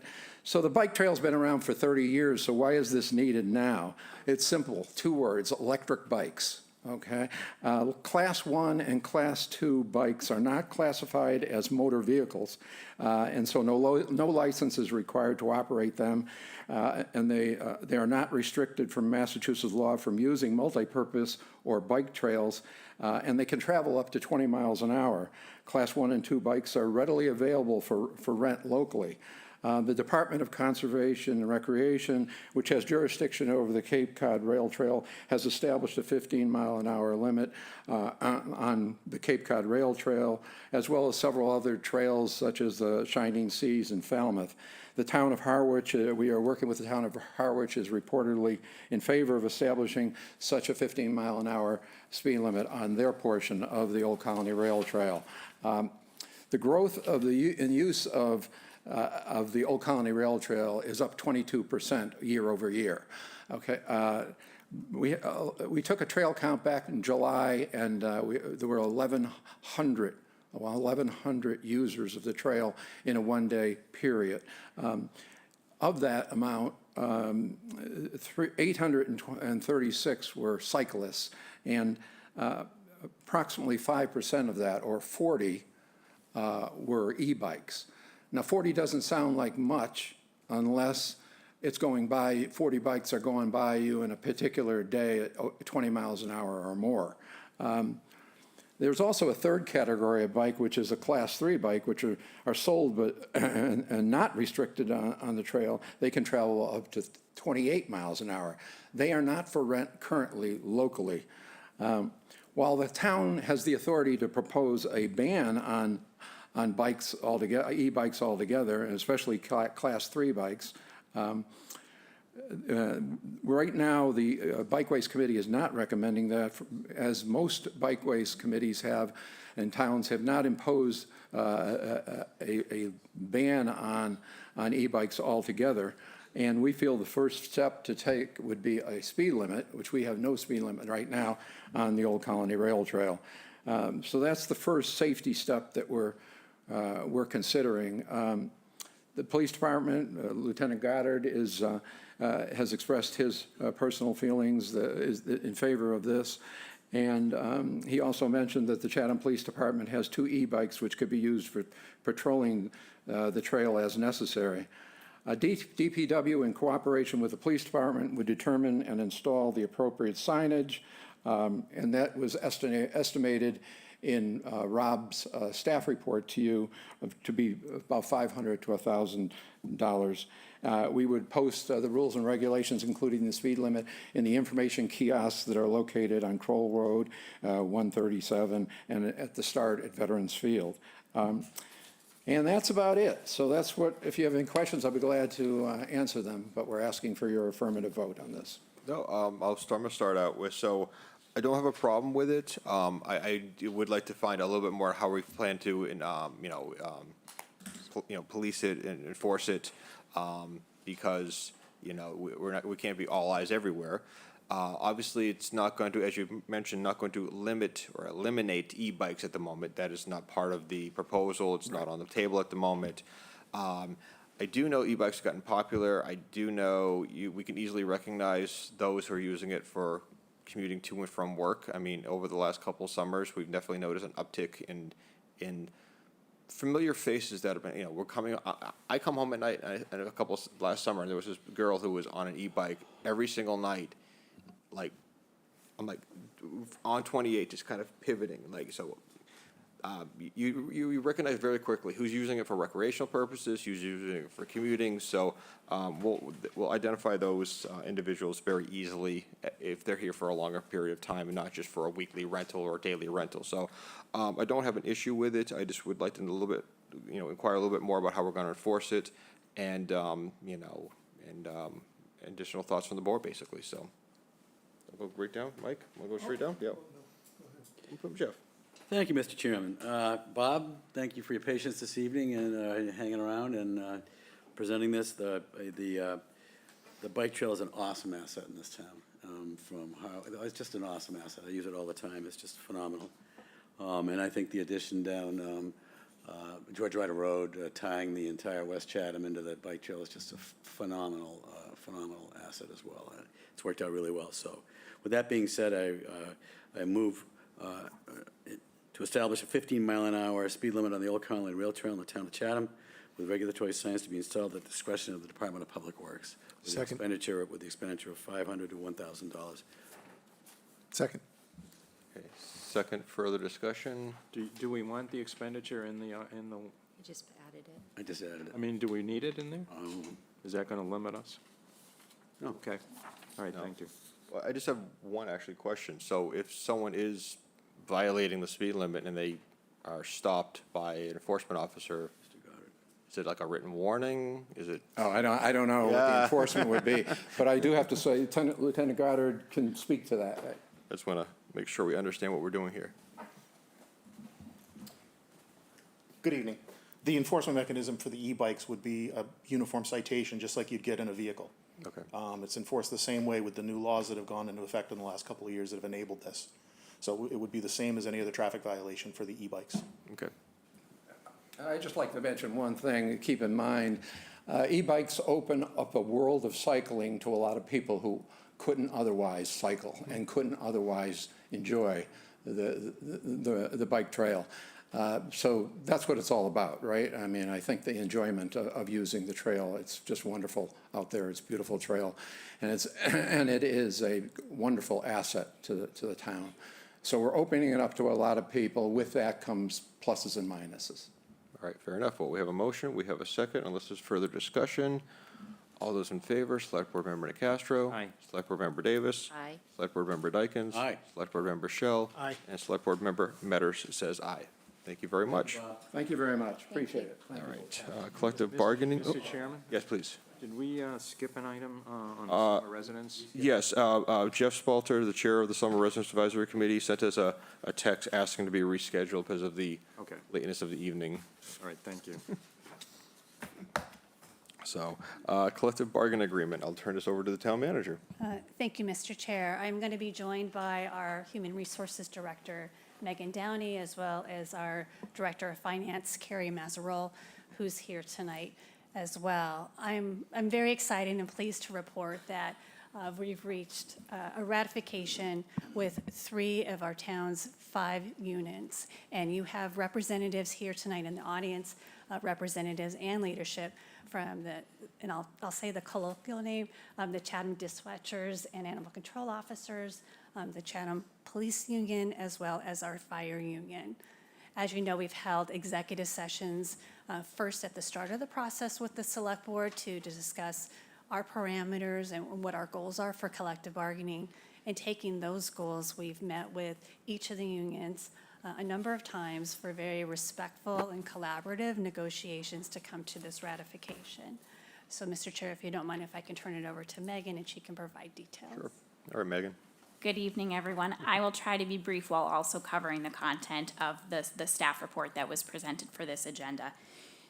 Of note, in 2019, a classification study was performed by the Edward J. Collins Jr. Center for Public Management. However, that classification and compensation study, which has been effectuated or will be effectuated for the Chatham Municipal Employees Association, the Chatham Managers Association, and personnel policy members, did not include public safety units and did not affect the compensation for police, fire, or dispatch.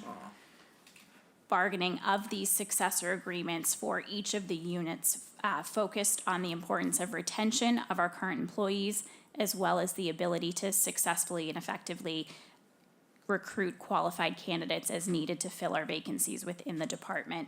Salary compensation studies and comparisons from other departments and economic factors, including housing and travel time, were considered throughout this, as well as the fact that the previous public safety agreements were last negotiated during very early uncertainties from COVID and resulted in relatively low-cost impact agreements that have now been outpaced by other Cape communities.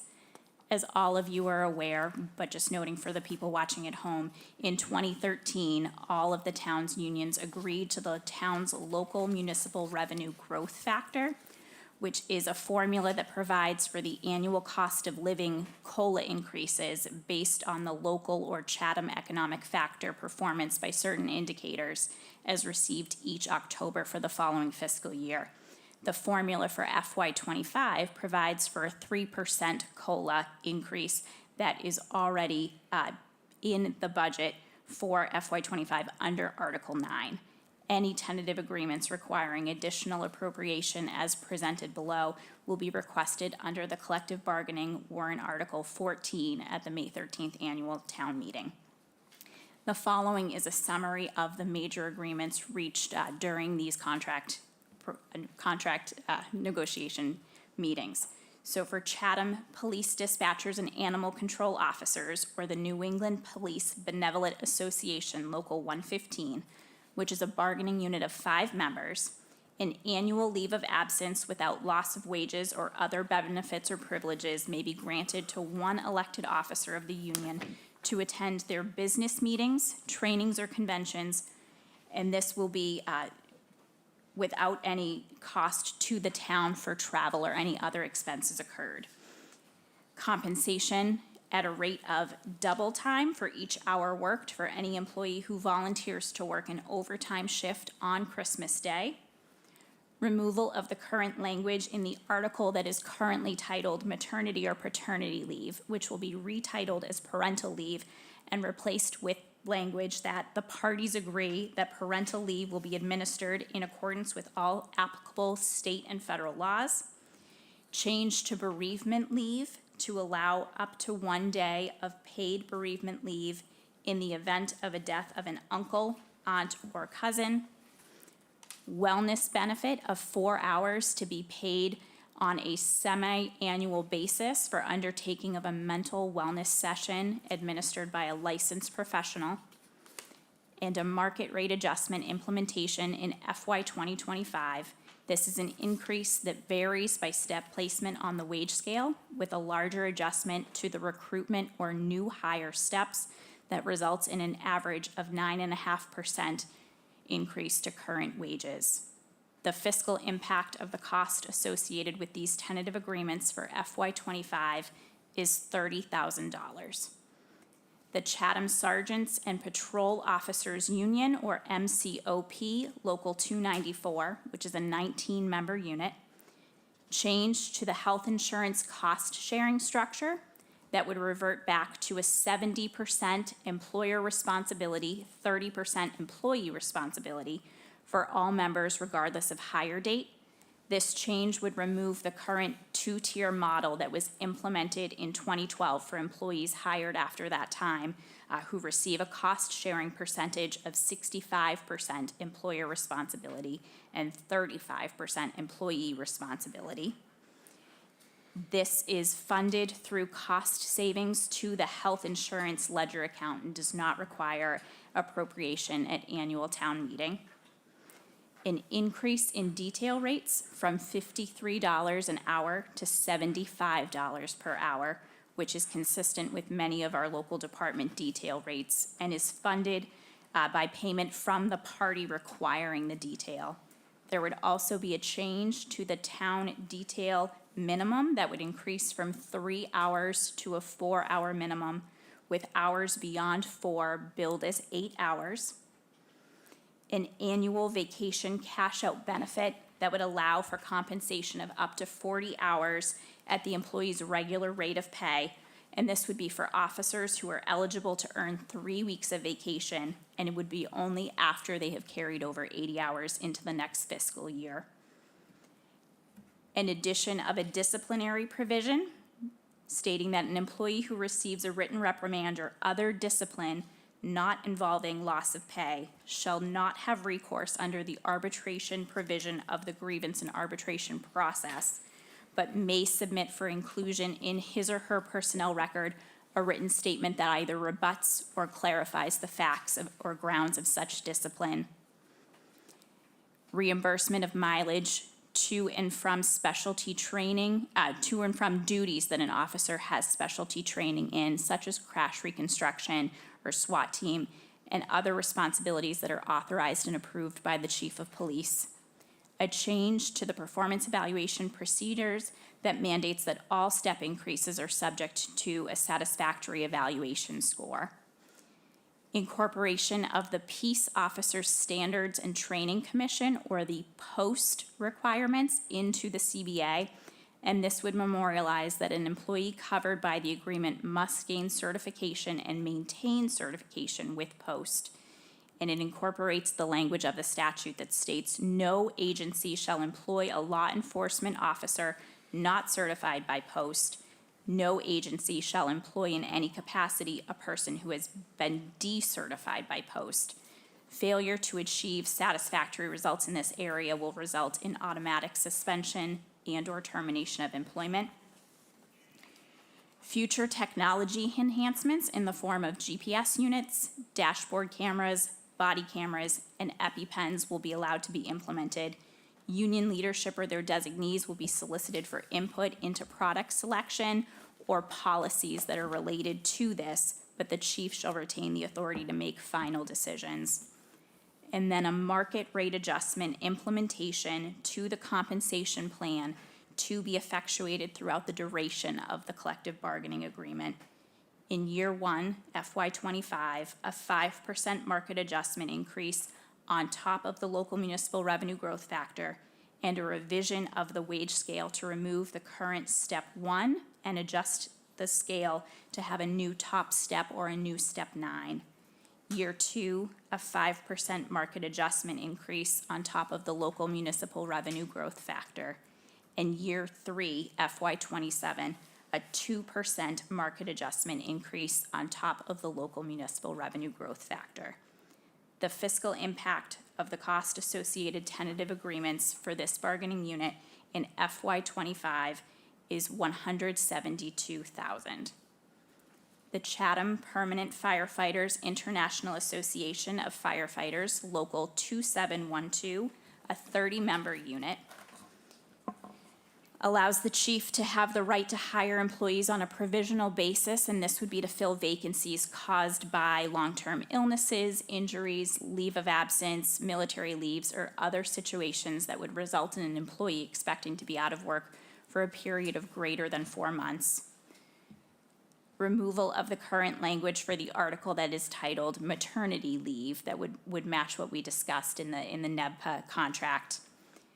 A change to the health insurance cost sharing structure that would match what we discussed before. This would also require all paramedics who meet the service time requirements set forth in a department affiliation agreement with accredited paramedic programs that they shall be required to perform as paramedic preceptors, but this would not apply to employees with 15 years of service or greater on 7/1/24.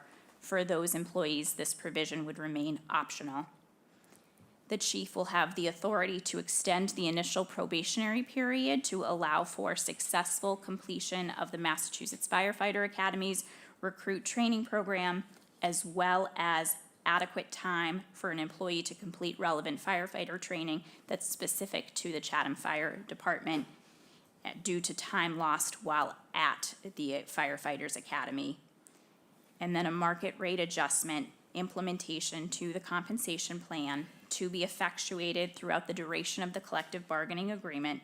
In year one, FY25, incorporation of the annual EMT and paramedic stipend, which would be increased from $3,100 for EMTs and $6,000 paramedics to $4,000 for EMTs and $9,000 for paramedics into the base wage, in addition to a 5% market adjustment increase on top of the local municipal revenue growth factor. In year two, FY26, a 3% market adjustment increase on top of the local municipal revenue growth factor, and the addition of a step 7 to the salary schedule, which would be the new top step. And in year three, FY27, a 2% market adjustment increase on top of the local municipal revenue growth factor. The fiscal impact of the cost associated tentative agreements for this bargaining unit for FY 2025 is $268,000. The total fiscal impact as a result of negotiations that have been outlined above is $470,000 to be raised through the tax rate. Thank you. Questions from the board? We've had a hearty discussion on this in the executive session, so. Mr. Chairman, in the interest of time, since this board has already considered each one of these items in executive session, I will offer 5 motions. First, I move that the board ratify and approve the memorandum of agreement for a successor collective bargaining agreement between the town and NEPBA Local 115 effective July 1, 2024 through June 30th, 2027. Second. Second.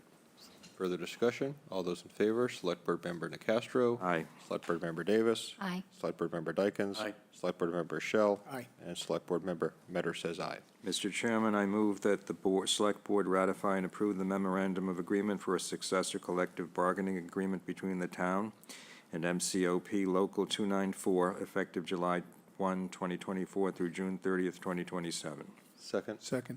Further discussion? All those in favor, Select Board Member Nacastro. Aye. Select Board Member Davis. Aye. Select Board Member Dykens. Aye. Select Board Member Shell. Aye. And Select Board Member Metter says aye. Mr. Chairman, I move that the Select Board ratify and approve the memorandum of agreement for a successor collective bargaining agreement between the town and IAFF Local 2712, effective July 1, 2024 through June 30th, 2027. So here's second. Further discussion? All those in favor, Select Board Member Nacastro. Aye. Select Board Member Davis. Aye. Select Board Member Dykens. Aye. Select Board Member Shell. Aye. And Select Board Member Metter says aye. Mr. Chairman, this motion relates to warrant Article 14, which I believe was a placeholder. So I move that for that collective bargaining warrant Article 14 on the May 13, 2024 annual town meeting warrant for funding of cost items associated with successor collective bargaining agreements for $30,000, $172,000, and $268,000. Second. I guess this means that these numbers will be placed within the context of those articles, that Yes. article. In the motion, yes. All right, and we have a second? Second. Okay, further discussion? All those in favor, Select Board Member Nacastro. Aye. Select Board Member Davis. Aye. Select Board Member Dykens. Aye. Select Aye. Board Member Shell. And And the Select last, Board Member Metter last says aye. motion, which I think our friends in the audience will appreciate most of all, I move that the Select Board vote to favorably recommend the collective bargaining warrant Article 14 on the May 13th, 2024 annual town meeting warrant. Second. Okay, further discussion. All those in favor, Select Board Member Nacastro. Aye. Davis. Aye. Atkins. Aye. Shell. Aye. Matters. Aye. Great. All right, congratulations. Thank you so much, and thank you to the chiefs as well. Thank you. Thank you. Okay. All right. Now you're going to have to bear with me. We're doing a little bit of reading. We have the Town Manager's Annual Evaluation for FY 2024, calendar year 2023. So this is our annual performance evaluation of the Town Manager of Jill R. Goldsmith. Basically, I'm just going to read it. It'd be better than me trying to paraphrase this. So in each year since her hire in 2011, the town manager has been evaluated annually with a performance evaluation instrument developed collaboratively by the select board and the town manager. To assist the board in preparing the evaluation, town manager Jill R. Goldsmith provided a summary of her accomplishments and activities during the 2023 review period. Under the board-approved methodology, Ms. Goldsmith's performance was evaluated on 6 general managerial categories. Item 1, personal/professional. Item 2, board support and relations. Item 3, financial management. Item 4, personnel management and organizational leadership. Item 5, community leadership and public relations. And item 6, town operations and infrastructure. Participating selectmen then awarded quote, performance points based on a total of 38 different subcategories using a 4-point rating scale. 4 points was equal to excellent or highly commendable.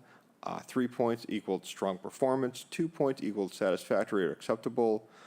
1 point equaled improvement needed, and an NO was basically as a not observed. Based on this point system, Ms. Goldsmith was awarded a composite score of 3.78 out of 4.00, slightly higher than the composite score of 3.74 received from last year. This score given by the select board, once again, borders on excellent and highly commendable and strong performance ratings indicates their acknowledgement of her continued commitment to high performance and excellent management skills. It is noteworthy that Ms. Goldsmith received scores of 3.60 or greater in 33 of the 38 subcategories, including performance firmly in the high end of the, quote, strong category, and received highly respectable composite scores ranging from a 3.0 to 3.40 in the remaining 5 subcategories. 2023 Select Board comments from the Town Manager's Performance Evaluation. In addition to the measurements cited above, individual Select Board members were also encouraged to provide their own written comment and make personal observations regarding Ms. Goldsmith's performance in the past year. Select Board members were also provided with the opportunity to meet and speak with Ms. Goldsmith regarding their individual evaluations. These following comments were added to the record. I'm going to actually read them all. So in item 1, personal and professional. I now have nearly 2 years of experience on the Select Board working with Ms. Goldsmith. I also had more regular meetings with her than I did my first year. With that gloss, my assessment on her performance generally and her stature and qualifications are that she is an excellent town manager and performs at a constantly superlative level. She is a professional in all things. She addresses issues and challenges directly and with a wealth of knowledge and experience. Next comment, Jill is a forward-thinking leader who is called upon in her profession for strategic planning and guidance. She is well regarded within the Mass municipal community.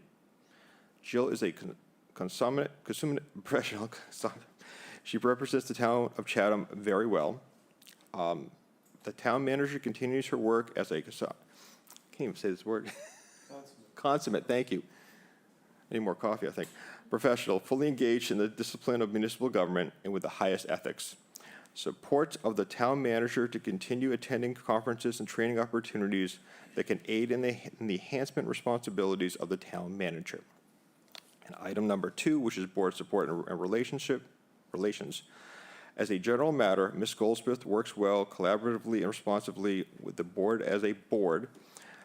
to the extent relevant, with individual members in specific areas when necessary or requested.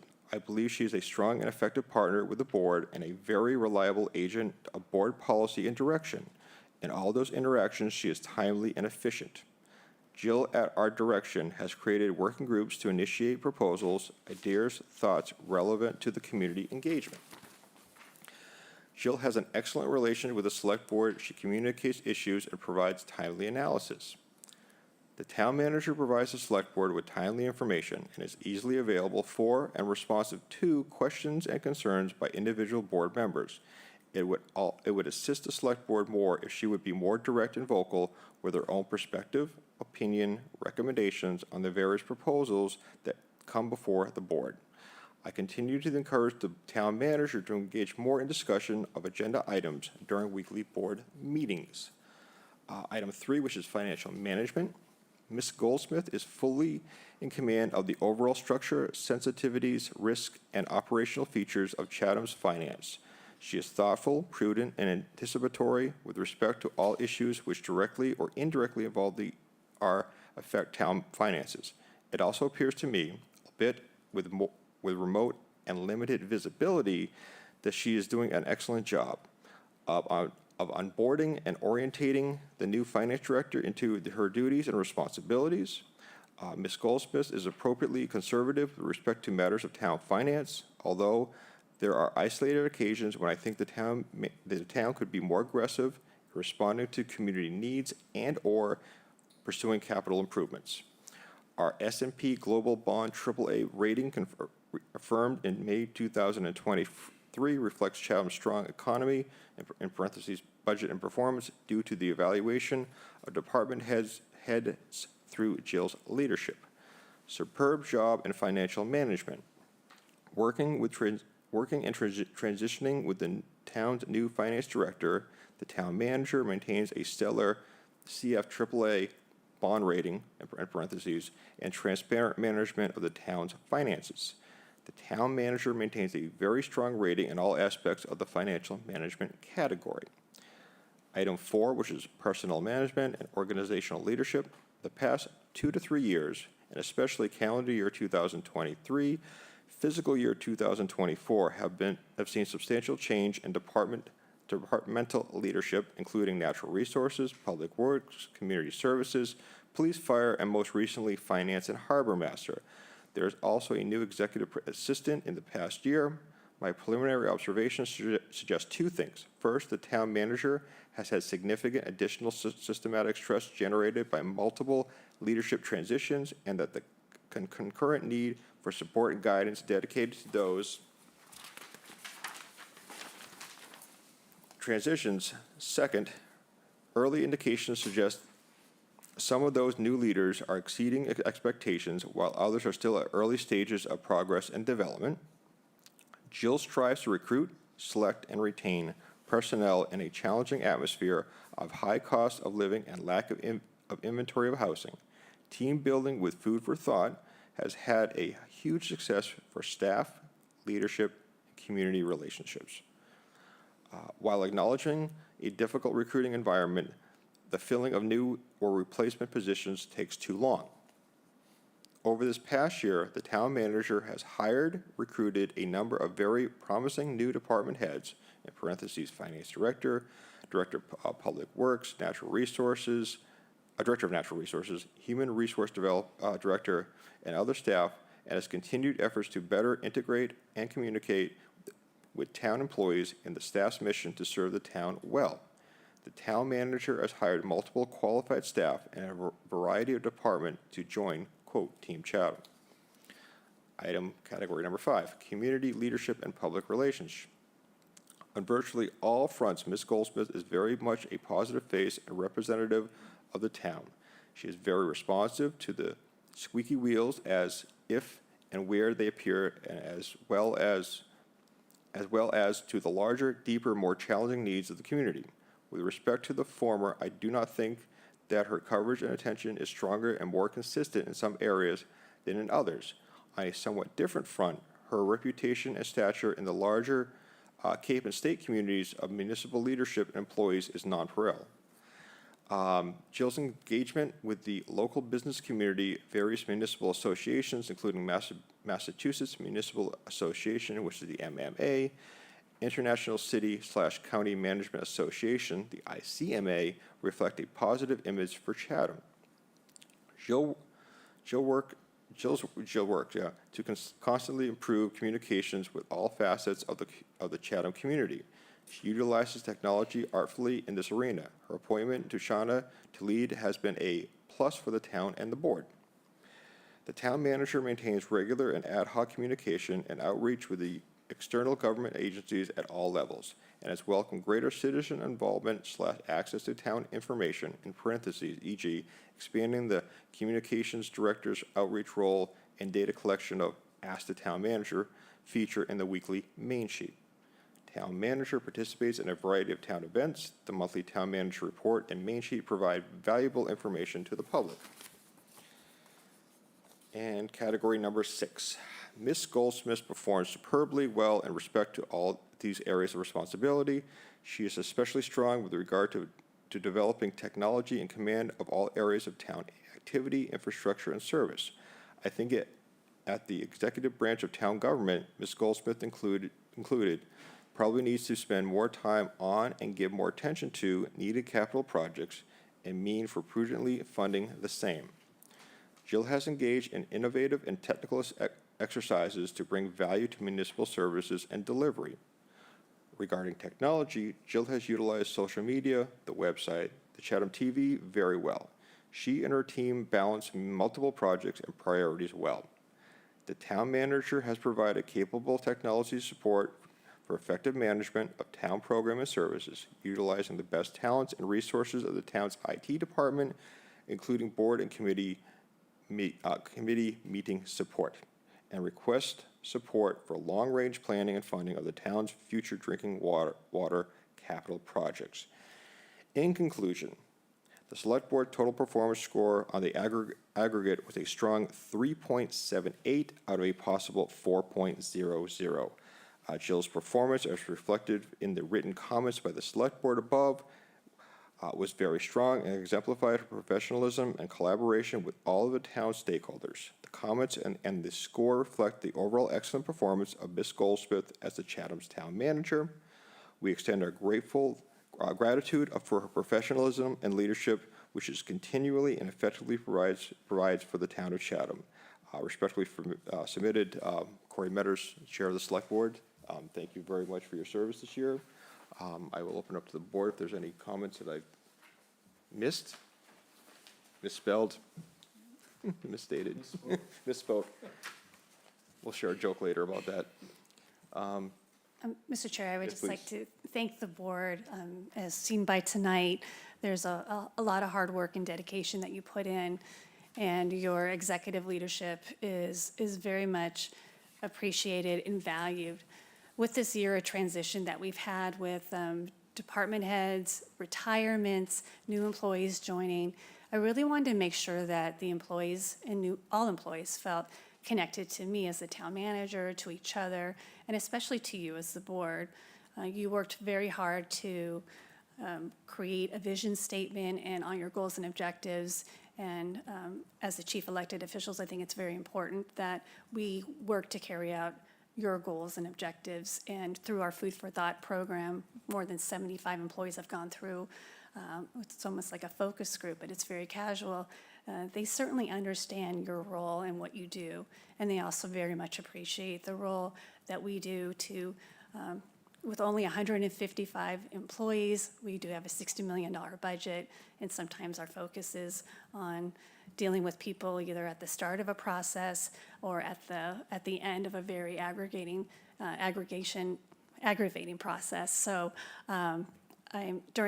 since we're in National Public Service Week, I really want to express my appreciation to you for willing to serve as an elected official, and to our team who really does a great job, very conscientious, and all of them have a call to service. So thank you very much.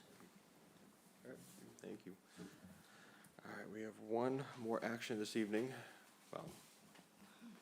Mr. Chairman, I want to move that I move that the Select Board go into executive session Under Massachusetts General Laws, Chapter 30A, Section 21A, parenthesis number 3, close parenthesis, to discuss strategy with respect to collective bargaining or litigation, if an open meeting may have a detrimental effect on the bargaining or litigating position of the public body, and the chair so declares, with no return to open session.